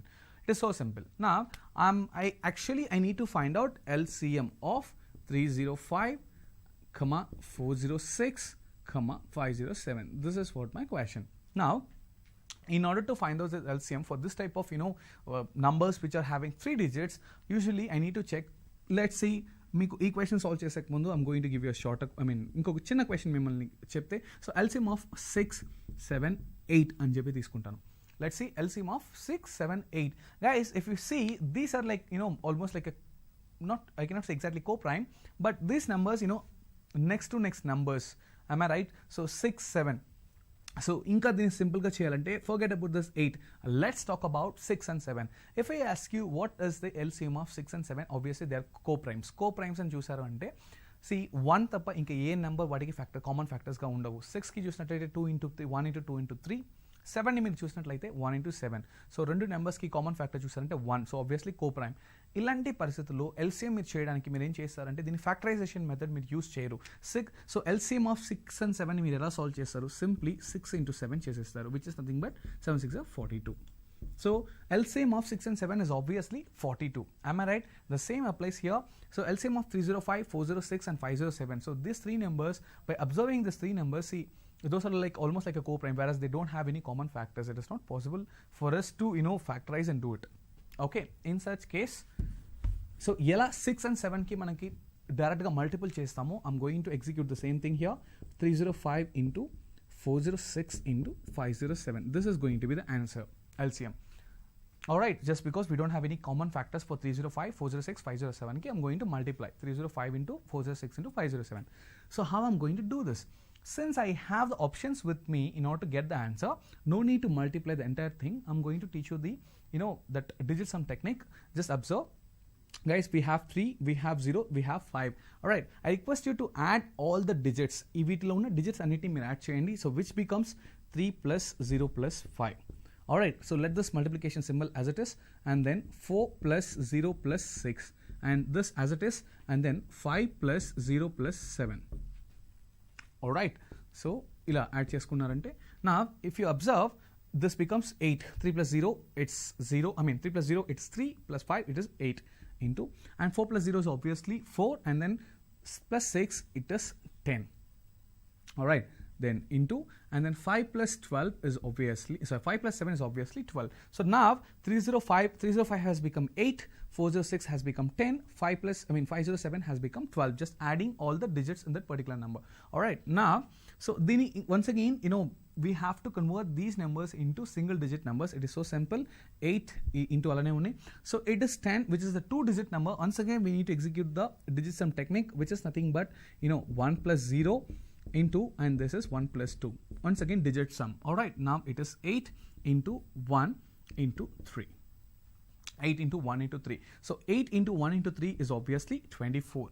Now once again, this is a 2-digit number. So whenever you get to see 2-digit number, more than 1 digit, you have to do the addition of that particular digits. So 2 plus 4, it becomes 6 finally. Alright, so the digit sum when it comes to 305 into 406 into 507, obviously the answer is 6. Alright, now if you execute the same kind of technique for the options as well, if you need to check for which option you're getting the 6 as a digit sum. Ante ela? So simple. Look at the first option. The first option is 62781800. Am I right? The first option is 62781810. Let's see that. Let's do the digit sum method here. So which is nothing but, guys, if you observe, 6 plus 2 is obviously 8. 8 plus 7, 15. 15 plus 8, 23, 24, 32. 32. I mean, how this works. So I'm going to explain here. Digit sum. So 6 plus 2 plus 7 plus 8 plus 1 plus 8 plus 0 plus 0. I repeat, 6 plus 2 plus 7 plus 8 plus 1 plus 8 plus 0 plus 0. Alright, 6 plus 2 it is 8, 8 plus 7 it is 15, and 15 plus 8 it is obviously 23, 23 plus 1, 24, 24 plus 8 it's 32, 32 plus 0, 32, 32. So finally 32. And once again, see, as I told you, it's a digit sum. Digit sum in the sense, we are not supposed to get a 2-digit number. So try to reduce it as maximum as possible. I mean, try to make it as a 1-digit number. Once again, I'm going to make it as 3 plus 2, which is 5. Alright, but the digit sum for 305 into 406 into 507 is 6, and here it is 5, obviously. Not option 1, eliminate option 1. Look at the option 2, 62781810. I repeat, 62781810. Now it is 6 plus 2 plus 7 plus 8 plus 1 plus 8 plus 0. I mean 1 plus 0. 1 plus 0. Alright, so 6 plus 2 how much? 6 plus 2 it is 8. 8 plus 7 it's 15. 15 plus 8 it is 23. 24. 32. 33. Fantastic. 33. Alright, 33. So 33, 3 plus 3 మీరు చేసినట్టు digit sum once again execute చేసినట్టు 6. Alright, guys, this is going to be your answer. So digit sum అనేది, okay, you can ask me a question. Sir, me options లో digit sum చేసాం, and then first one 5 వచ్చింది, second one 6. Alright, now 6 to stop చేయదు. If you have any doubts, you can proceed and find out for third and fourth option as well. What is the fourth option? If you look at the screen, it's 6278. It is 62781820. I repeat, it is 62781820. Let's do the digit sum for this. So it is 6 plus 2 plus 7 plus 8 plus 1 plus 8 plus 2 plus 0. In such case, 6 plus 2 it is 8 plus 7 15 23 24 32, and then it's 234. 34. So 34 ni manam digit sum cheste once again, I mean add chese 3 plus 4, which becomes 7. Alright, 7. No. So our digit sum is 6. So it's not going to match. Now let's go with the last option, which is 627818. What is that? 40 or 30? Let's check. What is that? It's 1840. The fourth option, the same thing here. 6 plus 2 plus 7 plus 8 plus 1 plus 8 plus 4 plus 0. Alright, I repeat, 6 plus 2 plus 7 plus 8 plus 1 plus 8 plus 4 plus 0. Whereas 6 plus 2 it is 8, 8 plus 7 15, 23, 24, 32, 32 plus 4 36, 32 plus 4 36, whereas 3 plus 6 it's obviously 9. So మీరు చూసినట్లయితే మనం digit sum చేసాం. క్వశ్చన్లో 305 into 406 into 507కి మనం digit sum చేసినప్పుడు ఏమవుతుంది? It's multiplication. You can execute this digit sum only when when you have to execute complex multiplications. మీరు చేసేటప్పుడు మాత్రమే ఈ డిజిట్ సమ్. అన్ని ఎల్సిఎమ్స్కి నేను చేయమని చెప్పట్లేదు. ఎప్పుడైతే మీరు మల్టిప్లికేషన్ చేస్తారో అండ్ ఆ మల్టిప్లికేషన్కి మీకు ఆప్షన్స్ ఉన్నాయో అప్పుడు మాత్రమే ఈ డిజిట్ సమ్ అనేది మీకు ఎగ్జిక్యూట్ అవుతుంది. సో ఇక్కడ మీరు చూసినట్టయితే we have a long multiplication which is 305 into 406 into 507. దాన్ని మొత్తం నేను డిజిట్ సమ్ చేసి సింగిల్ డిజిట్కి తీసుకొచ్చాను, which is nothing but 6. And remember, మీ ఆప్షన్స్లో కూడా ఏదైతే ఈ డిజిట్ సమ్ని 6ని ఎగ్జిబిట్ చేస్తుందో it is going to be the option. And you can ask me a question, sir what if మాకు 3 డిఫరెంట్ ఆప్షన్స్ ఉండి ఆ 3 డిఫరెంట్ ఆప్షన్స్ లేక 4 డిఫరెంట్ ఆప్షన్స్ నాకు 6 అనే సమ్ని ఇస్తుందంటే నో, ఇవ్వదు. Alright, this is how they create the question paper. No need to worry about that. Alright, and or else if you can go with no last digit multiplication 5 into 6 into 7 మీరు check చేసి కూడా చేయొచ్చు. No need to worry at all, it is going to be easy. You can trust me. Alright, so ఈ 4 ఆప్షన్స్లో ఒక option మాత్రమే ఈ digit సమ్ని satisfy అవుతుంది, that is going to be the option. And for cross checking you can just like use your calculator, your mobile phones, what ever you have, just multiply 305 into 406 into 507, you'll get the answer for sure. The same thing like 62781800. Alright, now let's see the next question. Find the least possible number which can be divided by 32, 36 and 40. I repeat, find the least possible number which is find the least possible number which is divisible by, what are those? 30, 32, 36 and 40. 32, 36 and 40. What are the least possible numbers? Find the least possible number which can be divisible by 32, 36, 40. So simple. Once again, you are going to find out LCM for this, nothing else. No need to break your head. It is just an LCM. Alright. So LCM, as I told you, these are like very, very simple numbers. You can go within a factorization method. If it is complex, then like we can have the alternate method. But for this particular number, let's start with 32, and then 2, probably 16, and then 2, it is 8, and then 2, it is 4, and then 2, it is simple, it's 2. So we know that 32 is 2 power 5. Alright, so instead of writing 2 into 2 into 2 into 2, right, I made it as 2 power 5. Now let's start with 36. So 2, and then here it is 18. Alright, now let's start with 2 again, and then 9, and then 3, and then 3. Here it's going to be 2 power 2 into 3 power 2. Now let's start with 40, and here it is 2, it's 20, 2, 10, 2, 5. Fantastic. Now it is 2 power 3 into 5. Alright, so how we are going to consider the LCM from this 3? It is so simple. Just write down all the factors here. If you write down all the factors, we have 2, and we have 3, and then we have 5. అంటే ఉన్న అన్ని factors రాసుకోవాలి. First ఏవే factors, a different factors, unique factors ఉన్నాయి, అవన్నీ note చేసుకోవాలి. So అన్నిట్లో ఉండాల్సిన అవసరం లేదు. 2 అనేది ఉంది, and then 3 somewhere, and then 5 somewhere. Fantastic. నా సో ఈ 2 అనేది ఫ్యాక్టర్ ఉంది కాబట్టి in such case 2 power 5, 2 power 2, 2 power 3, which is highest. Obviously it is 2 power 5. Alright. నా 3కి ఇక్కడ హైయెస్ట్ ఫ్యాక్టర్ ఏముంది? It's like 3 power 2, and then 5 we don't have any highest, we have only 1 5. So the LCM here is 32 into, so 9 into 5, am I right? Which is 32 into 45, which is 32 into 45, and then probably this is nothing but 1440. This is how it works. This is the LCM of 32 and 36 and 40. I hope you understand. So simple. Now see, this is very easy question, but there's a reason behind why I'm asking you to solve this particular question. So ee oka question, ee numbers ani close avvatledu, then continuation inkoka 2 questions unnai. That's why I've given this question. Now let's see the continuation. Find the least possible number of 5 digits which is divisible by 32, 36 and 40. So ippudu manam check chesindi endante, it is just an LCM. Alright, LCM మనం find out చేసాం, which is nothing but 1440. But ఈ particular question మీరు చూసినట్లయితే find the least possible number of 5 digits they are talking about. So they have given the number, least possible number of 5 digits which is divisible by 32, 36 and 40. Alright, how we are going to solve this? We know that the LCM of 32, 36 and 40 is 1440. This is LCM, we know. Now we need the 5 digits number, 5 digits number, least possible 5 digits number which is divisible by, అంటే 5 digit number కావాలి. ఇది 1440 అనేది LCM, but 5 digit least possible నెంబర్ని ఎలా find out చేస్తారు? I mean which is divisible by. అంటే question ఏంటంటే ఒక 5 digit least possible నెంబర్ అది 32తోనే డివైడ్ అవ్వాలి, 36తోనే డివైడ్ అవ్వాలి, 40తోనే డివైడ్ అవ్వాలి. ఆల్రైట్, ఇన్ సచ్ కేస్ నా let's consider the least number of 5 digits. 5 digit least number అని కన్సిడర్ చేస్తే it's 10,000. am I right?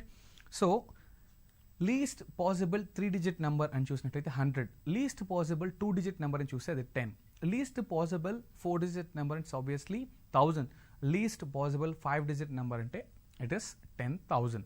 Alright, now I have taken 10,000. So now what is the LCM of 32, 36 and 40? It's 1440. So 1440. నా ఇప్పుడు ఏం చేస్తారంటే ఈ 10,000 least possible 5 digit నెంబర్ని 1440తో divide చేయండి. So divide చేసే it so simple, which is 6. Alright, which is 6, and here it is 8640.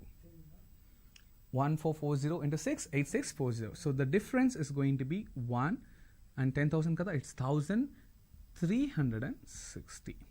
1360. 1360. Done. Now just subtract this 1360 from 1440. The number that you're going to get is 80. Alright, I repeat the procedure. First question lo manam LCM of 32, 36 and 40 choosam, which is something but 1440. But now we are going to find out 5-digit least possible number. Ante 5 digits on a number which is divisible by 32 and 36 and 40, and it should be the least.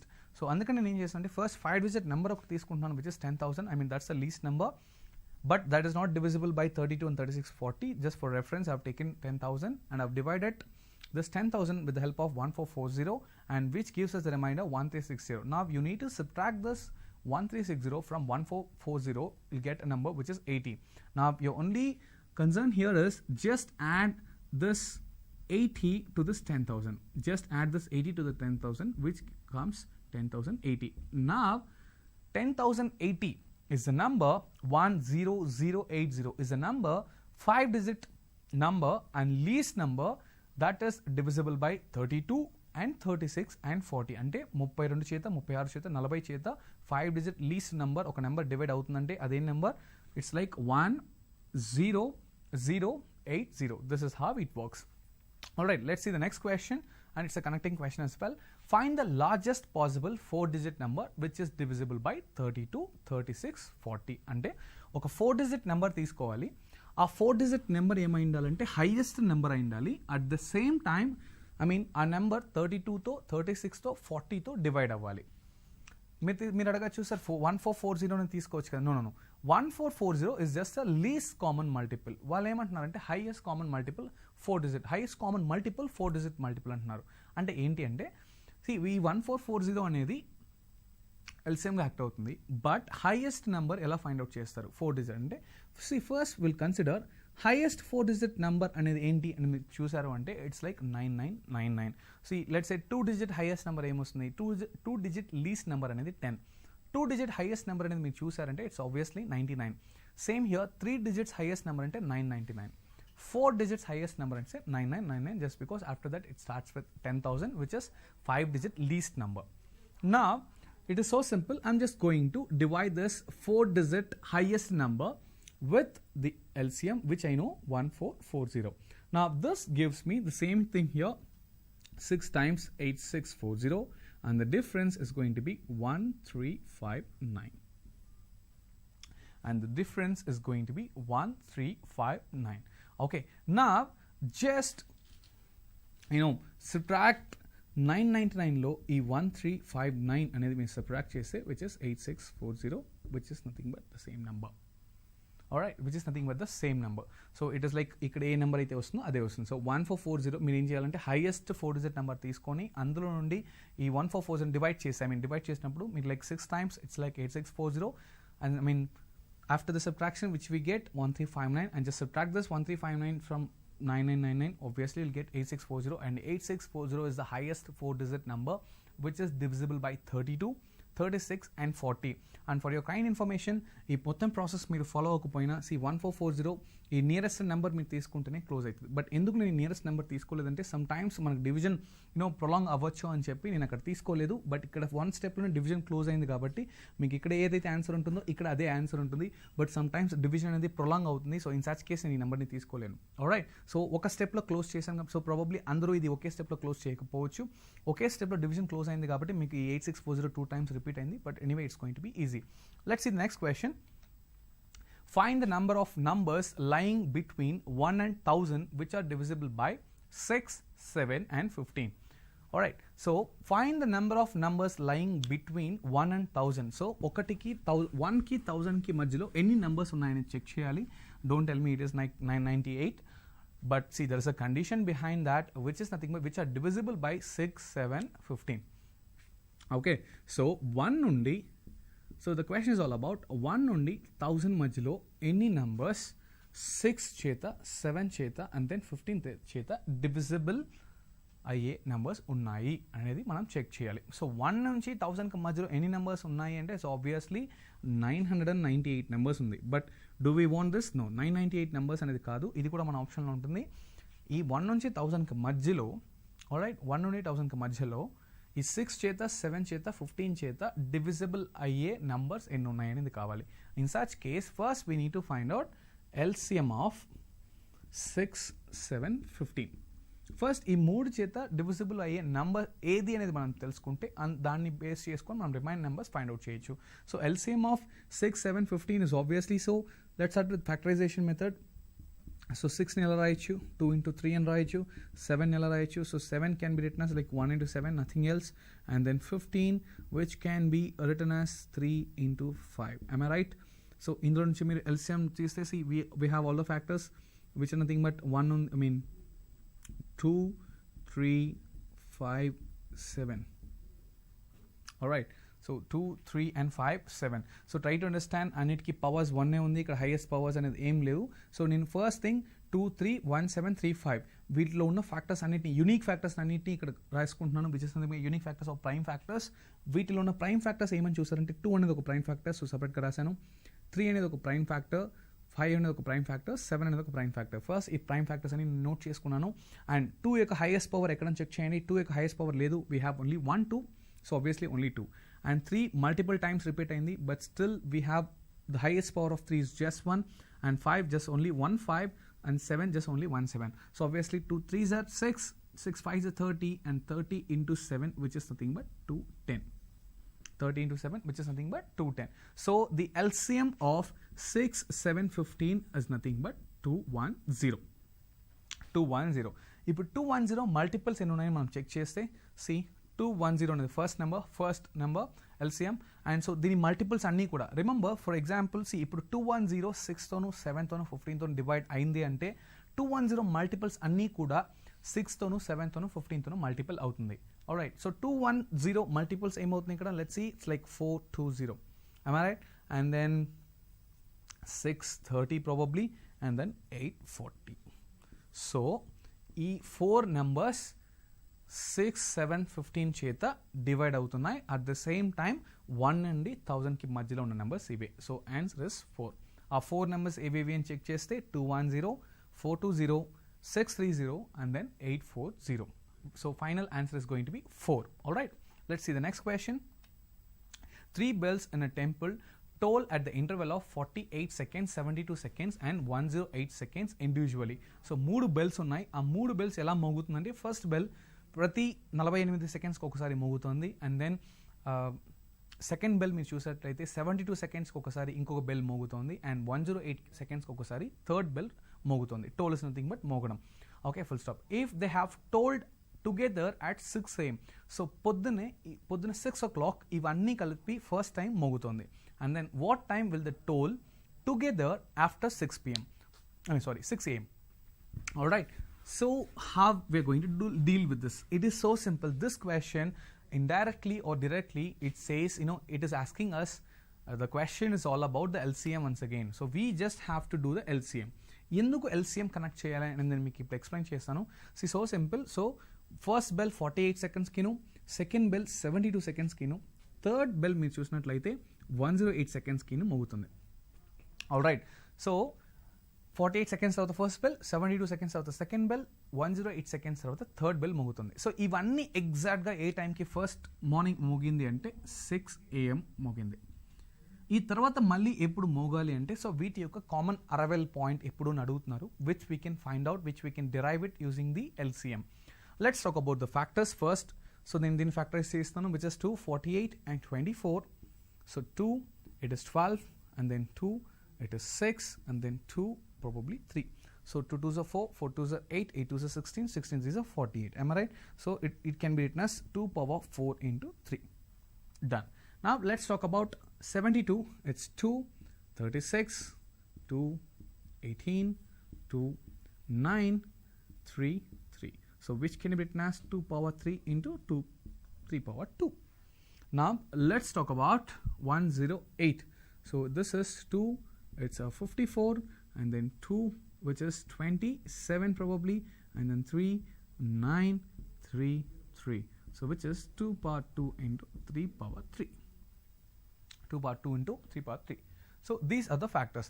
Now, so ఉన్న prime factors అని నేను note చేసుకుంటే 2 into 3 అనేది ఉన్న factors, prime factors. Now highest power of 2 మీరు చూసినట్లయితే probably 4 ఇక్కడ, and highest power of 3 చూసినట్లయితే it's going to be 3. Am I right? Highest power of 2 తీసుకున్నాను, highest power of 3 కన్సిడర్ చేసుకున్నాను. That's how we do the LCM. Now So 2 power 4 is probably 2 2s are 4, 2 2s are 4, 4 2s are 8, 8 2s are 16, and 3 power 3 is so simple, 3 3s are 9, and 9 3s are, it's like 27.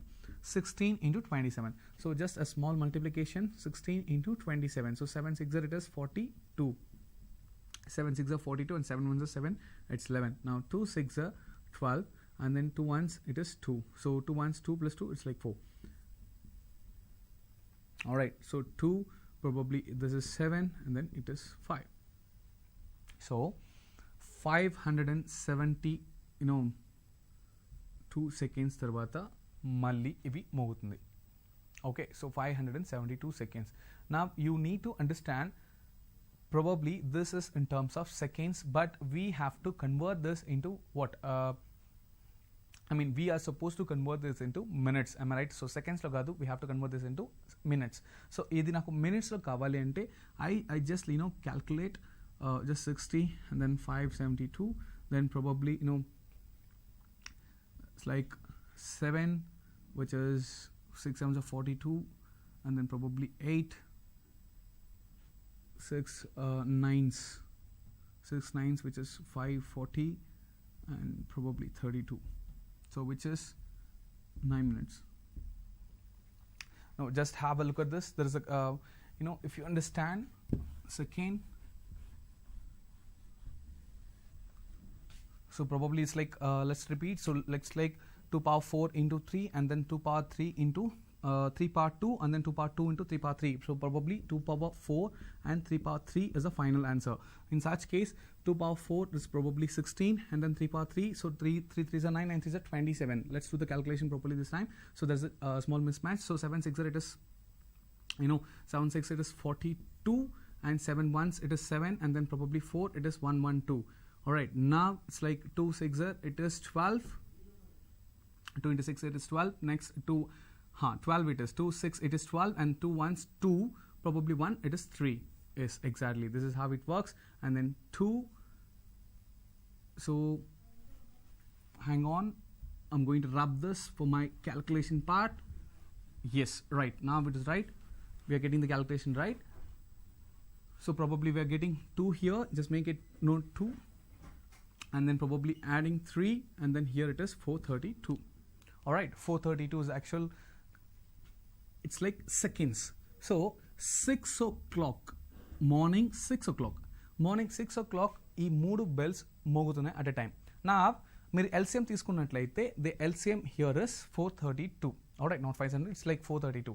So 432 seconds తర్వాత మళ్ళీ మోగుతున్నాయి. But try to understand, I'm not expecting seconds here, I just want to put it in time. Alright, time కావాలంటే seconds లో కాకుండా మనం minutes లో convert చేసుకున్నట్లయితే it will be easy for us to derive the answer.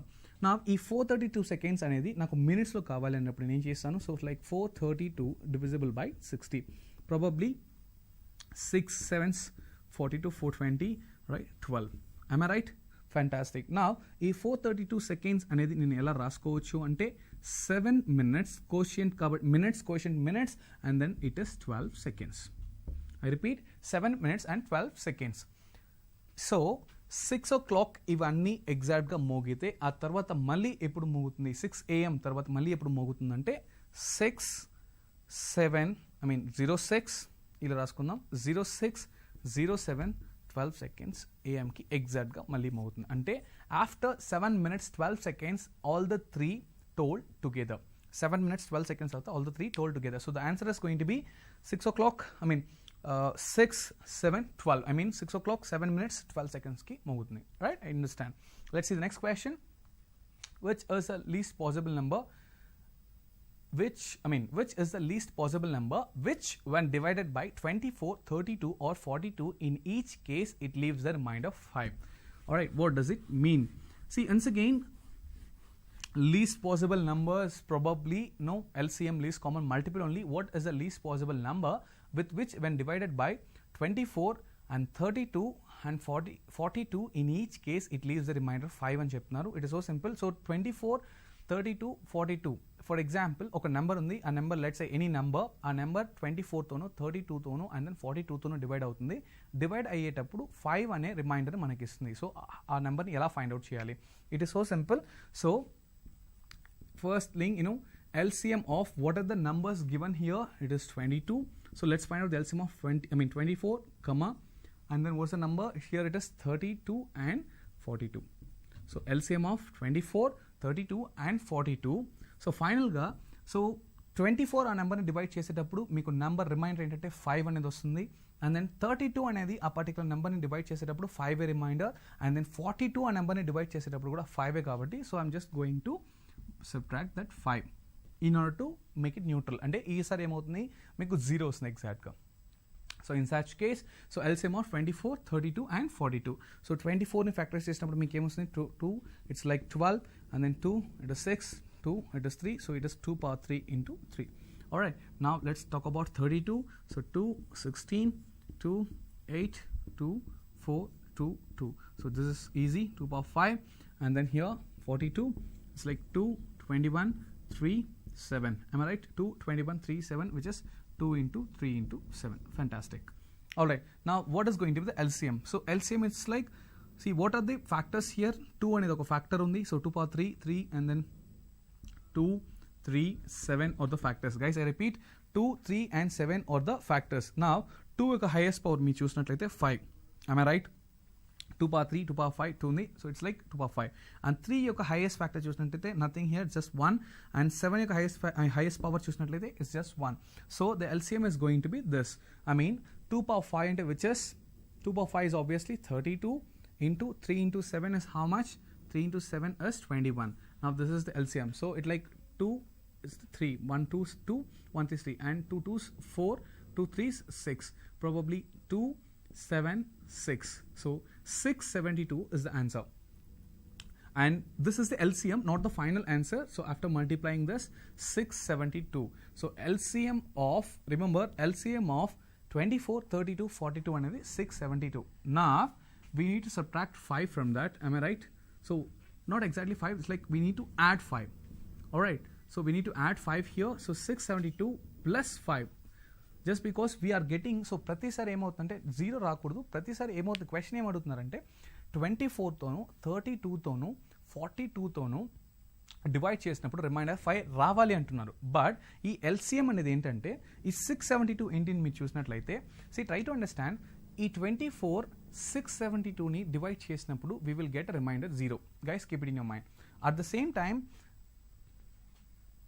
ఈ 672ని 32 divide చేసినప్పుడు కూడా you'll get the reminder 0.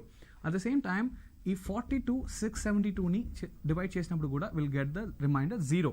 So ఈ కేస్ ఏంటంటే first thing least common number అనేది ఫైండ్ అవుట్ చేసాం. బట్ మనకేంటి, ప్రతి కేసులోనూ రిమైండర్ అనేది 5 రావాలి అంటున్నారు. ఇన్ సచ్ కేస్ ఈ 672తో ఈ 3 నెంబర్స్ డివైడ్ చేసా, ఈ ఏ నెంబర్ కానీ డివైడ్ చేసినా రిమైండర్ 0 వస్తుంది. But we need 5 as a reminder, hence I'm going to add that 5, that's it. So which becomes 677. Now 677 is the least possible number. When divided by 24, 32, 42, it leaves a reminder 5. మీరు check చేసి చూడొచ్చు, 24ని 677ని 24తో divide చేసి చూడండి, you'll get a reminder 5. At the same time 677ని 32తో divide చేసి చూడండి, you'll get a reminder 5. At the same time 677ని 42తో డివైడ్ చేసి చూడండి, you'll get the reminder 5. I hope you understand. So a reminder 5 మిగులుతుంది కాబట్టి you just have to add 5 to the LCM of 24 and then 32 and then 42. Alright, let's see the next question. So what is the least possible number which when divided by 18, 35 or 42, it leaves the remainder 2, 19 and then 26 as the reminders respectively. What is the least possible number with which when divided by 18, 35, 42, it leaves the remainder 2. So మనకు ఒక least possible number ఉంది. ఆ least possible number అనేది ఆ least possible నెంబర్ని 18తో divide చేసినప్పుడు, we're getting a remainder 2. At the same time ఆ నెంబర్ని 35తో డివైడ్ చేసినప్పుడు వీఆర్ గెటింగ్ ఎ రిమైండర్ 19. అదే నెంబర్ని 42తో డివైడ్ చేసినప్పుడు we're getting a remainder 26. Alright, so 3 particular నెంబర్స్ని ఈ 3 పర్టికులర్ నెంబర్స్ ఒక కామన్ నెంబర్ని డివైడ్ చేసేటప్పుడు మీకు 2, 19, 26 అనేది రిమైండర్స్గా వస్తుంది. So you need to understand what is that number. So 18, I repeat the number, 18, 35 and then 42. 18, 35 and then 42. And what are the reminders? 2, 19, 26. Alright, ఇప్పుడు మీరు చూసినట్లయితే so let's say we have a number. Alright, we have a number. So 18 అనేది ఈ నెంబర్ని divide చేసినప్పుడు we are getting a remainder 2, and then 35 అనేది ఈ నెంబర్ని డివైడ్ చేసినప్పుడు we are getting the remainder 19. 42 అనేది ఈ నెంబర్ని డివైడ్ చేసేటప్పుడు we are getting a remainder 26. Now ఈ నెంబర్ ఏంటి అనేది question. Okay, it is so simple. మీరు ఒకసారి 18 నుండి ఈ 2ని ఈ 2ని 18 నుండి సబ్ట్రాక్ట్ చేసినప్పుడు అయితే we're getting what is the remainder. Just check what is the number, what is the difference. It is 36. At the same time ఈ 35ని 19ని డిఫరెన్స్ మీరు చెక్ చేసినప్పుడు which is 16. At the same time 42కి 26కి మీరు డిఫరెన్స్ చూసినట్లయితే 16. Alright, so ప్రతిసారి ఇక్కడ డిఫరెన్స్ ఎంత వస్తుందంటే it is 16. So it is so simple for us. So LCM of 18, 35 and 42. So ప్రతిసారి మనకు డిఫరెన్స్ ఎంత వస్తుంది? 16 వస్తుంది కాబట్టి let's say we will subtract this 16 from the LCM. Alright, LCM of 18, 35 and then 42. So let's solve the case. So what is the LCM of 18, 35 and 42 అని check చేసి let's talk about 18. Like 2, it's 9, 3, 3. So it is like 2 into 3 power 2, and then let's factorize 35. So 35 మీరు factorize చేస్తే so probably it's like 5 and then 5, it is 7, which is 5 into 7, and then probably 42 మీరు factorize చేస్తాం 2, it's like 21, 3, 7. So 2 into 3 into 7. Good. Now మీరు prime factors ఏంటి అనేది common మీరు check చేసినట్లయితే we have 2, we have 3 and we have 5, we have 7. Am I right? 2, 3, 5, 7. 2, 3, 5, 7, 2, 3, 7. Right. We have 2, 3 and 5 and 7 all the cases. Let's see what is the highest power of 2. See, highest power of 2 is obviously 1, and highest power of 3 is 2, and then highest power of 5 we have only 1 5, and highest power of 7 we have only 1 7. So this is going to be the LCM, which is 2 3s is 6, and then 5 7s are 35. All right. So 2 3s is 6. I mean here it is 2 into 3. I repeat. So 2 into it's like 3 square. In such case it's like 2 into 9 into 5 into 7. All right. So 3 square ga 3 యొక్క highest power మీ చూసినట్లయితే 2. So it is 2 into 3 square into 5 into 7. Now 2 into 9 it is 18 into 5 7s it is 35. So 18 into 35 మీరు చేసినట్లయితే you're going to get the final answer. So 5 8s it is 40, 5 8 40, 5 1s 5 which is 4, so 9. Next it's like 3 8s 24, 3 8s 24, and 3 1s 3 plus 2 it is 5. Alright, 18 3s 0, and then what is this? 9 plus 13, and then it is 630. Alright, so now this 630 subtract 16, you need to subtract 16 in order to get the answer probably, which is nothing but 614. Alright, understand? So these are bit complex problems when it comes to LCM and HCF. So easy problems kuda unnai, tougher problems unnai.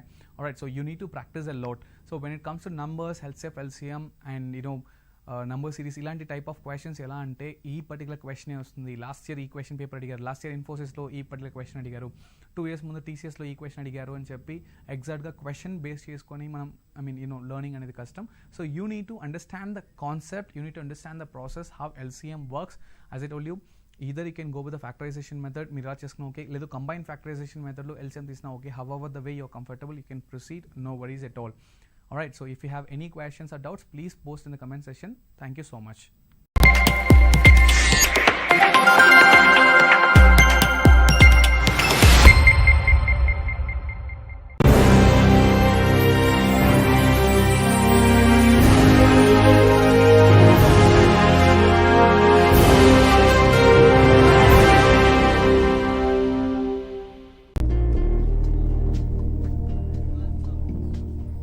Hello everyone, good morning. Welcome to Aptitude Foundation course presented by APSSTC. So today we are going to discuss calendars. What does mean by the calendar and how we are going to solve the questions under the calendars. See, today I'm going to teach you the best method. See, best method when it comes of problem solving. See, when it comes to problem solving, we have n different methods available. So చాలా methods మనకున్నాయి క్యాలెండర్స్లో solve చేయడం, calendar క్వశ్చన్స్ని solve చేయడానికి. But నేను ఈరోజు మీకు చూసారంటే ఉన్న దాంట్లోనే shortest method and easiest method మీకు నేను టీచ్ చేస్తాను. But here you are suppose to remember certain things before you get in to the examination. మనం ఎగ్జామ్లో వెళ్ళి కొన్ని మెథడ్స్ని అక్కడ సాల్వ్ చేయడానికంటే కూడా కొన్ని ముందుగానే మనం గుర్తుపెట్టుకొని వెళితే అక్కడ సొల్యూషన్ పార్ట్ అనేది 15 to 20 seconds లోపల మనం ఆన్సర్ని తీసుకురావచ్చు. Let's see how it works. First of all, let's start with calendar. All right, how we are going to solve these questions. So first, I'm going to tell you certain codes. So నేను మీకు కొన్ని codes నేను ఇప్పుడు చెప్తాను. ఈ codes ని మీరు by heart చేసుకోవడం better. All right, let's start with month codes. Let's start with month codes. So let's write one by one. January. So January, the code is 0. January, the code is 0. And February, the code is 3. Then March, the code is 3. And then April, the code is 6. And then May, code is 1. And then June, code is 4. So 0, 3, 3, 6, 1, 4. And then let's go with July. The code for July month is 6, and then August, for August it is like 2, and then September, and the September it is 5, and then October, and then it is 0. For November it's going to be 3, and for December it's going to be 5. So I repeat the codes. ఈ codes మీరు ఏంటి అని చూసారు అంటే calendars problems with in 15 to 20 seconds మీరు answer తీసుకురావాలంటే ఈ particular codes అనేది మనం ఫాలో అవ్వాలి. So we have to remember 3 different codes. First ఏంటంటే మంత్ కోడ్స్. ఈ మంత్ యొక్క కరస్పాండింగ్ కోడ్స్ అనేది మీరు గుర్తుపెట్టుకోవాలి. అండ్ దెన్ మీరు చూసినట్టయితే ఇయర్ సెంచురీ కోడ్స్, ఇయర్స్కి మనం కొన్ని గుర్తుపెట్టుకోవాలి. And then day codes. So 3 different codes ఉన్నాయి. So these are the codes for the month, respective month. So Jan it is 0, February it is 3, March it is 3, April it is 6, May it is 1, June it is 4, July it is 6, August it is 2, September it is 5, October it is 0, and November it is 3, December it is 5. So these are the corresponding codes for the respective months. Alright, now let's talk about century codes. Let's talk about century codes. Okay, century, what does mean by a century? Century is nothing but 100 years. 10 years ni manam decade అని పిలుస్తాం. 10 years అంటే decade. 100 years అంటే we call it as century, and 1000 years అంటే we call it as a millennium.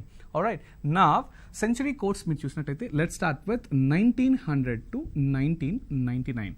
So 1900 to 1999, so obviously 100 years for one century, and here the code is obviously 0. Alright, now next మీరు చూసినట్లయితే 2000 to 2099. Here the code is 6, and then 2100 to 2199. For this 100 years it is 4, and then 2200 to 2299, and the code is 2. I repeat this: 1900 to 1999 the code is 0, 2000 to 2099 the code is 6, 2100 to 2199 code is 4, 2200 to 2299 the code is 2. Alright, and then ఈ codes ఎలా work అవుతుందని మనం చూసినట్లయితే, so it is లూప్లో work అవుతుంది, iteration. In the sense, for example, ఎందుకు ఈ particular 4 centuries మాత్రమే ఇచ్చాను అంటే ఇట్ ఇస్ సో సింపుల్. మీ క్వశ్చన్స్ ఎగ్జామినేషన్స్లో మీకు majority of the questions, 90% of the questions ఈ పర్టికులర్ 4 centuries నుంచి అడుగుతారు. ఫర్ ఎగ్జాంపుల్ వీటి నుంచి, ఫర్ ఎగ్జాంపుల్ 1732 అంటే ఇయర్ 1732కి కోడ్ ఏమొస్తుందంటే ఇక్కడ నేను రాయలేదు, బట్ ఎలా దాన్ని మనం ఫెచ్ చేసుకోవాలి ఎగ్జామినేషన్ అంటే it is so simple. Just have a look at this. For example ఈ పర్టికులర్ 4 centuries మెన్షన్ చేశాను కదా, లెట్స్ సే దీని వెనుకో ముందో అడిగితే, తర్వాత అడిగితే ఎలా చేయాలి. For example 1700, let's say year 1732 అనే ఇయర్కి ఎలా చేయాలి. It is so simple. నా 1800 టు 1899కి ఎలా ఉంటుంది, అండ్ దెన్ 1700 టు 1799 ఎలా ఉంటుంది, అండ్ దెన్ 1600 టు 1699 ఎలా ఉంటుంది, 1500 టు 1599 కోడ్ ఏంటి. Same applicable here as well. 2300 నుండి 2399కి what is going to be the code, and then 2400 to 2499 what's the code, and then 2500 to 2599 what's the code, and then 2600 to 2699 2699 code ఏంటి అంటే it is so simple. మనకు ఉన్న data నుండి మనం fetch చేసుకుంటే సరిపోతుంది. లెట్స్ సే 1900 to 1999 నేను మీకు కోడ్ ఏం చెప్పాను 0 and here it is 6 and then 4 and then 2. It is so simple. ఈ 0642 అనేది రిపీట్ అవుతూ వస్తుంది. అంటే 0642 and then here it is 0642 and then once again 0642. ఇది ఒక ఐటరేషన్లో రన్ అవుతుంది. It doesn't mean first century 0తో స్టార్ట్ అవుతుందని చెప్పట్లేదు. ఇది ఇలాగే వెళ్తే మీకు రివర్స్లో ఫస్ట్ సెంచరీ 0తో స్టార్ట్ అవ్వదు. బట్ ఇక్కడ పర్టికులర్లీ ఈ పర్టికులర్ 4 సెంచరీస్కి 0642. సో ఈ తర్వాత కూడా 0642 అండ్ దెన్ ఫర్ ఎగ్జాంపుల్ మీకు ఇప్పుడు 2700కి కావాలి. 2700 to 2799 it is once again 0. I hope you understand how this works. 0642 అని ఇలా ముందుకు కానీ మీరు వెనక్కి వెళ్ళినా సేమ్ హియర్ 0642 అంటే 1500 to 1599 it's going to be 0, 1600 to 1699 it's going to be 6, 1700 to 1799 it's going to be 4 and then 1800 to 1899 it's going to be 2. Alright, so at present మనం ఈ పర్టికులర్ సెంచరీలో ఉన్నాం అంటే 21st century. So 2000 to 2099. So ఈ particular సెంచరీలో మీ code చూసినట్లయితే 6. So this is the present. ఈ తర్వాత అడిగితే మీరు దీనికి తగ్గట్టు మీరు క్యాలిక్యులేట్ చేయాల్సి ఉంటుంది. Alright, so these are the month codes and these are the century codes. Let's see what are the day codes. Apart from this we need to remember the day codes as well. I hope you made a note of all these things. Now let's talk about day codes. So day codes మీరు చూసినట్లయితే so Monday it's obviously 1 and then Tuesday it is 2 and then Wednesday it is 3, then Thursday it is 4 and then Friday it is 5 and then Saturday it is 6. Sunday guys remember it is not 7, it is going to be 0. మనకి calendars లో ఎక్కడ కానీ 7 అనే number రాదు ఈ particular day codes లో. So at any cost Sunday is not 7, Sunday is 0. I have a reason for this. I'll let you know once we start working on the problems. So these are the day codes. I repeat, for Monday it is 1, for Tuesday it is 2, for Wednesday it is 3, for Thursday it is 4, for Friday it is 5, for Saturday it is 6, for Sunday it is going to be 0. All right. So these are the codes which we need to remember. 033614625 035 అనేది codes ఏంటి month కి, and then for 1900 to 1999 it's going to be 0, 2000 to 2099 it is going to be 6, 2100 to 2199 it is going to be 4 and then 2200 to 2299 it's going to be 2. And before and after we need to calculate it and do it accordingly. Majority of the questions particular years చూసినట్టయితే ఈ 4 centuries లోనే ఉంటుంది. ఒకవేళ లేకపోయినా we know how to go back and go forward. Am I right? Now so have to solve the questions under calendars. So మీరు basic level లో మీరు చూసినట్లయితే first thing see it is going to be what was the day on or what was the day of the week అని మీకు question start అవుతుంది. I repeat, what was the day on or what was the day of the week and so and so particular date లో ఏ particular day అనేది. For example, let's start with the basic question. What was the day on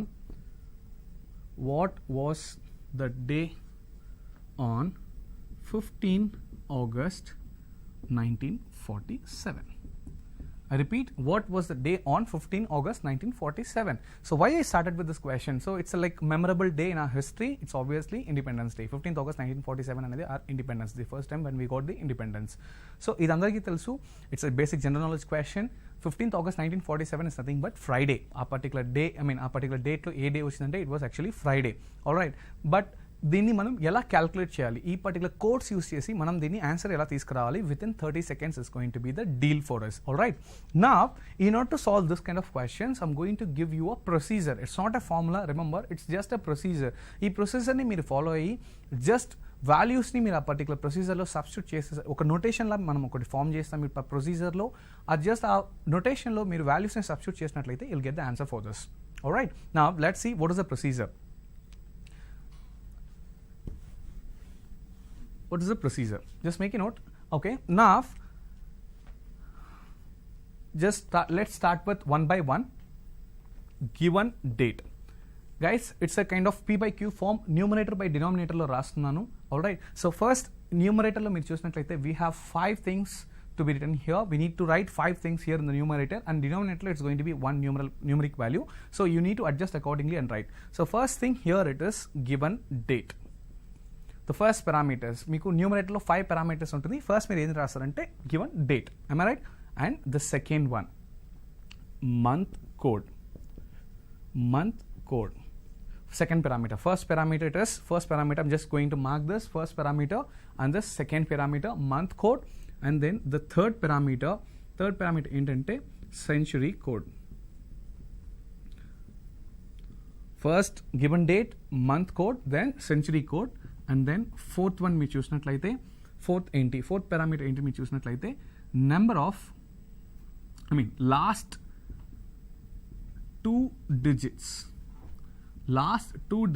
of the given year. Last 2 digits of the given year. And then what is the fifth parameter? It is so simple. Number of four multiples in the last 2 digits. Number of four multiples in the last 2 digits of the given year. I repeat the 5 parameters once again.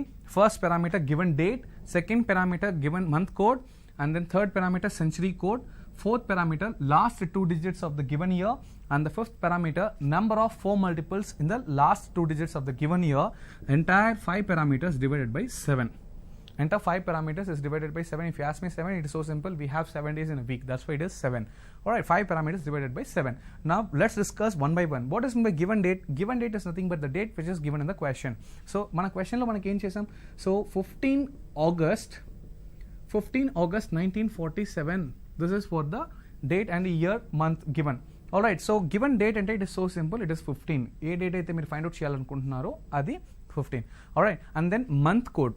See, month code, most probably we need to write our date format in this way, 15 August 1947. And just for you, it's a suggestion, guys. Whenever you write the date, so I can see most of the students, they write like 15/08/1947. This is the format we are using. So which is nothing but ఇది మీకు DDMMYY అనే format లో మనం follow అవుతున్నాం. DDMMYY. Alright, 1947 YYY or YYY. But make sure it is better if you write the date in such a way, just because see most of the companies where we are working with is nothing but American companies. This is the format which is followed by the Britain people. Now American format ante meeku American format ante meeku em vachestundante once again MMDDYY. So MMDDYY అనే format కూడా ఇప్పుడు మీ కంప్యూటర్స్లో కొన్ని electronic డివైజెస్లో చూసారు అంటే MMDDYY ఉంది, whereas we follow DDMMYY. So in order to avoid the conflicts, ఇది MMDDYY లేకపోతే DDMMYY, ఈ పర్టికులర్ కాన్ఫ్లిక్ట్ని మీరు అవాయిడ్ చేయడానికి it is better if you right the month with 3 letters first. Let's say for example ఇలా 15 it's nothing but the date and month, instead of writing month number 08, 07, 06 ని రాయడానికి బదులు it's better if you right August 1947. Alright, it's the best way to represent the date, 15 August 1947.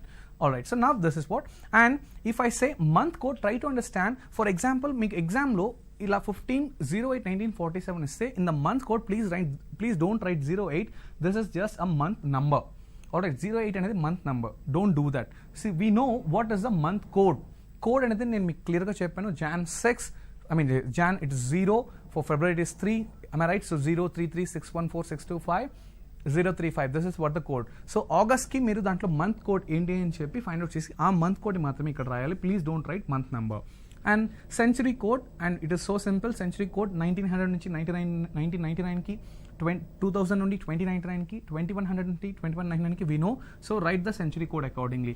And then the fourth parameter is last 2 digits of the given year. What are the last 2 digits of the given year? It is so simple. It is 47. So మీకు ఇచ్చిన ఇయర్లో last 2 digits మీరు note చేసుకుంటే సరిపోతుంది. And then finally number of 4 multiples in the last 2 digits of the given year. So ఈ last 2 digits of the given ఇయర్లో 4 multiples అంటే ఏంటి? So simple. Now let's take a number. For example 15 అనే ఒక number తీసుకున్నాం. ఈ 15 అనే నెంబర్లో 4 multiples ఎన్ని ఉన్నాయని నాకు తెలియాలి. 15 ఒక నెంబర్లో 4 multiples. So simple, I'm going to divide this 15 using 4. In such case it is 4 3s are 12. Am I right? 4 3s are 12 and the remaining 3. So here the quotient is nothing but 4 multiples. For example 15లో ఎన్ని 4 multiples ఉంటాయి అంటే 15 లోపల 4 అనేది ఒక 4 multiple, 8 అనేది ఒక 4 multiple, 12 అనేది ఒక 4 మల్టిపుల్. మీరు 16 వెళ్ళిపోయారంటే అది 15 ఎక్సీడ్ అయిపోతుంది. సో మల్టిపుల్స్ అనేది ఆ పర్టికులర్ నెంబర్ లోపల ఉండేవి. సో 15 లోపల మీకు ఎన్ని 4 మల్టిపుల్స్ ఉంటుందంటే 3 ఉంటుంది. ఫర్ ఎగ్జాంపుల్ ఇప్పుడు 45 అనే ఒక నెంబర్ తీసుకుందాం. ఈ 45 అనే నెంబర్లో 4 మల్టిపుల్స్ ఎన్ని ఉంటాయని మీరు చెక్ చేసినట్లయితే so simple, just divided by 4 and 4 11s are 44, remainder is 1. So what does it mean? 45లో 4 మల్టిపుల్స్ ఎన్ని ఉంటాయి అంటే 11 ఉంటుంది. It is easy to understand and identify 4 multiples in that particular number. Just divide it by 4 and just write down the quotient, which is nothing but the 4 multiples. Am I right? And the entire thing divided by 7. And then finally you'll get the answer. So let's see how this works. And remember the century codes, the day codes and the month codes and the procedure, whatever I said, you have to keep it all these things in your mind. Don't write anything on the paper during examination.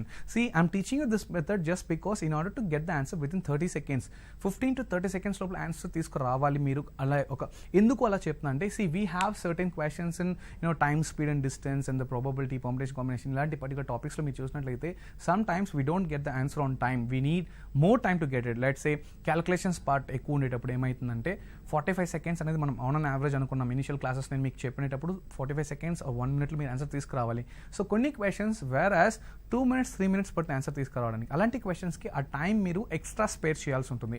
అలాంటి క్వశ్చన్స్కి మీరు extra spare చేయాలి అంటే ఈ calendars questions అన్ని మీరు ఏం చేయాలంటే 30 secondsలో 15 secondsలో క్లోజ్ చేసినట్లయితే మనకు కొంచెం టైం సేవ్ అవుతుంది. ఆ టైం సేవ్ అయిన టైంని మనం వేరే టఫ్ అయిన టాపిక్స్కి క్వశ్చన్స్కి యూజ్ చేసుకోవచ్చు.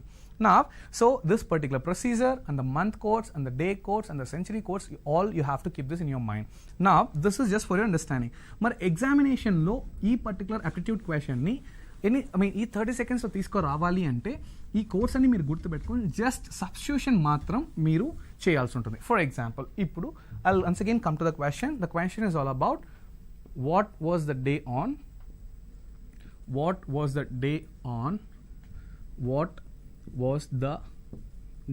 on 15 August 1947. What was the day on 15 August 1947? So simple. Now I'm just going to write the procedure here. Procedure manku already telusu. I'm just going to substitute the values. First thing I said given date. Fantastic. Given date is 15. And then plus month code. So August, so I told you it is 033614625 We know August is the 8th month. So 1, 2, 3, 4, 5, 6, 7, 8. So the code for August is nothing but 2. Avuna? So it is 02 or 2, however the way you want. Plus century code. So it is so simple. I told you it is 1900 to 1999. The code is 0. Am I right? So go with 0. Code is 0. Plus now 1947 అన్నాను కదా. So for last 2 digits ఏమవుతుంది 47 plus and then what number of 4 multiples in 47. 4 multiples in 47 మీరు ఏం చేస్తారు? Just divide 47 using 4. So it is obviously 11s. am I right? So it is 11 and so it is 44 and then 3. So how many?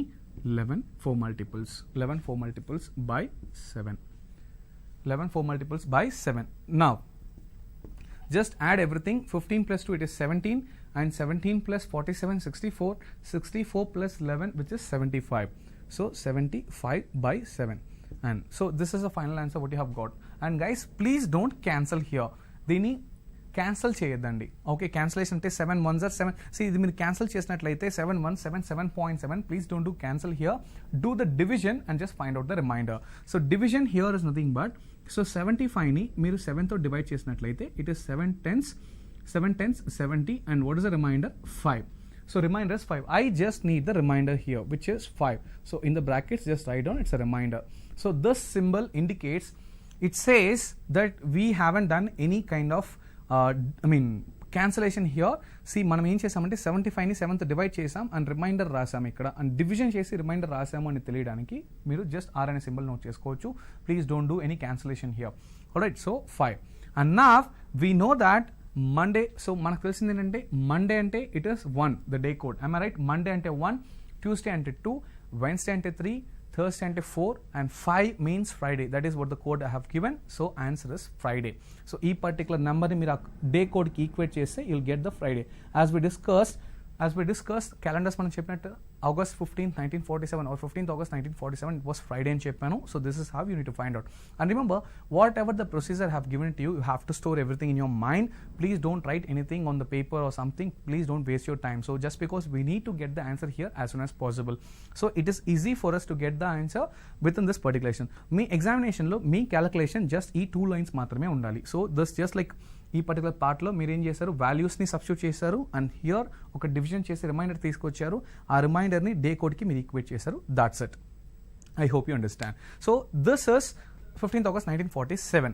ఇది ఒక basic question. But what happens if it's a leap year? That's the condition. Alright, now I'll tell you a procedure which you need to follow once again. So leap year లేదు కాబట్టి problem లేదు. Leap year వస్తే ఏం చేయాలి ఇలాంటి మెథడ్లో? It is so simple, just a small logic which you need to find out.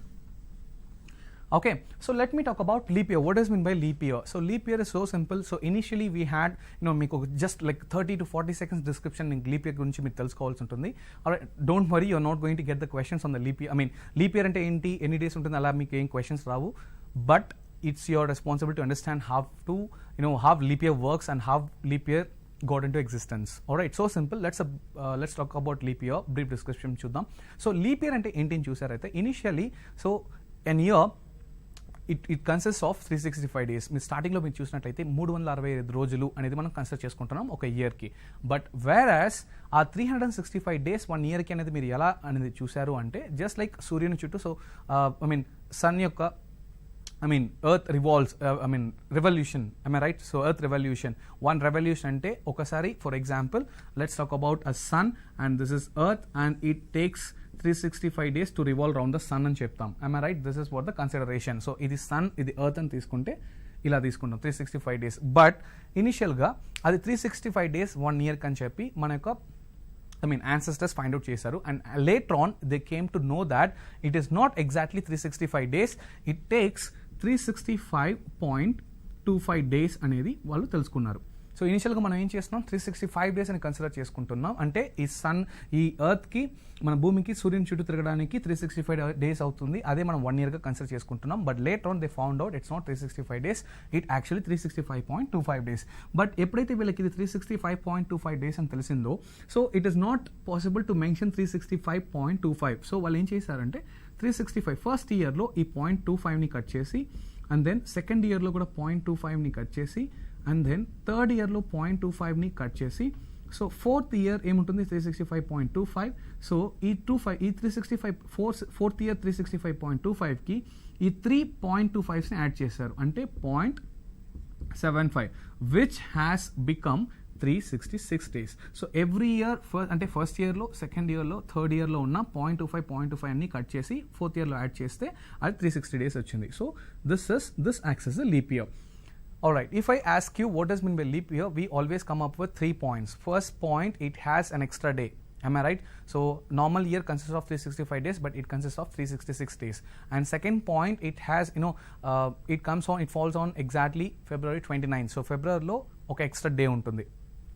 And third point మీరు చూసినట్లయితే it comes only once in 4 years. So this is the reason behind that, basic reason. So now it is 365.25 అనేది cut చేసి first ఇయర్లో, second ఇయర్లో, third ఇయర్లో, fourth ఇయర్లో add చేశారు, which has become 366 days. నా so I hope you understand how leap year works. నా let's say మన ప్రాబ్లమ్స్ లీప్ ఇయర్ వస్తే ఎలా హ్యాండిల్ చేయాలి, అసలు ఈ క్వశ్చన్ ఎలా హ్యాండిల్ చేయాలంటే, so remember when ever you get the date, let's say for example 15th August 1947, ఇదే క్వశ్చన్ తీసుకున్నాం ఎగ్జాంపుల్గా. ఈ 15th August 1947 వచ్చినప్పుడు మీరు చెక్ చేయాల్సింది ఏంటంటే లీప్ ఇయర్ కండిషన్ చెక్ చేయాలి. Remember, leap year condition check చేయాలి. So leap year condition no అయినప్పుడు, రిమెంబర్ లీప్ ఇయర్ నో అయినప్పుడు, సో రెగ్యులర్ మెథడ్.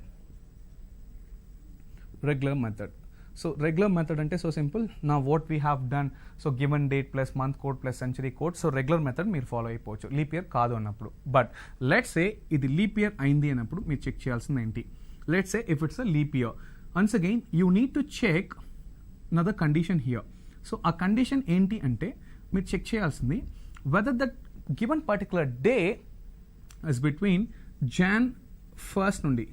జనవరి 1st నుండి ఫెబ్ 29 లోపల ఉందా ఆ పర్టికులర్ డేట్ అనేది, Jan 21st నుండి February 29th లోపల ఉందా, లేదు మార్చ్ 1st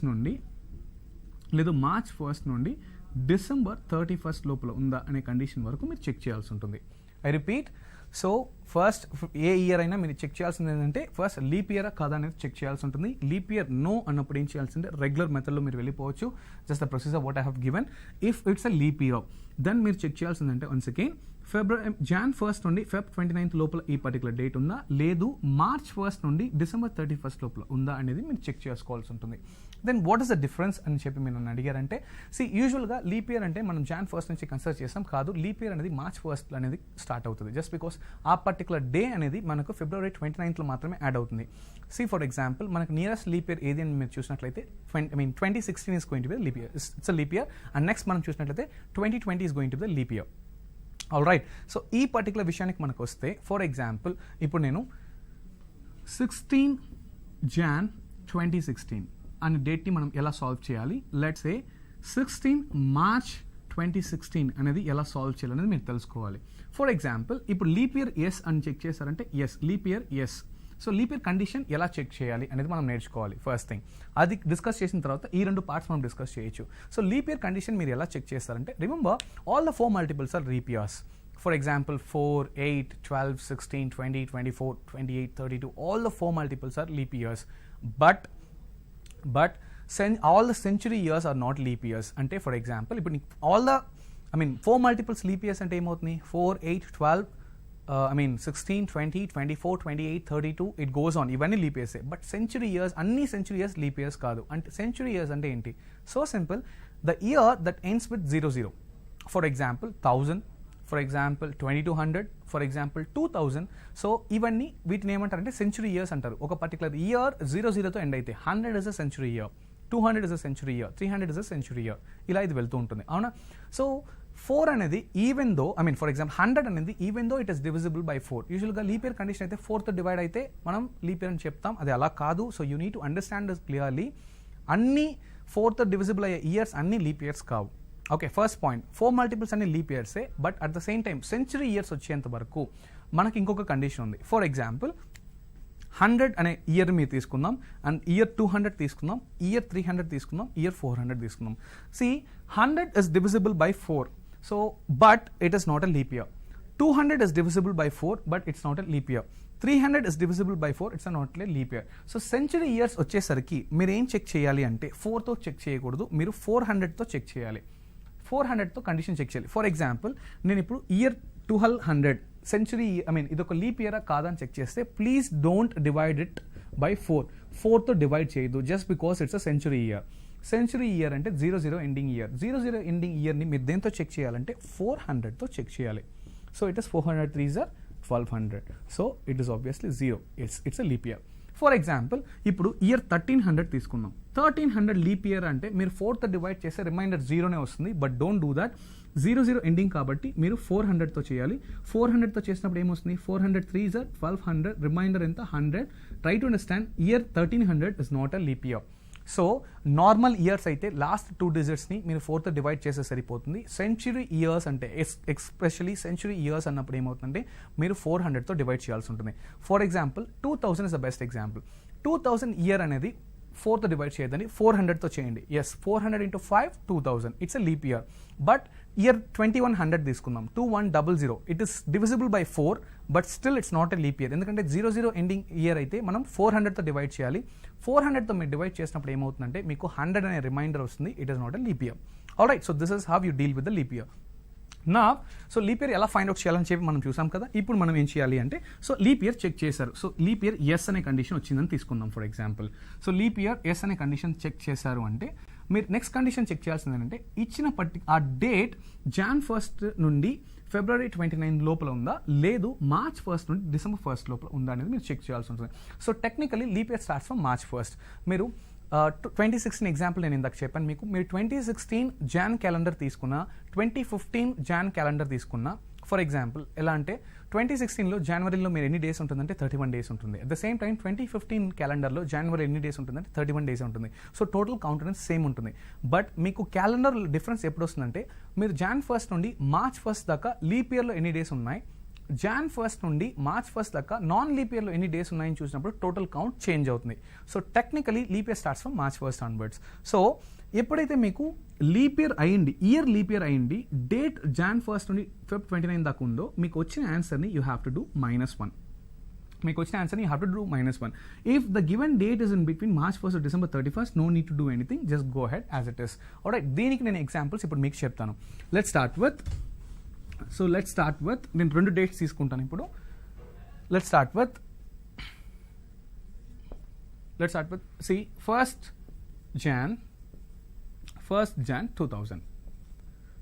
Jan 2000 తీసుకుందాం.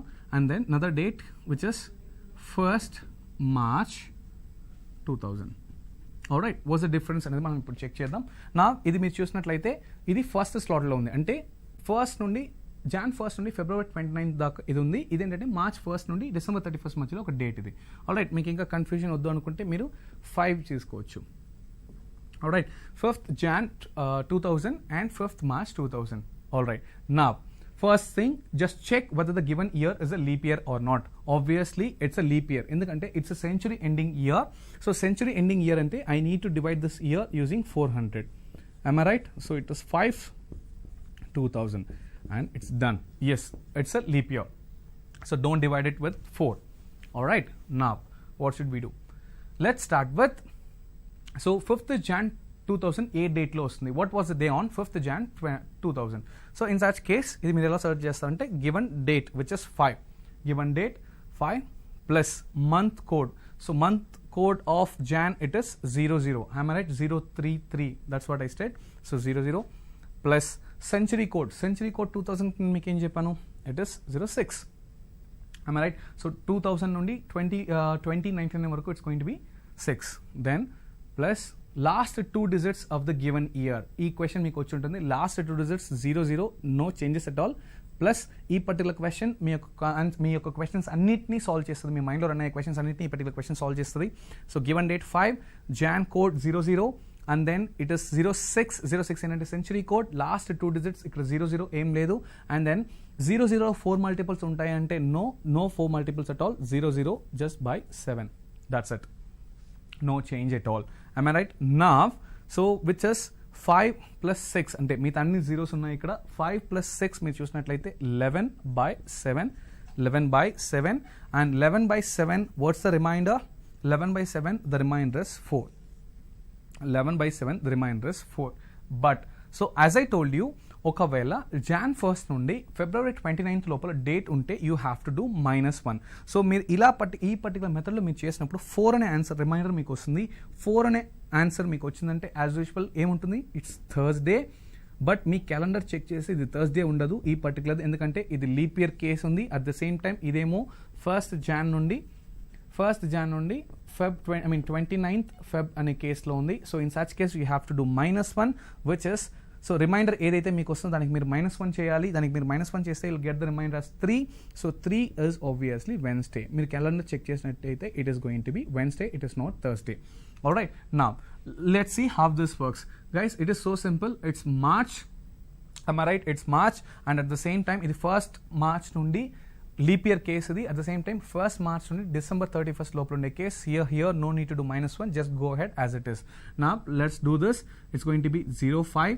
So 05 is the given date and March obviously 0336. And what is the March? It is 3. The code is 3. Am I right? For March it is code 3 plus century, same thing here. Century code it is 06 plus last 2 digits 00 plus last 2, number of 4 multiples in the last 2 digits of given year, it is 00 by 7. Now just add all the things here. 5 plus 3 it is 8. And obviously 5 plus 3 it is 8 and 8 plus 6 it is 14. So 14/7 and the answer is here reminder is 0 means Sunday. No need to change anything. Please don't do -1 here just because it's a leap year condition and leap year condition లో ఇది మీరు చూసినట్లయితే మన second slot లో ఉంది, అంటే 1st March నుండి December 31st March లోపల ఉంది కాబట్టి don't do -1, just leave as it is. So Sunday's answer. Alright, so from this what I'm trying to say is, first starting లో మీరు చెక్ చేయాల్సింది ఏంటంటే లీప్ ఇయరా కాదా. లీప్ ఇయర్ అయింది అంటే, లీప్ ఇయర్ కాలేదు అంటే no need to do anything, just follow the procedure whatever I said. So given date plus century code plus month code plus last 2 digits of the given year plus a number of 4 multiples in the last 2 digits of the given year by 7. Whatever the remainder you get, just convert into day and then put the answer. Now, if it's a leap year, you need to check one thing. A leap year ఏంటంటే first year మీరు check చేసేటప్పుడు century year కాదు అంటే just divided by 4 and just check. If it's a century year last 2 digits 00 అయింది అంటే you have to divided by 400 and you need to understand whether it's a leap year or not. So 2000 కాబట్టి I've divided by 400 and I know it's a leap year. Fantastic. So leap year నేను తెలుసుకున్న తర్వాత నేను check చేయాల్సిన condition ఏంటంటే 1st January నుండి February 29th వరకు ఉందా డేట్స్, లేదంటే 1st March నుండి December 31st వరకు ఉందా అని చెప్పి. So here in this case I know it's 1st January to 29th February మధ్యలో ఉంది కాబట్టి definitely whatever the reminder I get I need to subtract my 1 from that so that I'll get the answer. If it is from 1st March to December 31st, no need to change any, just proceed as it is. Alright, I hope you understand how this works. Now the next question, the next concept, calendars లోనే ఇంకో కొన్ని 2-3 చిన్న concepts ఉన్నాయి which you need to find out. Let's see, today is actually today is Tuesday, but today is Monday. See, don't ask me, sir, today is not Monday, but just for an assumption, my exam style vastundi, today is Monday. So what will be the day after today is Monday, full stop. What will be the day after, let's say 40 days. What will be the day after 40 days? Okay, today is Monday. What will be the day after 40 days? It is so simple. See, today Monday, 40 days తర్వాత ఏంటి అంటే, in the sense count down ఈ రోజు నుంచే start అవుతుంది. Monday అనేది 1, Tuesday అనేది 2, ఇలా వెళ్తుంది. 40 days తర్వాత ఏంటి అని. సో రిమెంబర్ ఆఫ్టర్ 40 days అంటే remember they are asking 41st day. 40th day మీరు ఫైండ్ అవుట్ చేయాల్సిన అవసరం లేదు, 41st day మాత్రమే మీరు ఫైండ్ అవుట్ చేయాల్సి ఉంటుంది. ఆల్రైట్, సో ఆఫ్టర్ 40 days అంటే 41st day ఏమొస్తుందని చెప్పి. In such case it is so simple. So just write down 40 and we know that 1 week 7 days. For example, ee roju Monday ante after 7 days it's going to be Monday once again. So ee roju Tuesday ante after 7 days. So 7 days tarvata days anedi meeku repeat avutundi. For example, day 1 anedi Monday ante day 8 anedi kuda Monday vastundi.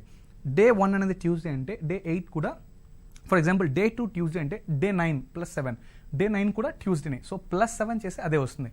In such case 740. So 7 excuse me, so 7 5s are 35. So what's the remainder here? 5. So if you observe, remainder enta 5 kada. So Monday మనం start చేసాం count down. So Monday day 1 అంటే day 1 Monday. So day 2 ఏమవుతుంది? It is Tuesday. Day 3 ఏమవుతుంది? It is Wednesday. Day 4 ఏమవుతుంది? Thursday. Day 5 ఏమవుతుంది? Friday. And this is the answer. So 5 వచ్చింది కాబట్టి just relate it to day 5. Alright, I'll repeat it one more question. It's very simple logic. Let's say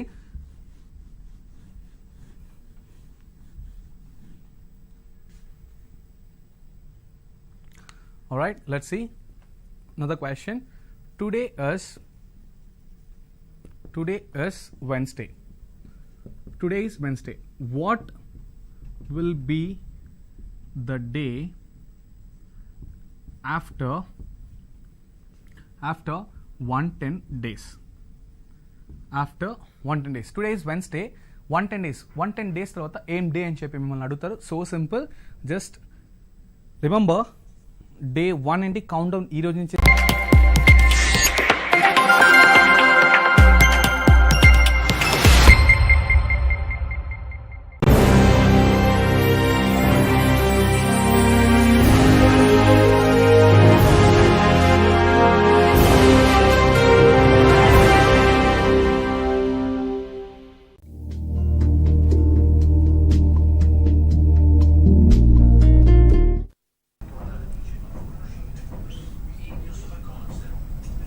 Welcome to Web Technologies training program.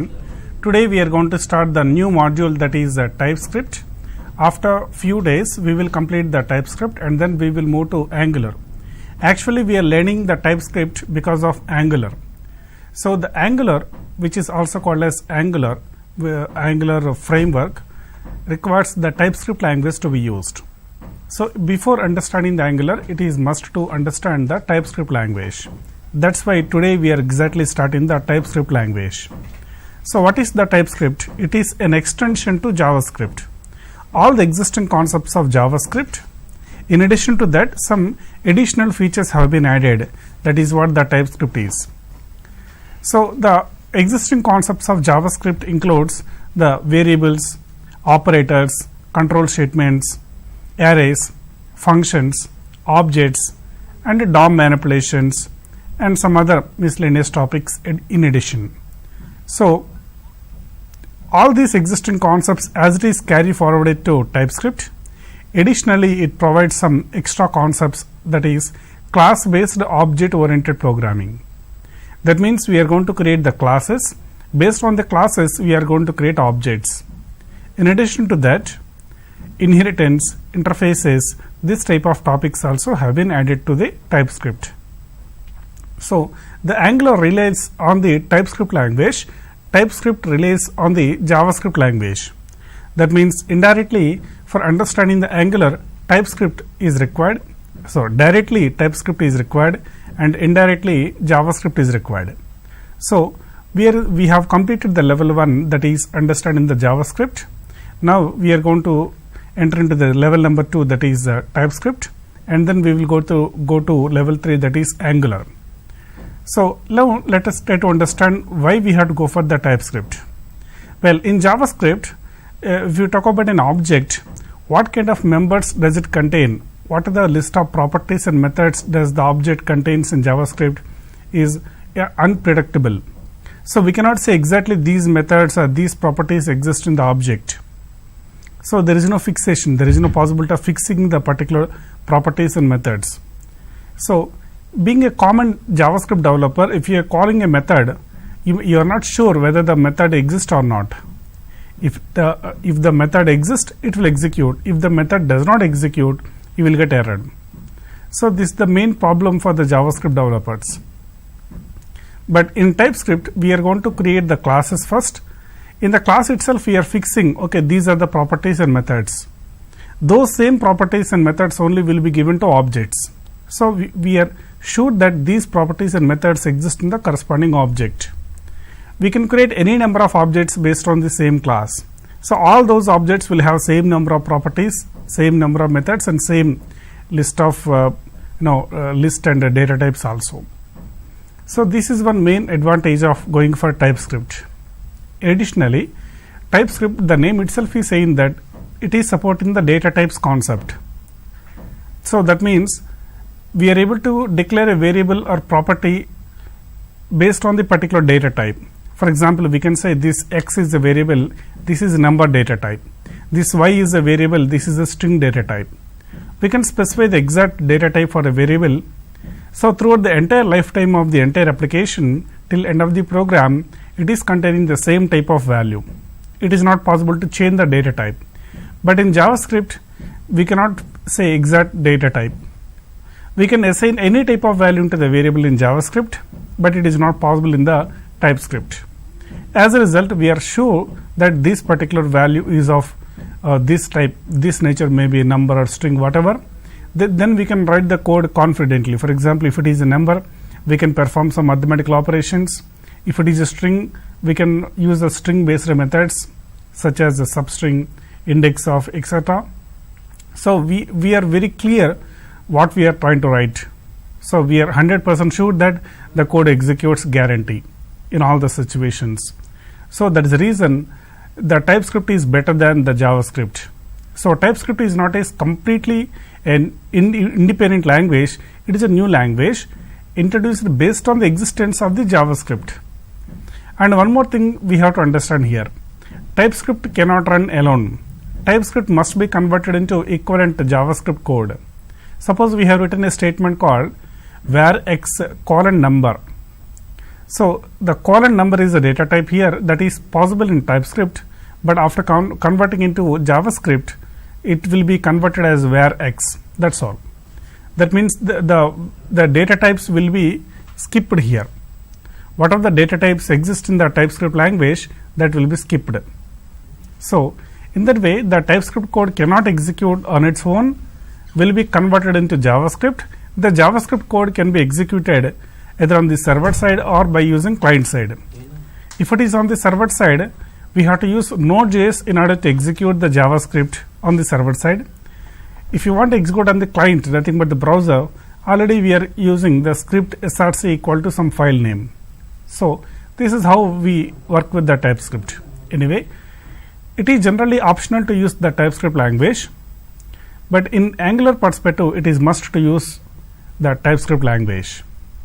So that's all. Now let us enter into the practical development of the TypeScript. So let's get started. First we have to go to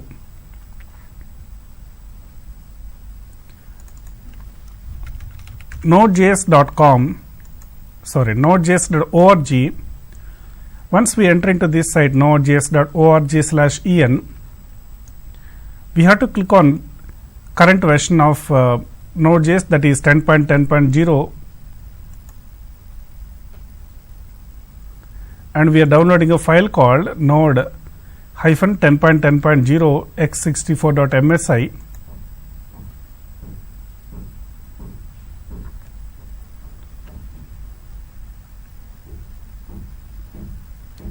So meanwhile, let me explain the reason why we are going to install Node.js. So the reason why we are going to install Node.js, there are two reasons. One is to install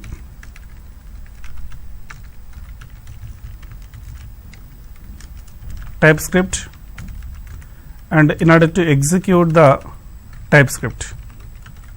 These two are the main reasons why we are going to install Node.js in our machine now. So why we require to install the Node.js in order to work with the TypeScript? The reason, the TypeScript itself is available as a npm package. Npm package can be downloaded only through Node.js. So you must be having Node.js installed on your machine in order to work with a package manager tool called npm, and npm is the only way to install the TypeScript on your machine. So that is the reason first we have to install Node.js, and then we have to install TypeScript through npm. When npm is available on your machine, only after installing Node.js. So that is the reason why we are installing the Node.js. That is the first reason. The second reason, meanwhile let me click on this next button, check the checkbox I accept the terms in the license agreement, click on next, keep the default path as it is, click on next and click on next. So no need of changing any settings, directly we are able to click next kind of installation.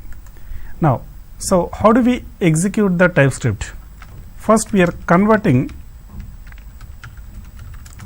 TypeScript to JavaScript, then we are executing TypeScript on server. So in order to execute the JavaScript, in order to execute the JavaScript on the server, we require the Node.js.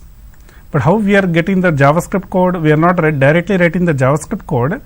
We are basically writing the TypeScript, but TypeScript is being converted into JavaScript, and JavaScript is being executed on the server. So these two are the reasons why we are going to install the Node.js in our machine. One is to install the TypeScript, other one is to execute the TypeScript program on your machine. Now let's try to understand what are the common topics between the the TypeScript and the JavaScript. So JavaScript and TypeScript, the common topics. One is the variables, operators, control statements, arrays, functions, objects. These are the common topics between the JavaScript and TypeScript language. Let's click on yes in the security control warning. Right. So these are the main common topics between JavaScript and TypeScript. But here, in addition to these regular objects that we have already created, that means in addition to the JavaScript objects, we have TypeScript additional topics. TS means TypeScript. So the first one, the classes. Second one, objects based on classes. We are able to create a class. Based on the class, we are able to create objects. And also inheritance, interfaces, and also the modules. These are the main topics that are available in TypeScript. So these topics are needs to be learned for a developer in order to enter into the Angular. So now let's understand what is a class. A class is a model of objects. So what kind of members we are going to create inside the object that we can define by using a model. So let's understand these classes versus objects in detail. Now if you take any real physical item that is an object, for example, you are yourself is an object, your room is an object, your phone is an object, your laptop is an object. Everything, every physical thing is an object that has a specific list of properties and methods, whereas properties are the details, methods are the operations that can be based on that can be done based on that. But here the role of the classes is, classes define the commonalities of all the objects. For example, I am an object, you are an object. Both are individual lives, but I can see, you can see. I can write, you can write. I can read, you can read. So these are the commonalities. The commonalities of all the objects have been defined by the class. So here, class person is a class here, and I am a person, so I am an object. You are another person, so you are another object. For example, city is a class, Hyderabad is one object, and Bangalore is another object. So any physical item, any real item is object, its a type is a class. So here, how to create the class is, we have to create the class by using the class keyword. First we have to mention the class keyword in order to create the class. That means we are saying that, hey compiler, we are going to create a class. Then followed by, we have to provide the name of the class. Then inside the class braces, we have to provide the list of properties and methods that you are willing to have in the objects. Many people think that class is a collection of properties and methods, but in fact, object is a collection of properties and methods. Class just tell the list of properties and methods which are commonly applicable for all the objects of a same type. For example, all the students are having which properties, which methods, that is defined by the student class. Which properties, which methods available in all the employee objects, defined by employee class. The commonalities can be provided by the class, but the class doesn't point to a fixed particular physical item. For example, the student class doesn't point out a specific student. The specific student can be pointed out based on the object. Object represents a physical item, class is a model of that. Let us see practically how to create the classes. So in order to create the class, we have to provide a class, class name. Inside the class, we are going to define the properties and methods. So first we are saying that it's a class. Then we have to provide a name of the class. The class name can be anything. Inside that, we are trying to have the properties and methods. Right. So what is a property? Property is a variable that is a part of object. Variable inside the object is a property. Properties are used to store details about the objects. Properties are the details about the object. Syntax to declare a property is, first we have to provide the access modifier, data type, then property name. No, first property name, colon, and then we have to provide the data type. Okay, meanwhile the Node.js installation finished. It is saying Node.js successfully installed. So finish. Okay, let's come back. So here the access modifier is nothing but access specifier, which specifies where we can access this member, either private or public or protected. Access modifier specifies access permissions. We have 3: private, public and protected. Either of these we can provide here. And then this property name can be anything. We can provide any name, for example XYZ. The data type can be anything. For example, you can give number, string, anything. List of data types in TypeScript. That is, for all the numbers, number data type. For all the string values, string data type. Boolean, object, any. Okay, these are the main list of data types in TypeScript. So we can give any data type here, any property name and any access modifier.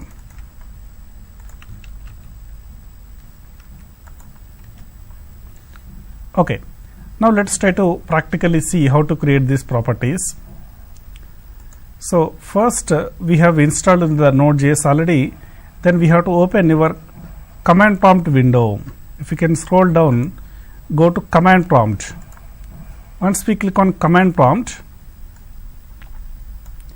here is the prompt C:users Harsha. Here Harsha is nothing but my username. So in your system it will show your username. So whatever it is, just I have to install TypeScript package. In order to install TypeScript, just we have to provide npm install TypeScript. But I want to install globally. So that's why I'm providing -g npm. Hey Node.js package manager, install a package for me. What is the name of the package? TypeScript. Globally I want to install. So within a few seconds the package will be downloaded from internet and will be installed on your local machine. Okay, it is on the progress. Now the TypeScript package has been installed globally on your machine. Here globally means from any directory, from any folder, you will be able to access your package, not only from the current working folder. And it is recommended to create a new folder for TypeScript. So I just go to C:new folder. Name of the folder is TypeScript. I'm going to store all the TypeScript programs in the same folder, that is C:TypeScript folder. So once we have this,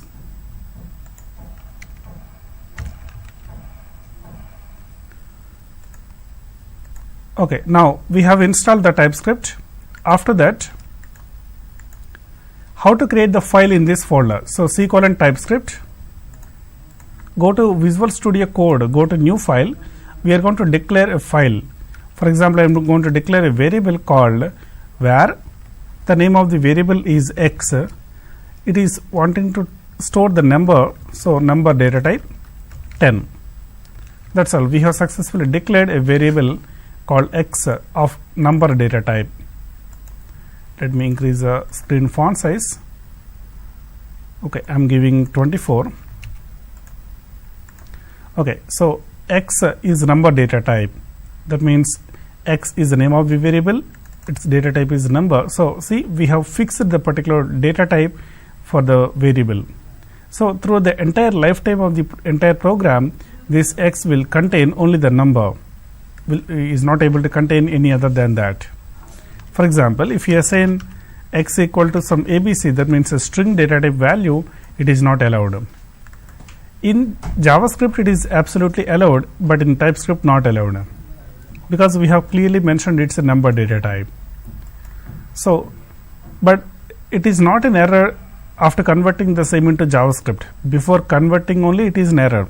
After converting into JavaScript it is not at all an error. Okay, let me save this. Colon TypeScript file name first.html, sorry, not HTML, .ts we have to provide. File extension should be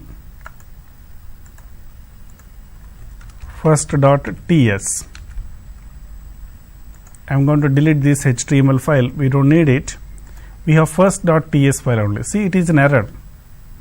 ABC cannot be assigned to a value of a string data type. It must be a number. But we are able to read the value any number of times. Just I am printing the value twice.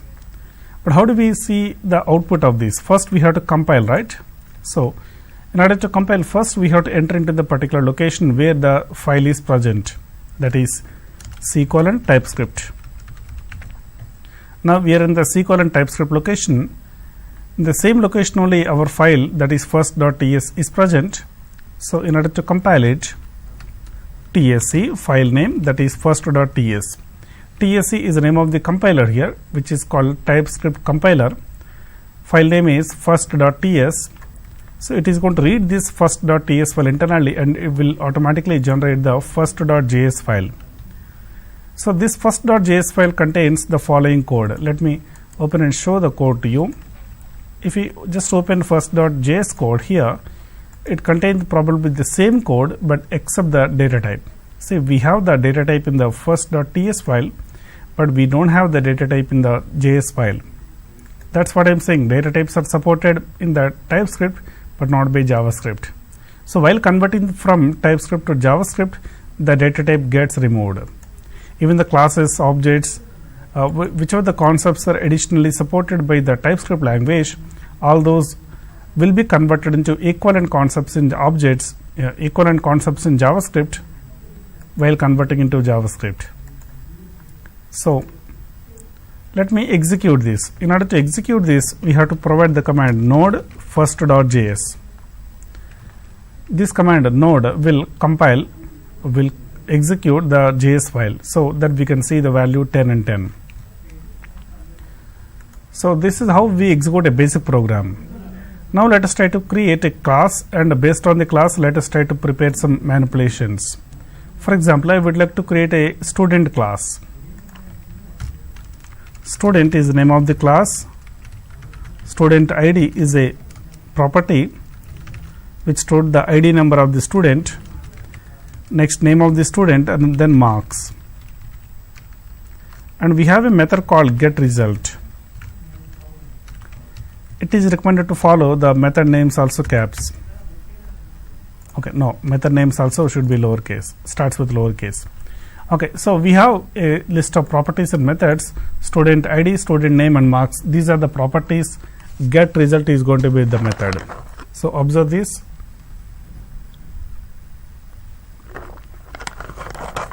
It has 3 properties and 1 method.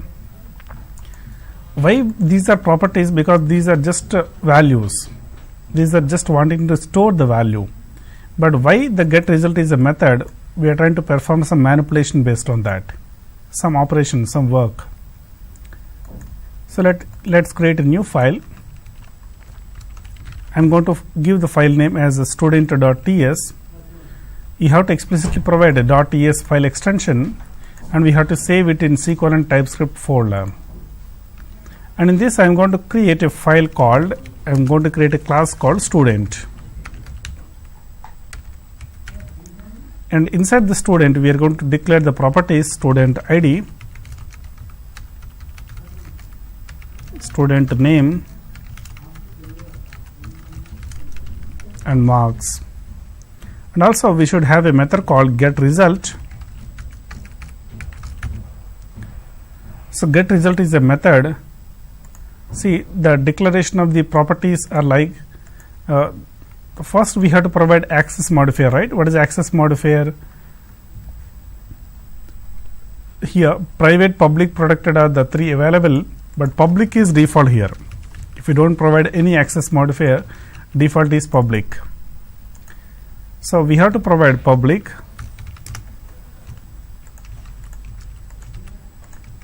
It is optional. If you don't provide also, it is by default treated as a public.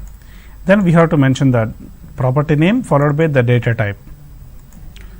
So we can use the data types called number, string, boolean, object, any. So if you want to store an object of a particular class, we can provide object, or we can use the name of the class also as a data type. Then remaining we can understand string is a string collection of characters, boolean is true or false, any means any type of value, even can be used for storing object literals inside the properties. Now get result is the name of the method which is calculating the marks and finding out the result. Assume some values have been filled by the student.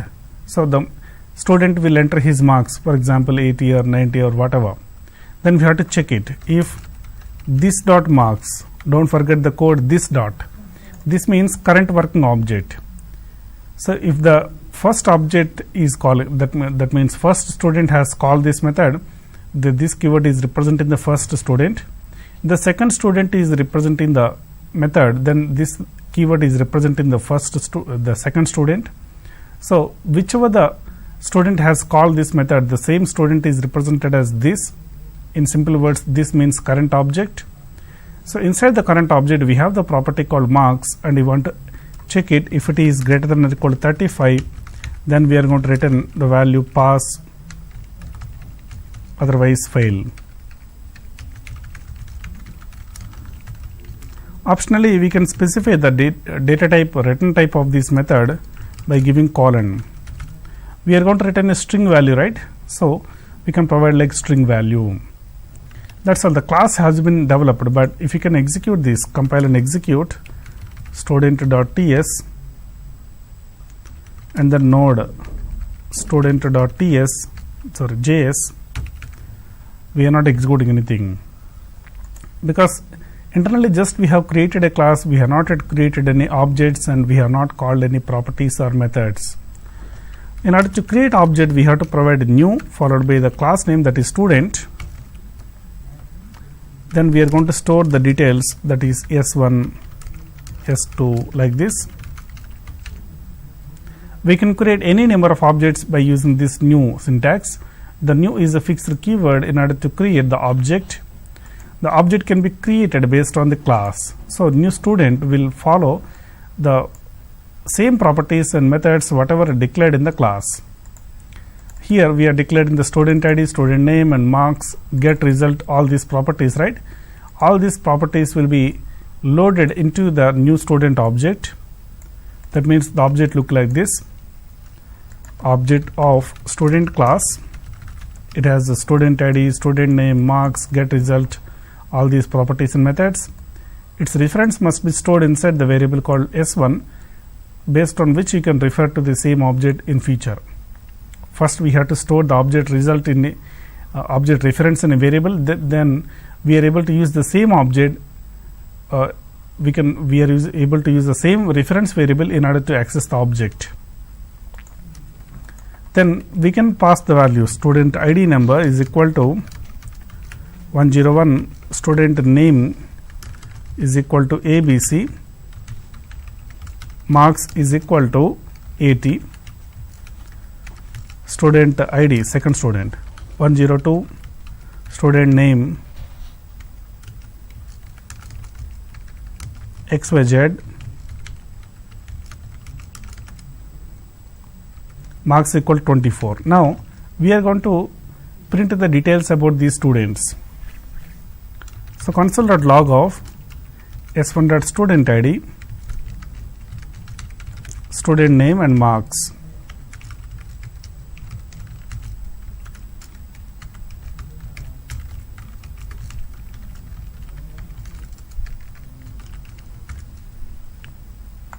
Okay. I'm going to print a separate line just for understanding, and I'm printing the second student details. So now just compile tsc student.ts node student.js. Then we are getting the details about the student, that is the first student details and second student details, whereas first student is pass, second student is fail. So overall, have a look at once. So class student, that means we are going to create a class called student. Inside the class, we are going to create the properties and methods. Student ID, student name, marks are the properties. Get result is the method. Then we have the set of properties and methods here. We have assigned the values into the properties, and then we are calling the same properties and same methods. Okay, but instead of repeatedly writing the same code for initializing the values for every object, we are able to use the common place, that is the constructor. So let's understand what is constructor. A constructor is a special type of method of the class. A constructor is used to initialize the data of the object. When an object is born, somebody has to initialize it. Somebody has to store some initial values in the respective properties. It is like, for example, you have purchased an empty hard disk. 1 TB hard disk is there, so there is no data inside it by default. We have to initialize it. We have to store some data inside it. We have to load some data inside it. To load the data into the object, we have to use the constructor. So construct is a special function. The name of the constructor should be constructor. It's a fixed name, constructor. Irrespective of the class name, the constructor name should be constructor. And ID by default it is always public. Constructor can receive arguments but cannot return the value. Generally, a constructor receives some arguments and initialize those values in the respective properties. So let's write the constructor to the same program. So here I am writing a constructor.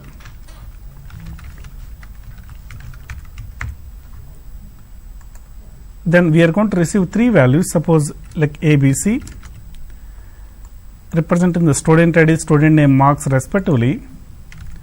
Then I am going to assign A into the student ID, that is this dot student ID is equal to A, this dot student name is equal to B, marks is equal to C. We have received three values and assign the same into respective properties, student ID, student name and marks. Then while creating the object, you must pass the values in the brackets. Which of the values you have passed in these brackets, those values will be received by the respective constructor, because new means creating object. As soon as we have created object, automatically the corresponding constructor will execute. For all the objects, same constructor will execute. It's not a one constructor for one object, other constructor for another object. For any object of the same class, the same constructor will execute. That's why the constructor is like a common place where you can write the initialization logic of all the objects one by one. But you must pass the values. Which of the values we are trying to assign below, those values you are directly providing. We have given 101, ABC and AT.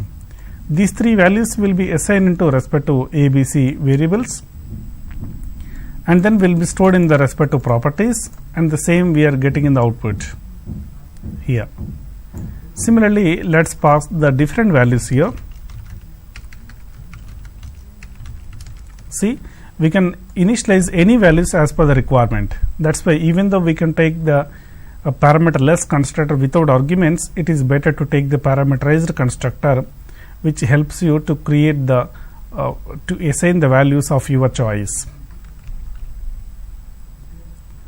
Now execute this program. First we have to compile by giving the tsc student.ts. Then we have to execute this node student.ts. Then we are getting the particular file.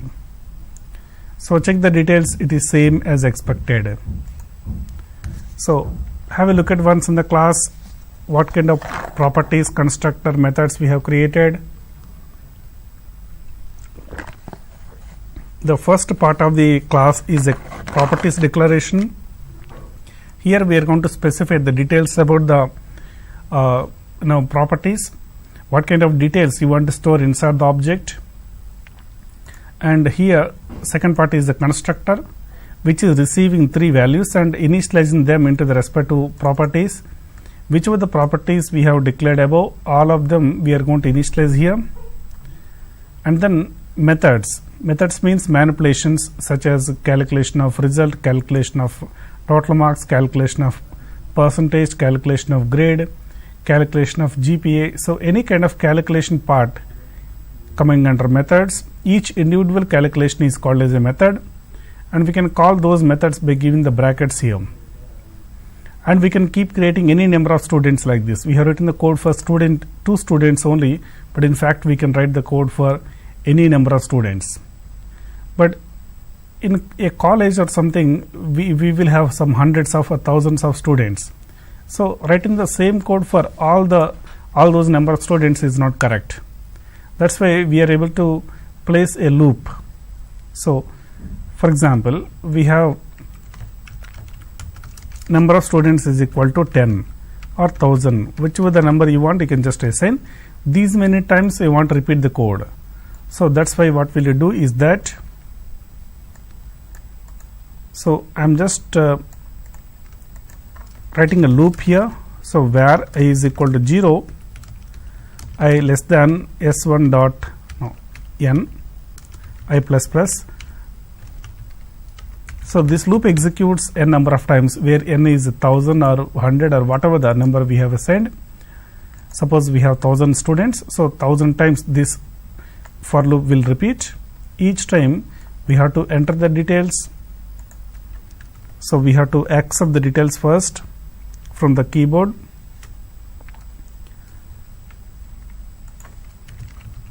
Like this, and then we are going to print it.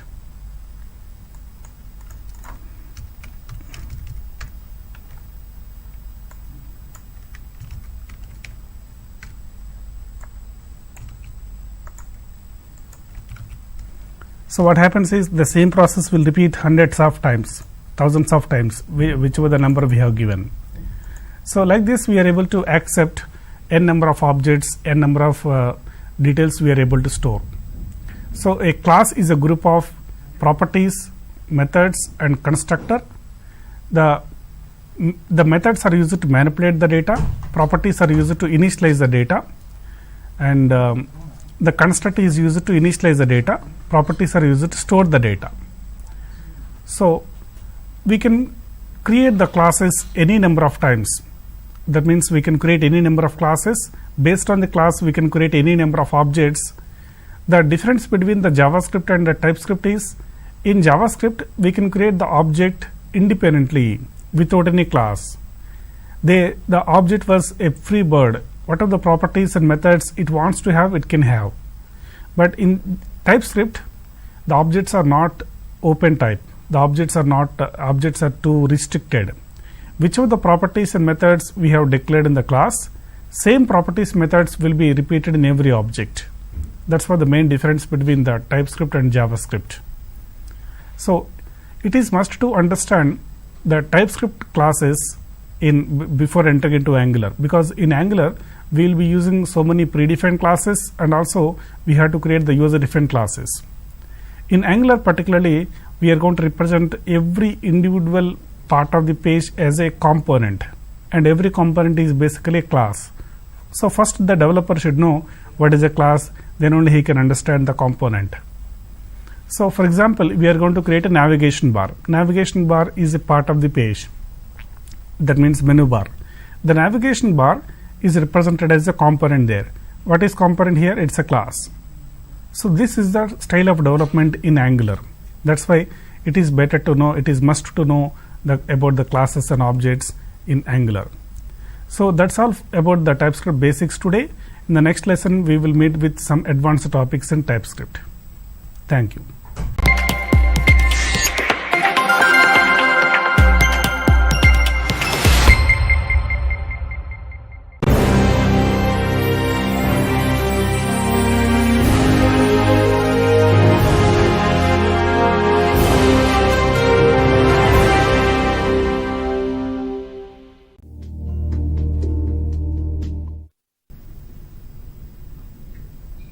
Good afternoon, students. In the today's lesson, we are going to understand TypeScript interfaces, inheritance, and modules. If you recollect the last class, we have seen what is TypeScript and why we have to go for the TypeScript. What is TypeScript? TypeScript is an extensive language of JavaScript. That means what are the features we have in JavaScript, same features we are going to continue in the TypeScript. In addition to that, TypeScript provides some additional features. What are the main topics of TypeScript? Class-based object-oriented programming, interfaces, inheritance, and modules are the main important topics of the TypeScript. So in the last class, we have seen how to work with the TypeScript. That means how to create a simple program in TypeScript, how to compile it, how to execute it, and also how to work with the classes and objects of TypeScript. Coming to the today's lesson, we are going to understand about the interfaces, modules, and the inheritance. So first let me explain about the inheritance. Inheritance is one of the important object-oriented programming feature. Inheritance means the process of creating a class based on another class. The process of extending the existing class by creating a new class. The process of copying all the members of the parent into the child class. Here we have to use two types of classes, parent class and the child class. The parent class contains some properties and methods. These properties and methods of the parent will be automatically carried forwarded to the child class. For example, we have class A and class B. Class A has two members, ABC and XYZ. The class B by default contains these members. In addition to those two members, the class B can have additional extra properties and extra methods. So what are the existing properties, methods we have in class A will be automatically carried forward to the class B, because class A is a parent, class B is a child. All the members of parent will be automatically given to the child. Additionally, some extra members can be added. So in case if you create an object for the parent class, only the parent properties, parent methods can be accessible. If you create object for the child class, we can access the parent members and child members. So the same child class object is able to access both the members. So in that way, it is a concept of reusability also. Like we are going to reuse the parent members in the child.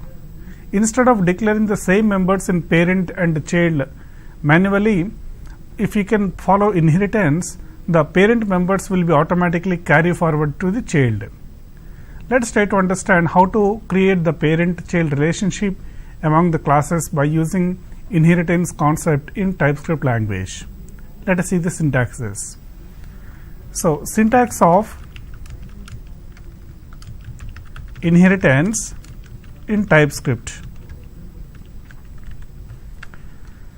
The first step is create a parent class,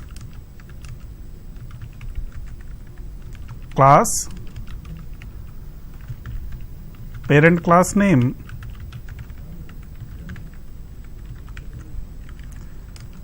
so in the parent class we need not follow any special syntax. The normal regular syntax is quite enough for us. Class name is quite enough for us. We are going to create a child class. So class, child class name. This child class should be the child of the corresponding parent. I want to specify that this is a parent, this is a child. But as of now, both are individual classes. Nothing is parent, nothing is child as of now. How do we make this as a parent? How do we make this class as a child? We have to add a keyword called extends keyword. Extends followed by the parent class name. So that means we are saying that this is the name of the child class which extends, which enhances, which inherits from a predefined an existing parent class, that is the parent class here.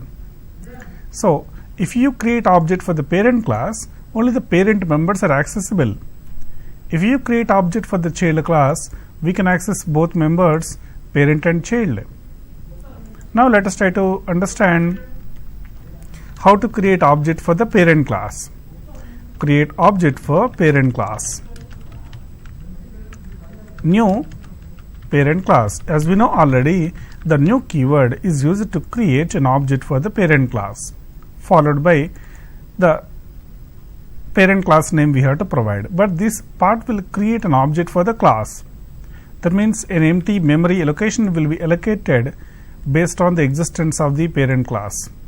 What are the properties, methods we have declared in the parent class, those properties, methods will be exist in the object. Now we have to store this object reference inside a variable that is called reference variable. This variable is going to be the reference of this particular object, because this variable consists of some address that points to the particular object.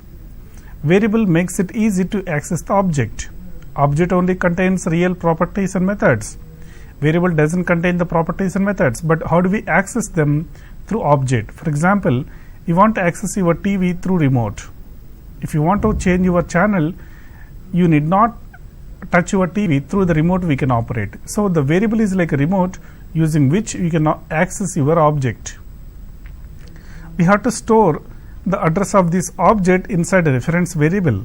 So where reference variable name is equal to new parent class name. But using this particular reference variable, we can access this object, and through that object we are able to access only the parent member. Here parent member means either parent property or parent method. But if you create object for the child class, we can access both members. See, we are going to create an object for child class. Then through that reference variable, we can access parent member as well as child member too. So we are able to access the parent member and the child member through the same reference variable, because this reference variable holds an object of the child class. So the fundamental rule of the child class is that it is eligible to access the parent members too. It is the right of the child class object. So let me show a practical example. How do we apply the inheritance in the real world? So let me take an example of person versus student. Here person is a parent class, student is a child class, because every student is a person, but every person is not a student. So